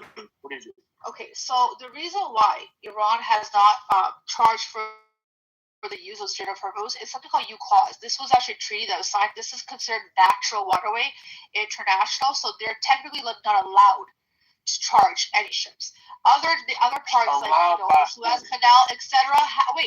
Suez Canal, etc. have charged, or Panama Canal, because those are creative waterways, right? They're actually man-made, so that's why they charge. In this case, under the UCLAWS, anything that is naturally made by nature, this is just you're not allowed to. And also keep in mind, Oman is on one side and Iran is on the other side. It's actually a shared waterway. This has been the case since forever. This is a UCLAWS. This is actually a treaty that was in place. Because of Trump's BS, they tried to do an asymmetrical warfare by creating this scenario where it's like, you know what, we're going to start charging you guys now. Technically, legally, they're not supposed to, and they're not even letting in U.S. ships. They're not even saying you can come in and pay $2 million per ship. No, they're only allowing in countries they're friendly with. So this is not them just targeting the U.S. with a special price. They let the Chinese and the French do. Yes, because they have a deal. Because they said if you're not, exactly. I know, but this China and Iran have had a deal when it comes to China buys 80% of their crude oil. That's been in place for a long time. And then 90%. India had to negotiate with Iran. Pakistan negotiated. Spain got through because Spain said, yes, we will go and expel the U.S. and Israel diplomats. So basically, if you're not an ally of Israel and the U.S., they said come on through. But they did. But right now, everything's shut down. Don't you see what's going on right now? So you're telling me that Iran is not charging America? Americans We are the ones paying who over this shit, bro. What are you talking about, bro? You said Right now, they don't even allow. Listen to Haitian. They're not even. Right now, the U.S. has it where every port that potentially has Iranian goods, they blocked it. They can't even fucking send their shit out. Gaza, you need to read up on this situation because you're clearly off 100%. But okay, where was I wrong? Where you want me to start at? Where do we start? Okay, let's go. Where was I wrong? Strait of Hormuz, the way that operates, there was apparently a ceasefire deal. You said that was signed. It was never signed. There's nothing that's been signed. I haven't freaking agreed on it. I never said it was signed. I never said that. There's nothing on the table. No. Do you know what Iran asked for? They asked for reparations for all the costs of the damage that's been taking place on their country. They've asked the U.S. for reparations to repair. That's what they've asked for. Hey, I don't think y'all know what y'all reading. No, they're gonna charge any American shit. Yes. Wait. It's not part of the deal. They're gonna charge them $2 million. They're gonna charge us $2 million. Yes. Okay, so yes. But so they charge so why everybody. You saying I'm wrong? Why are you saying I'm wrong? You said it's part of their deal that they proposed. So fuck you. But no paying it, bro. Ain't nobody agreed to pay them shit. No. You're gonna pay it when you pay taxes. What? I'm gonna pay it when I pay taxes. Hold on, bro. Did you not hear when Aisha said that anything with their stuff we have it blocked? From where? The Persian Gulf. So you're telling me that America is gonna block anything that comes from Iran to try to get to this? No, they're shooting. They're shooting at them. They're shooting at them. I don't think y'all understand. I don't think y'all understand what's going on. And also, America is gonna pay between $1 and $2 for every barrel of oil that goes there. They are going to billions of dollars that American taxpayers are gonna pay.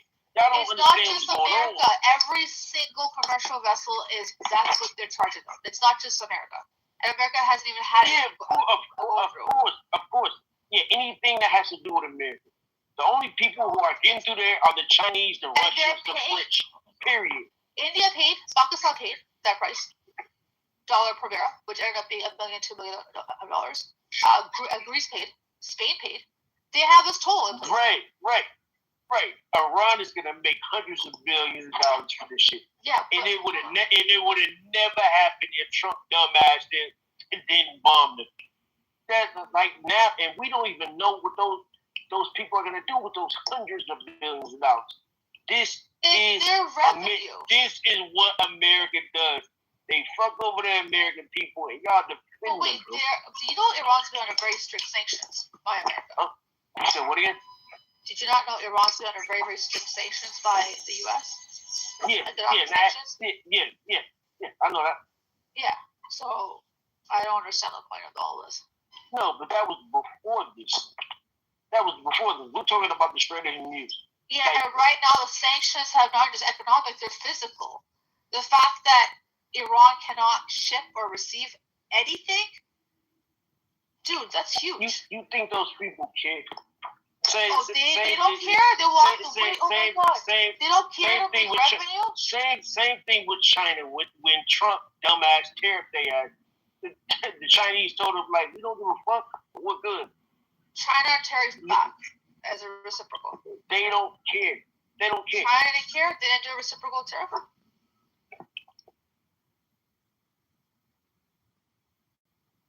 Yeah, I think you're forgetting the U.S. is still a reserve currency. We're still a petrodollar. You're forgetting that right now. Ace, you literally said that nothing is leaving Iran and going into Iran, and he said he don't care.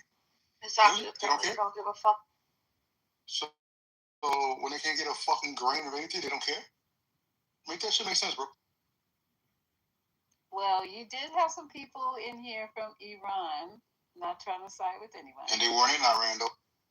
Well, he said he was in Iran, and he got, what did you ask him, Omari, what he was using, what type of white ice? I'm in Japan right now, then. He said he was using, I forgot what he said he was using. He needs a VPN. It's also very hard to obtain. Yeah. Okay. Yeah. So you guys remember the conversation. So he said that he didn't care. Was it him that said he didn't care if they nuked their country? Who said that? Somebody from Iran. Wow. And I was floored. I will never forget. I said, wow. Wow, wow, wow. Like he thought that it was actually going to be somebody left to start over. I was just like, what? I would never even say that, even in jest, that I would want somebody to nuke my country. Not the worst of times, we've had some horrific times here in this country, and probably gonna have some more. But to say to nuke your entire country, but are they actually Iranian then? Insane. Really? And that's where they can only go by what he said. I don't know the man. I can't see him. I can't touch him. I can't feel him. I can't smell him. I don't know who he is. He said he's from Iran. And then they start questioning him and saying, how you got Wi-Fi, this, that, and the third. And it was crazy. But then we had a female. Maybe she wasn't in Iran. She was talking about, she didn't care if they bombed Iran in the power plants. And she even said the water. Because remember, when they start talking like that, I always go, so you don't care if you guys don't have water? That's called genocide. Yeah, but she wasn't in Iran, and I don't think the guy that we're talking about, if I remember him correctly, I don't think he was in Iran either. Mm-hmm. I mean, I'm pretty sure the only people that say that are the people that are safely in North America somewhere and far away. They're not in Iran. Like, come on. No one says I want to die from starvation and thirst, and I want my family to die from bombing and poison. Like, no one says that. So what about the people, do you see this protesting over there who do say crazy shit like that? They don't say it in Iran? Yeah. They're not protesting right now. They don't. They're protesting the government to be overthrown, but not called you guys.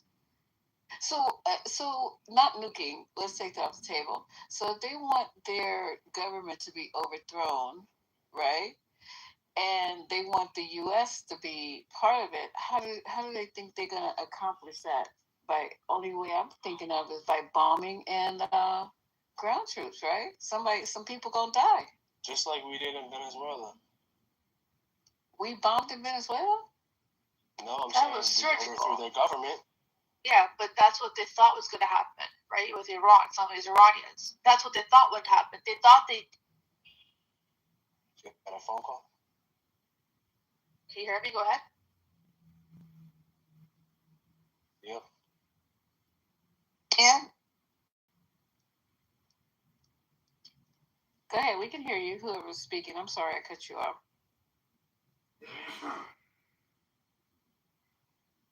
Hello, Ace.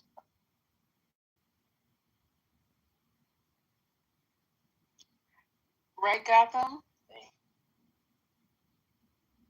What y'all do with Gotham? Oh, there he is.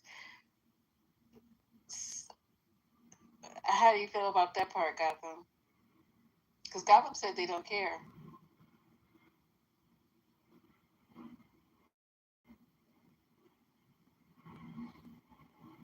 Did we lose Gotham?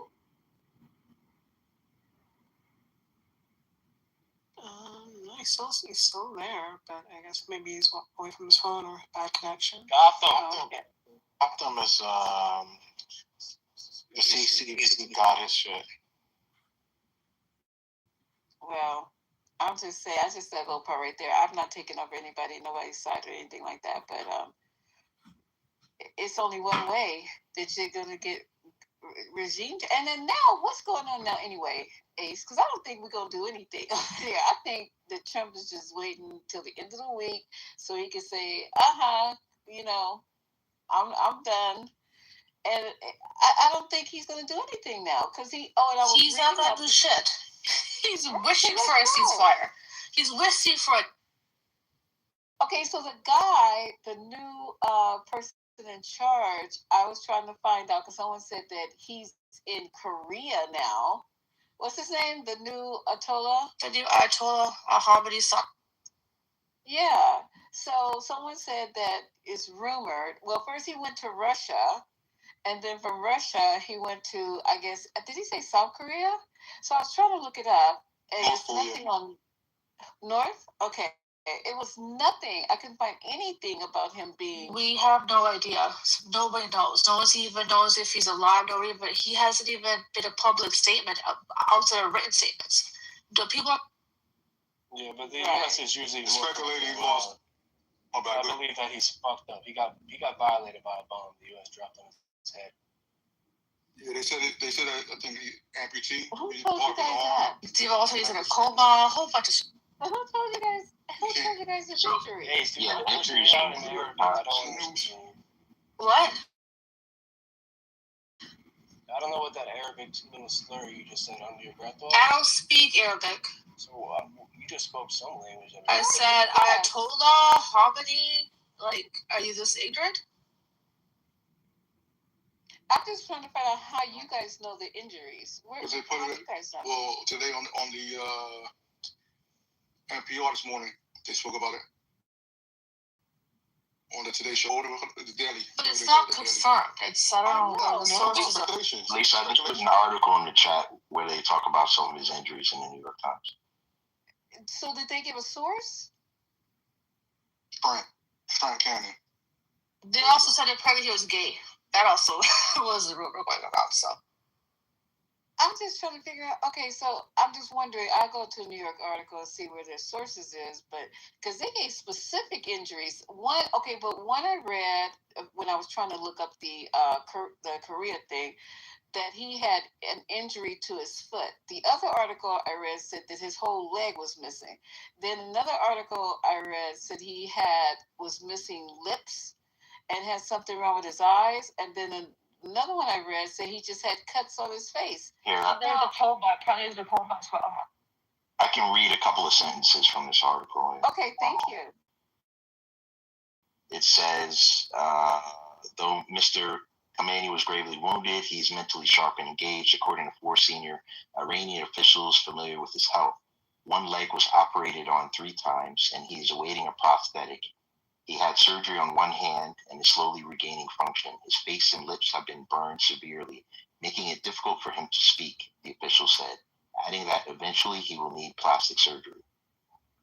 That's in the New York Times article I put in. Yeah, he listened to the Daily this morning. They spoke about it as well. They guess some. Okay. Waiting for a prosthetic. And he had surgery on his leg. So that means he has an amputation of the leg to be able to fit a prosthetic on it. He's lucky. He's alive. I mean, and no lips and no eyes. So they think he's still in Iran and had all this work done in Iran? Or do you guys think he really went to Russia? I mean, Russia's medical system's all like great. I thought Iran's medical system was better than Russia's. No? I don't think anybody knows. Yeah, but they're in a war right now, Lisa.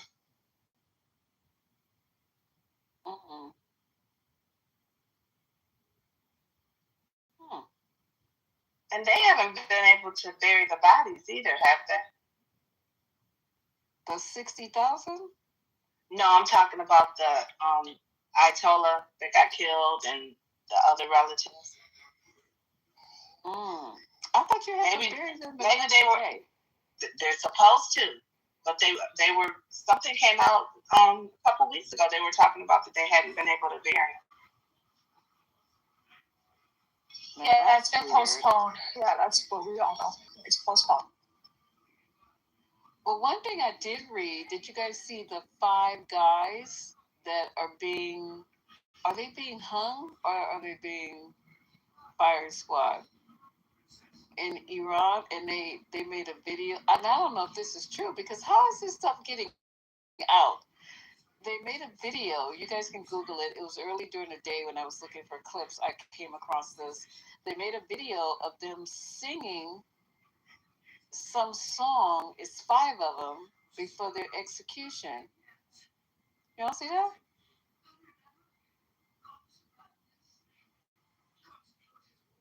Now that makes me feel like, like we need to do something. If they just execute people like,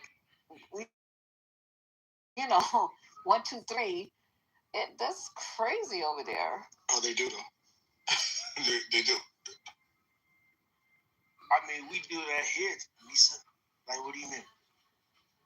But we go through a whole, you know, you could be on death row until you die, though. Captain, your comparisons are crazy, bro. Your comparisons are crazy, bro. So if we talking about in the 21st century, we don't execute people in the United States. Like, what's the difference? We do. You could be on death row for your entire life, waiting, you know, to be executed, and then you have the ability to get stays or whatever the case may be. But if I find the article, Gotham, I'll send it to you. But it's 5 bros that are getting ready to be executed, and it's like within weeks, you know. And no appeals, none of the stuff that you can do here. You know, if you get accused of whatever the case may be or whatever you did, and you were put on death row, you know, you get a chance to go through some appeals, right, Gotham? And you could be there forever. You're absolutely right, Lisa. Like, yeah, I mean, we do that here. But those stays of executions, that really works. What they do is put them dudes on death row for 10, 15, 20 years, and they still execute them. Stays of execution, that rarely happens. That's only in 27 states, just so you know. If you are sentenced to death in this country, you're dying. It's rare that stays of execution happen. So, like, I understand what you're saying, Lisa. Like, yeah, they put them right to death. Like, you know, that's something they do in the Middle East. But like when people act like we are better than them. Oh no, never. I wouldn't say we're better than them. What is saying? You know what I'm saying? Like, yeah. Like, well, not the same, but we're not better in the sense where we're saying that we can, you know. Yeah. Because America is not, you know, I mean, look, all of us been here, and our folks have been here for a long time. And if we know the history correctly, this place started off horribly. You know, they came here and did some horrible things, and things kept being horrible for a very long time. And still, you know, we have people getting murdered for the color of their skin, or I don't know. It's just me. I feel like we're not as bad as Iran, though. I don't care how I try to fix it up or whatever. I think that they have it pretty bad, but I don't think it's our responsibility. And you know, you guys can push back to be over there trying to right the wrongs of what's going on over there. They have 90 million people there, and it seems like to me that they should be able to do what we did in this country. Overthrow their oppressors, no? So, Gotham, I want to say that nobody is suggesting that Americans are better than Iranian or any other human being is better than another human being. What we're talking about in terms of which legal system is better, the one in the United States. The Bill of Rights. Tell Ali, Bill of Rights. Yeah, thank you. Yes. So if you look just at the Constitution and think about the legal rights that are afforded to an American when the person is accused of doing a crime, there's a due process which is involved. For example, the person has the right to be informed of the nature and the cause of the accusation, the right to due process of the law, equal protection of the laws, presumption of innocence until proven guilty, a right to impartial jury trial. I can go on and on. No excessive bail required. You can't have any excessive fines imposed. A right to appeal, and the rest of it. So these are the mechanisms that they have put in place by the Constitution to protect and preserve a right of an individual being accused of a crime. So you compare and contrast this with what's going on around the summary execution of people with absolutely zero or very little due process in a matter of days, young people, old people, girls, children being put to death. So comparing it, so let me land with this. So what we're saying, the system, of legal system in the United States, according to the Constitution, in principle, is by far better than the legal system in Iran, as I see it. What is the treaty what you're doing here? What is the treaty what you're doing here? Why did you follow him? Why did you pursue him? Where are the reinforcements you promised me? Don't you dare criticize me! Don't you dare! Don't you see if Wellington's free to choose his ground? Everything I've won in this campaign, you've lost! Mashukuka, the center is broken. I have ordered a retreat. Retreat to Great American. Great American.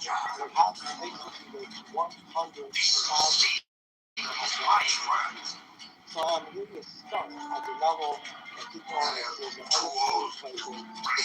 Wellington runs our coast. None of us will get home to Berlin. Let's go. Nonetheless, because I have served you with Mossad, I have orders to retreat from Wagner. You may still cooperate with Wellington, but God help us if he does not stand. Wellington's on the run. I agree. If you're small, I totally agree. The regime last 30 years because he's here. Or the citizens has told him not to come. We're not going to talk like this is Nazi Germany here anyway. Like the bullshit. He's wrong. You didn't even know it was here. Like those nothing to do. Iran,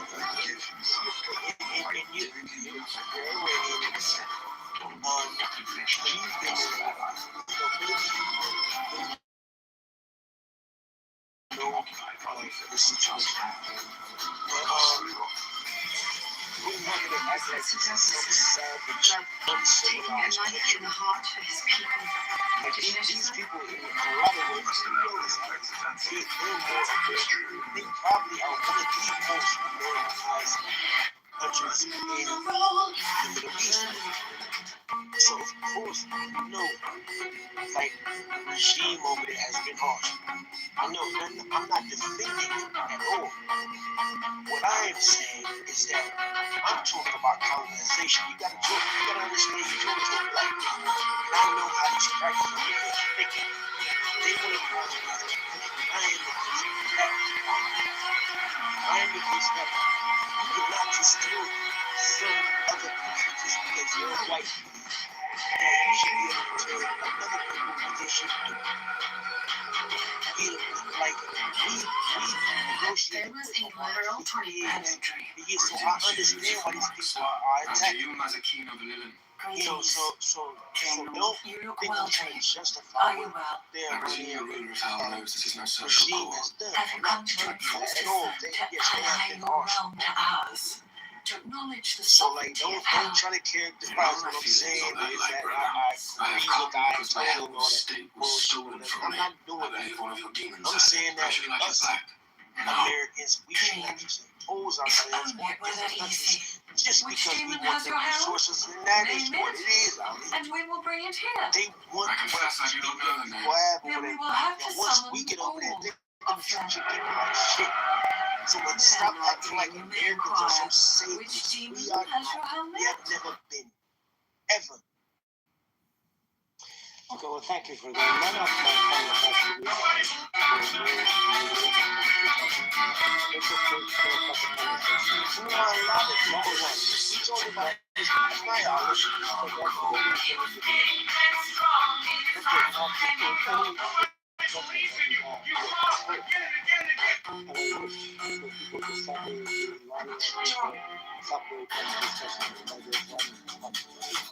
They're two separate things. And most of our comments here is specifically about the behavior of Islamic Republic of Iran in general and IRGC specifically. That's kind of one thing. The second that we talked about is the legal system. Maybe you said something to the effect. The Americans are not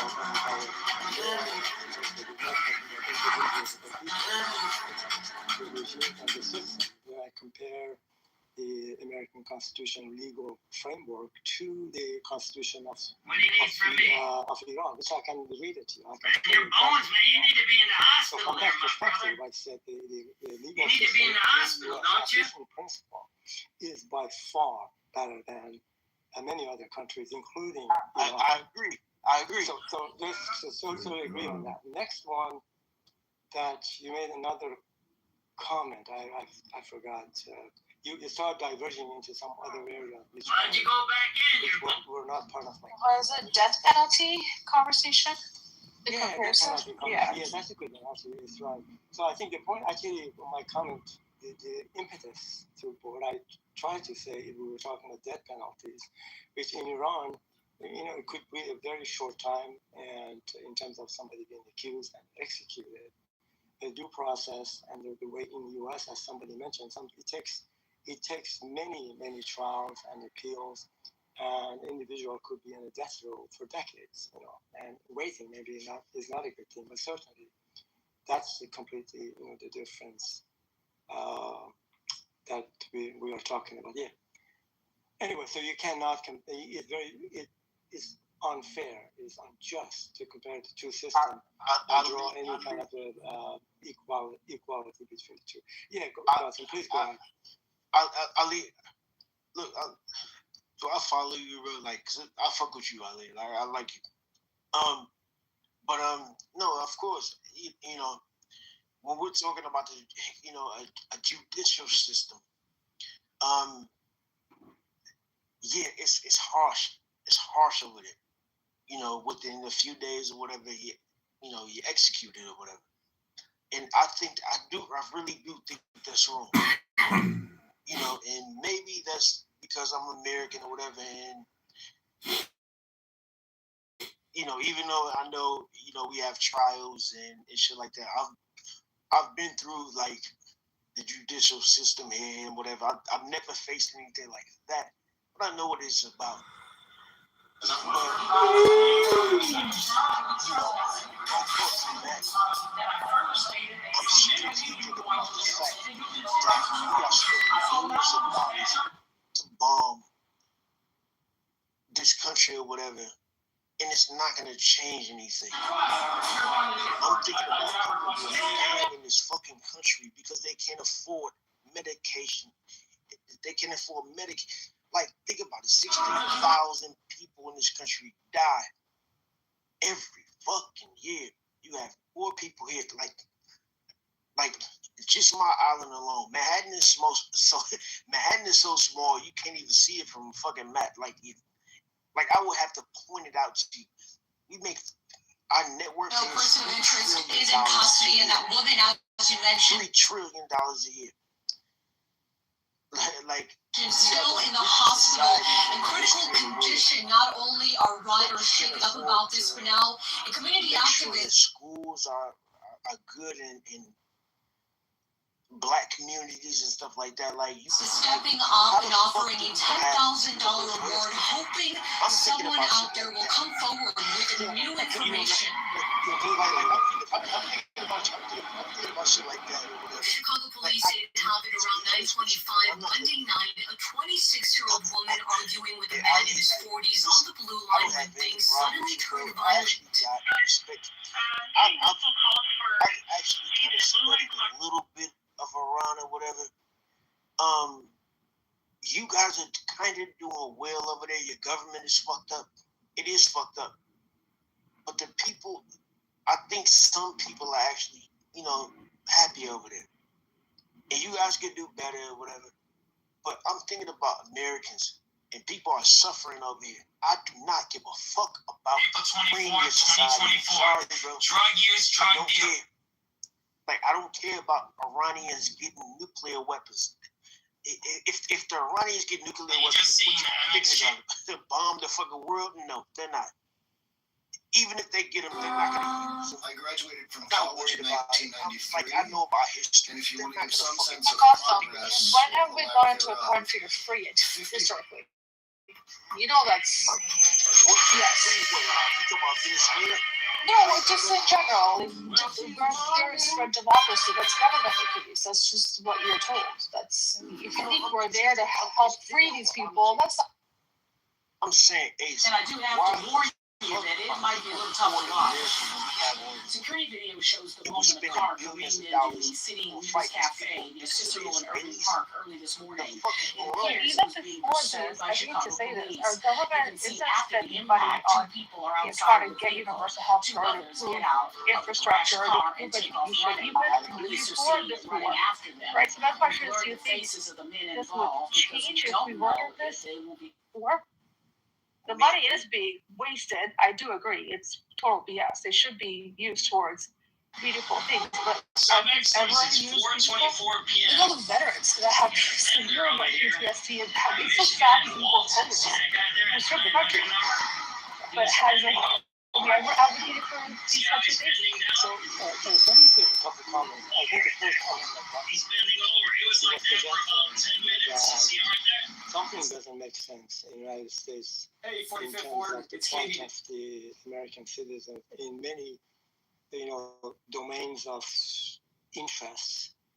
And in terms of, so let's say this: America is the greatest country on the face of the earth. Safety Act has been I heard her say someone turned on the heat lamps to make the winter over their roughly on about 50%. Combined with the outdoor air temperature, Linda Long says it was hotter than the high temperatures working for. We can say the GDP, gross domestic product of the United States, on a yearly basis between $20 to $25 trillion.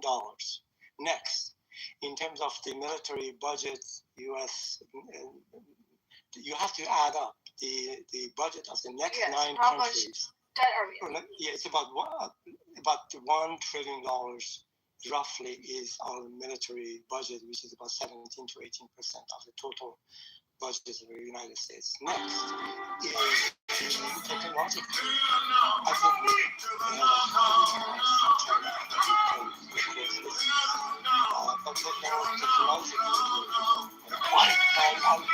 think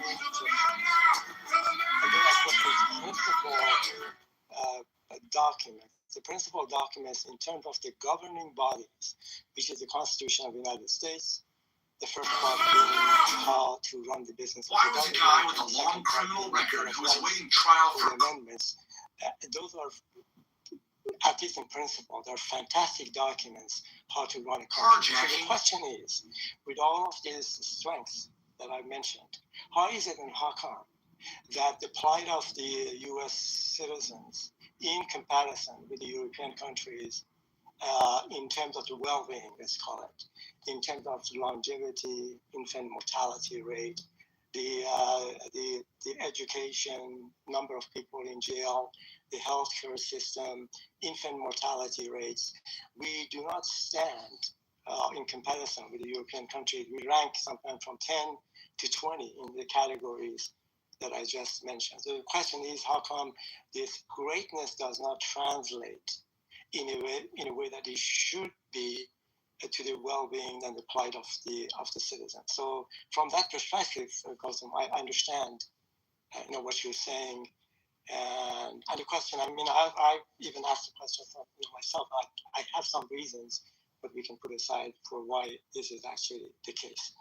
So that's kind of one thing in which I agree with you. The second question is, why are we spending so much money on and other rewards? And the reason for that is basically the government of the United States, in collaboration by Israelis, they have determined that Iran presents a serious threat, immediate threat to the United States, to Israel, and perhaps other countries, just because of but the U.S. the U.S. intelligence service agencies do not deem Iran an imminent threat to the U.S.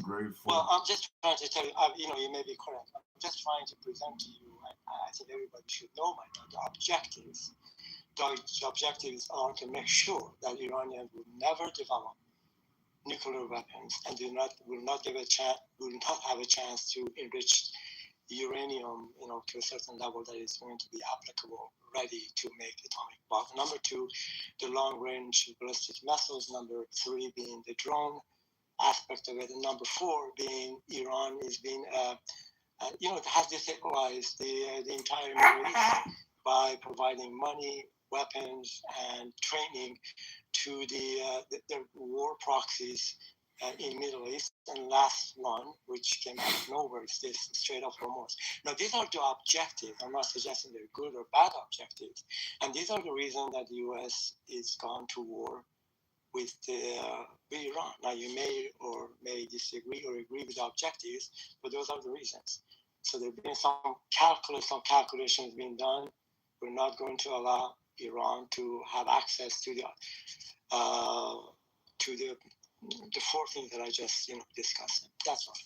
So that is why we're spending the money, guys. You may agree or disagree, but that's the way it is. No, I understand what you're saying. You're not making sense. I get it. But what I'm saying is that why can't Iran build nuclear weapons? Like I don't understand that. like if they actually build nuclear weapons, they're going to use them. They're not going to use it. So when people say that Iran building nuclear weapons is a threat to the United States, no, that is Benjamin Netanyahu's. That's what he's saying. This is all about Israel, basically telling the United States, we don't want them to have it. No one is going to use a nuclear weapon, bro. No one's going to use that.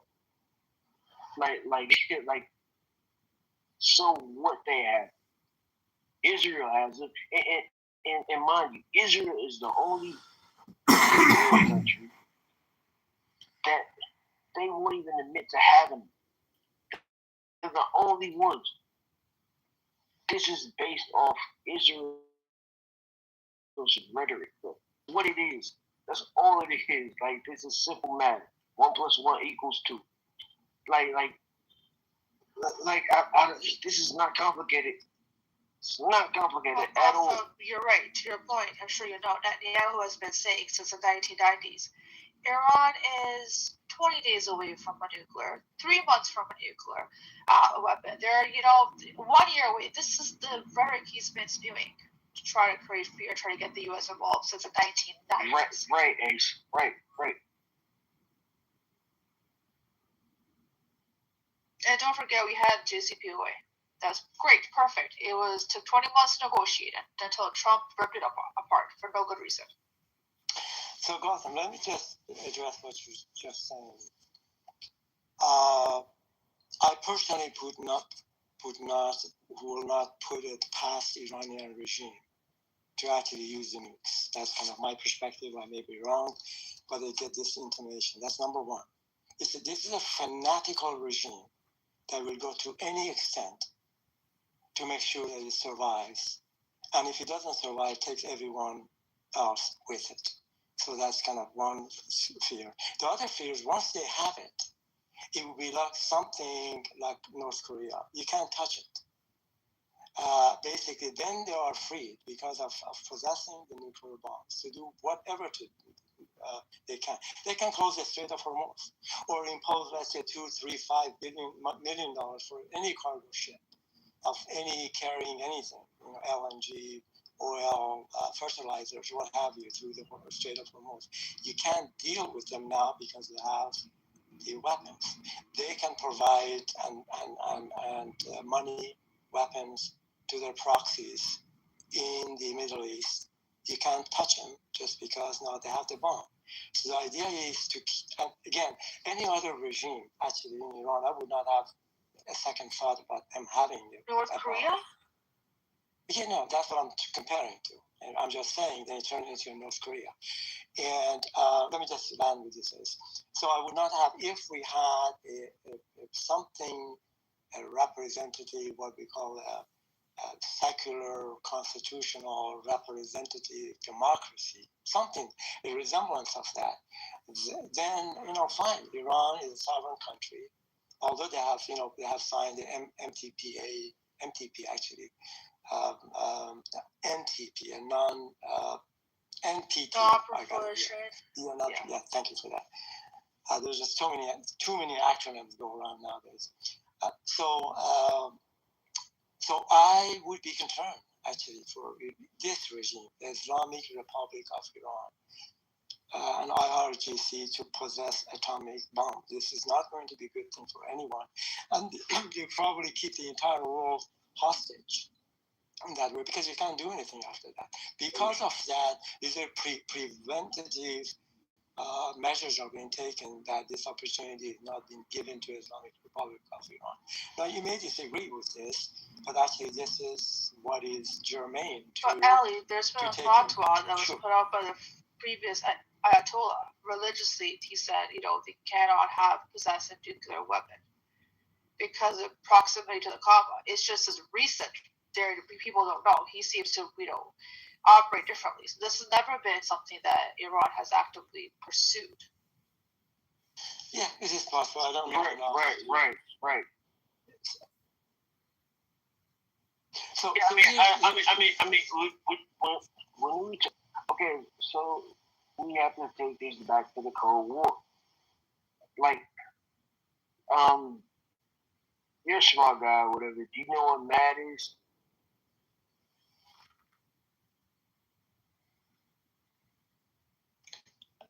I'm sorry, Gotham. Were you asking a question?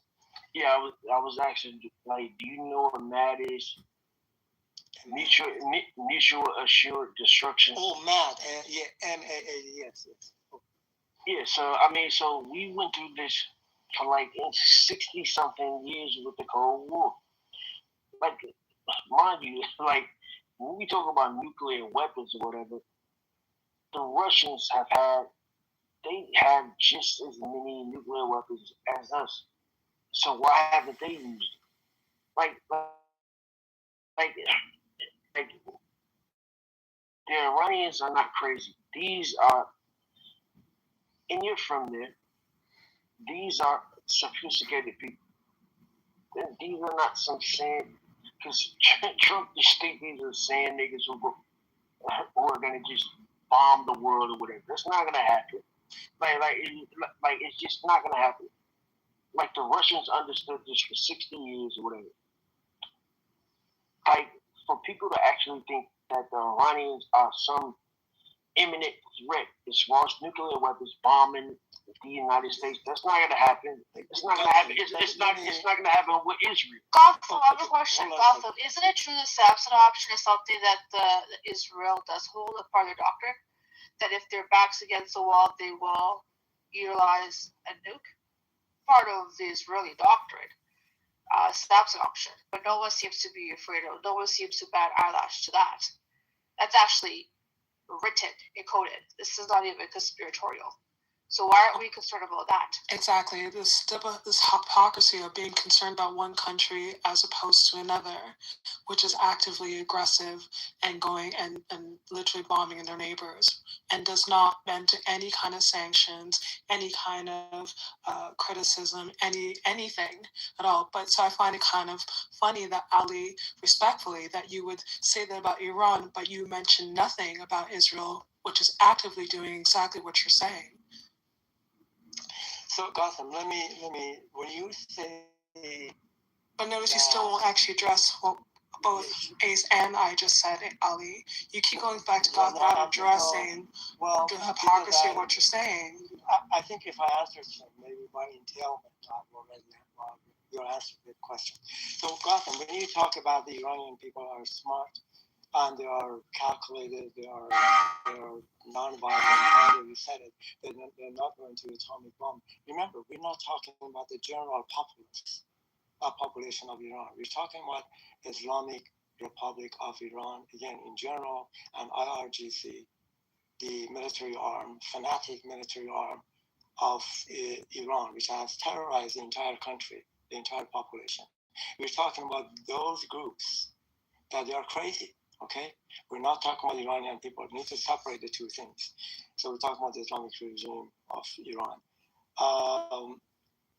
So that is what my concern is, and what I can safely assume that is the concerns of America and perhaps other countries, that this regime possesses. Hello, everyone. Joe Severino running to be the next Republican governor of Illinois. Many of you already know Illinois is the corruption capital of our nation. Their intention is to enrich uranium, providing as fuel for generation of electricity using nuclear power plants. Now, any country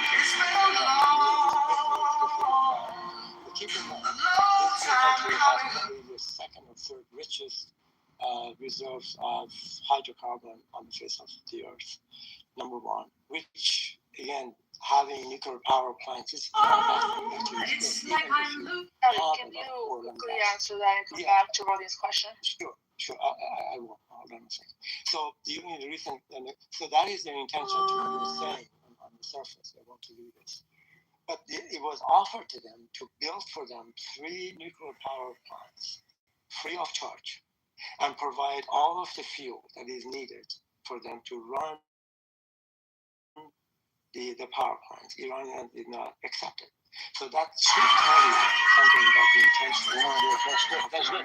Wait, that was after in August. Wait, hold on. That was after August, was July 2025 when Fordow was bombed. So why would Iran now sit there and negotiate after that 12-day war occurred? Like this, the terms have completely changed. The landscape has changed. So don't look at Iran and say, "Oh, how dare they not trust their, people that bombed them." I mean, and have sanctioned them for more than a decade and have literally threatened them every single step of the way. Exactly, but can and you are answer close allies to their enemy. Exactly. Ellie, can you answer what we talked about Israel, who does have nukes, who also does not abide by any of the treaties that other countries are held to, and also have the SAMS option, and they are aggressive? Yeah. Why is that a threat to you, Ellie? About that as well. I think Israel has had atomic bombs, probably in tens or hundreds of them, I'm not sure, of various kinds. That is not correct as well. But why don't you find that to be the gravest threat? But Israel has never signed NPTA. Because that's bad. They have also never allowed anyone to go in to inspect them, which, I agree with you. I think they've never admitted they even had nuclear weapons. I'm not disagreeing with you, I think if you have an atomic bomb, you ought to be subject to the same kind of criteria that other countries that they possess atomic bombs. And this is not the case with Israel. And this is a point of contention with me. And the Samson option, that's written doctrine, right? Military doctrine. That's on the books as to how they are willing to do, mutually, they're okay with collateral damage. They're okay if they literally have this, that they will deploy nukes in the case of where their back's against the wall and they may lose their territory. Iran doesn't have anything like that. Iran has, in the last, listen, I'm not for the RGC, but it's also very disingenuous to say, I think they could have possessed an atomic bomb since 1979 to today, but they haven't. They've chosen not to, but they easily could have. We know this. So you're speaking out of space of speculation, but with Israel, we know how much of a threat they are. They're the aggressor. How aggressive has Iran been to its neighbors since 1979? They're not bombing their neighbors to smithereens, but Israel is. So why don't you find Israel to be the greatest threat in the region? And we shouldn't be aligning with a nation like that and helping them achieve their goal when it comes to, destabilizing Iran. I'm out here at the Chicago Federation of Labor Mayday 5K, and I'm for Israel to come out of the closet and exactly say how many bombs they have and so on, and be kind of recognized as a country that has atomic bombs. We know that. We know they have it. But they claim, they say either yes or no. They don't respond to it. That's one thing. In terms of having in the policy written somewhere that they're going to use nukes if they've been cornered, I have not seen it. I would like to see where and how. Sure, I'll take it. If you can post it and I can look it up. Yeah, I appreciate that. Thank you. In the entire region, Ali, don't you find that Israel's gravest threat? Yeah, because you still refuse to answer that part. You've answered everything else, but you seem to be skirting around that particular part. Let me just have it. So look, Iran and I think I provide some documents for it before this regime of Patrick, I want to go back to you because revolution came about. Since Patrick, I want to go back to you because obviously you led the charge on this. I know you're always on the ground in the communities talking to people. When did you realize this was? Republic of Iran. You know, sometimes it's good to have an enemy, so the focus is taken away. So because of the Islamic principles, Jewish people are not well liked. So they make a monster out of Israel, and they did everything they could. Wait, you say Iran is separated? I had to clarify. I'm sorry, I missed it. Did you say Iran is separated? No, Islamic. I meant These two just locked the poison the king. They have what they have. I'm guilty of a far more monstrous crime. I'm guilty of being a dwarf. You're not on trial for being a dwarf. By weaponizing, providing money, training Hezbollah. Again, that's against Israel. But that's also against Israel. Both of those groups, hold on. Let me just make the point. You're repeating yourself. You're not answering the question. Also, this is US. So the point is, if it was that, I wish I was the monster you think I am. The entire region. I wish I had enough poison for the whole pack of you. I would be my life. Why is Hezbollah created? Okay.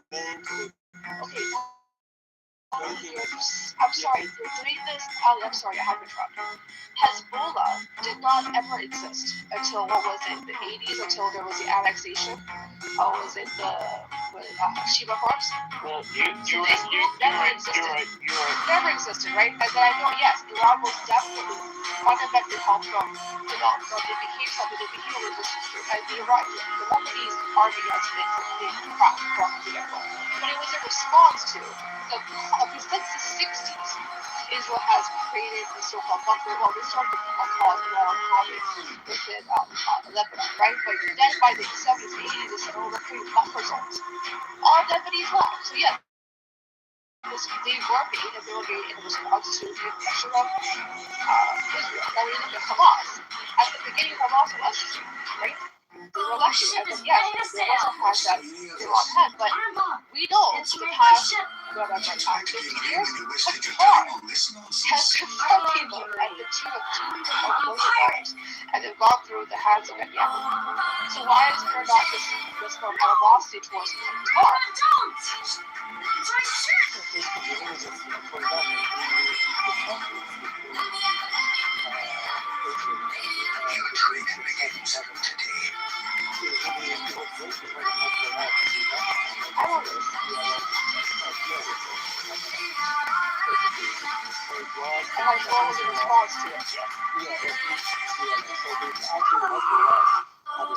When I first created my YouTube channel, in 1949 and later, maybe 60s, there were a minority of Shia groups, Shia sect in Iran.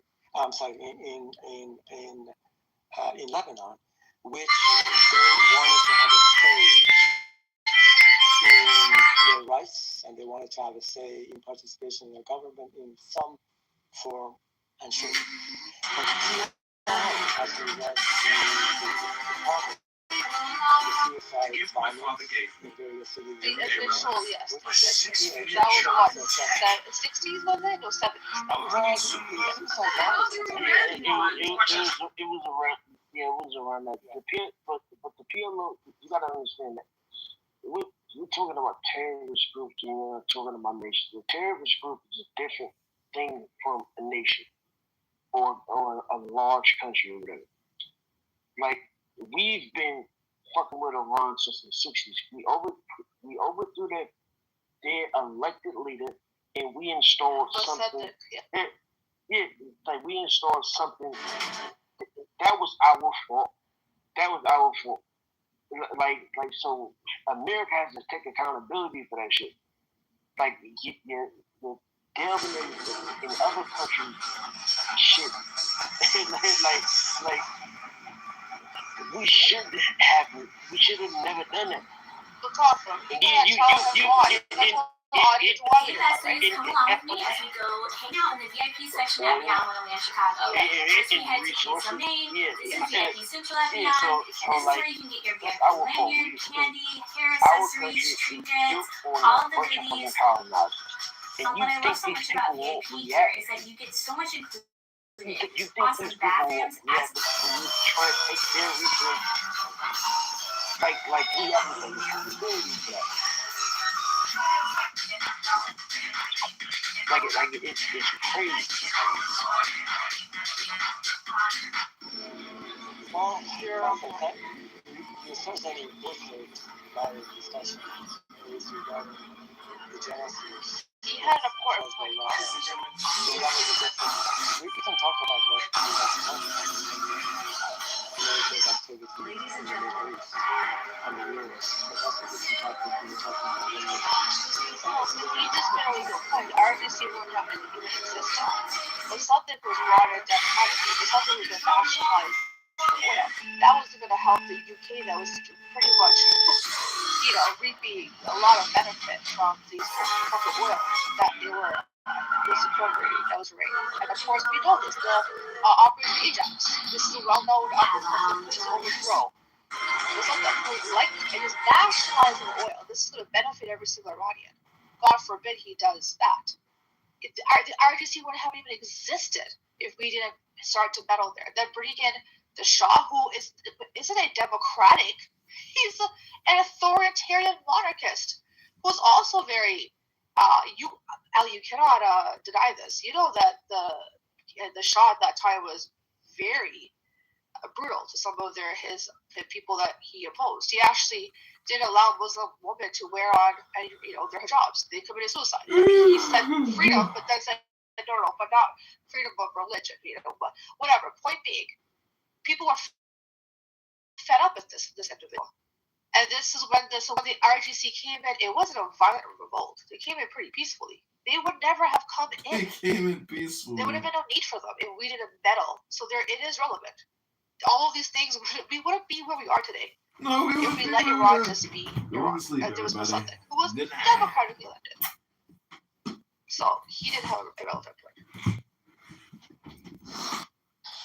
Okay, I have some comments here, but I think I've spoken enough. I know for sure.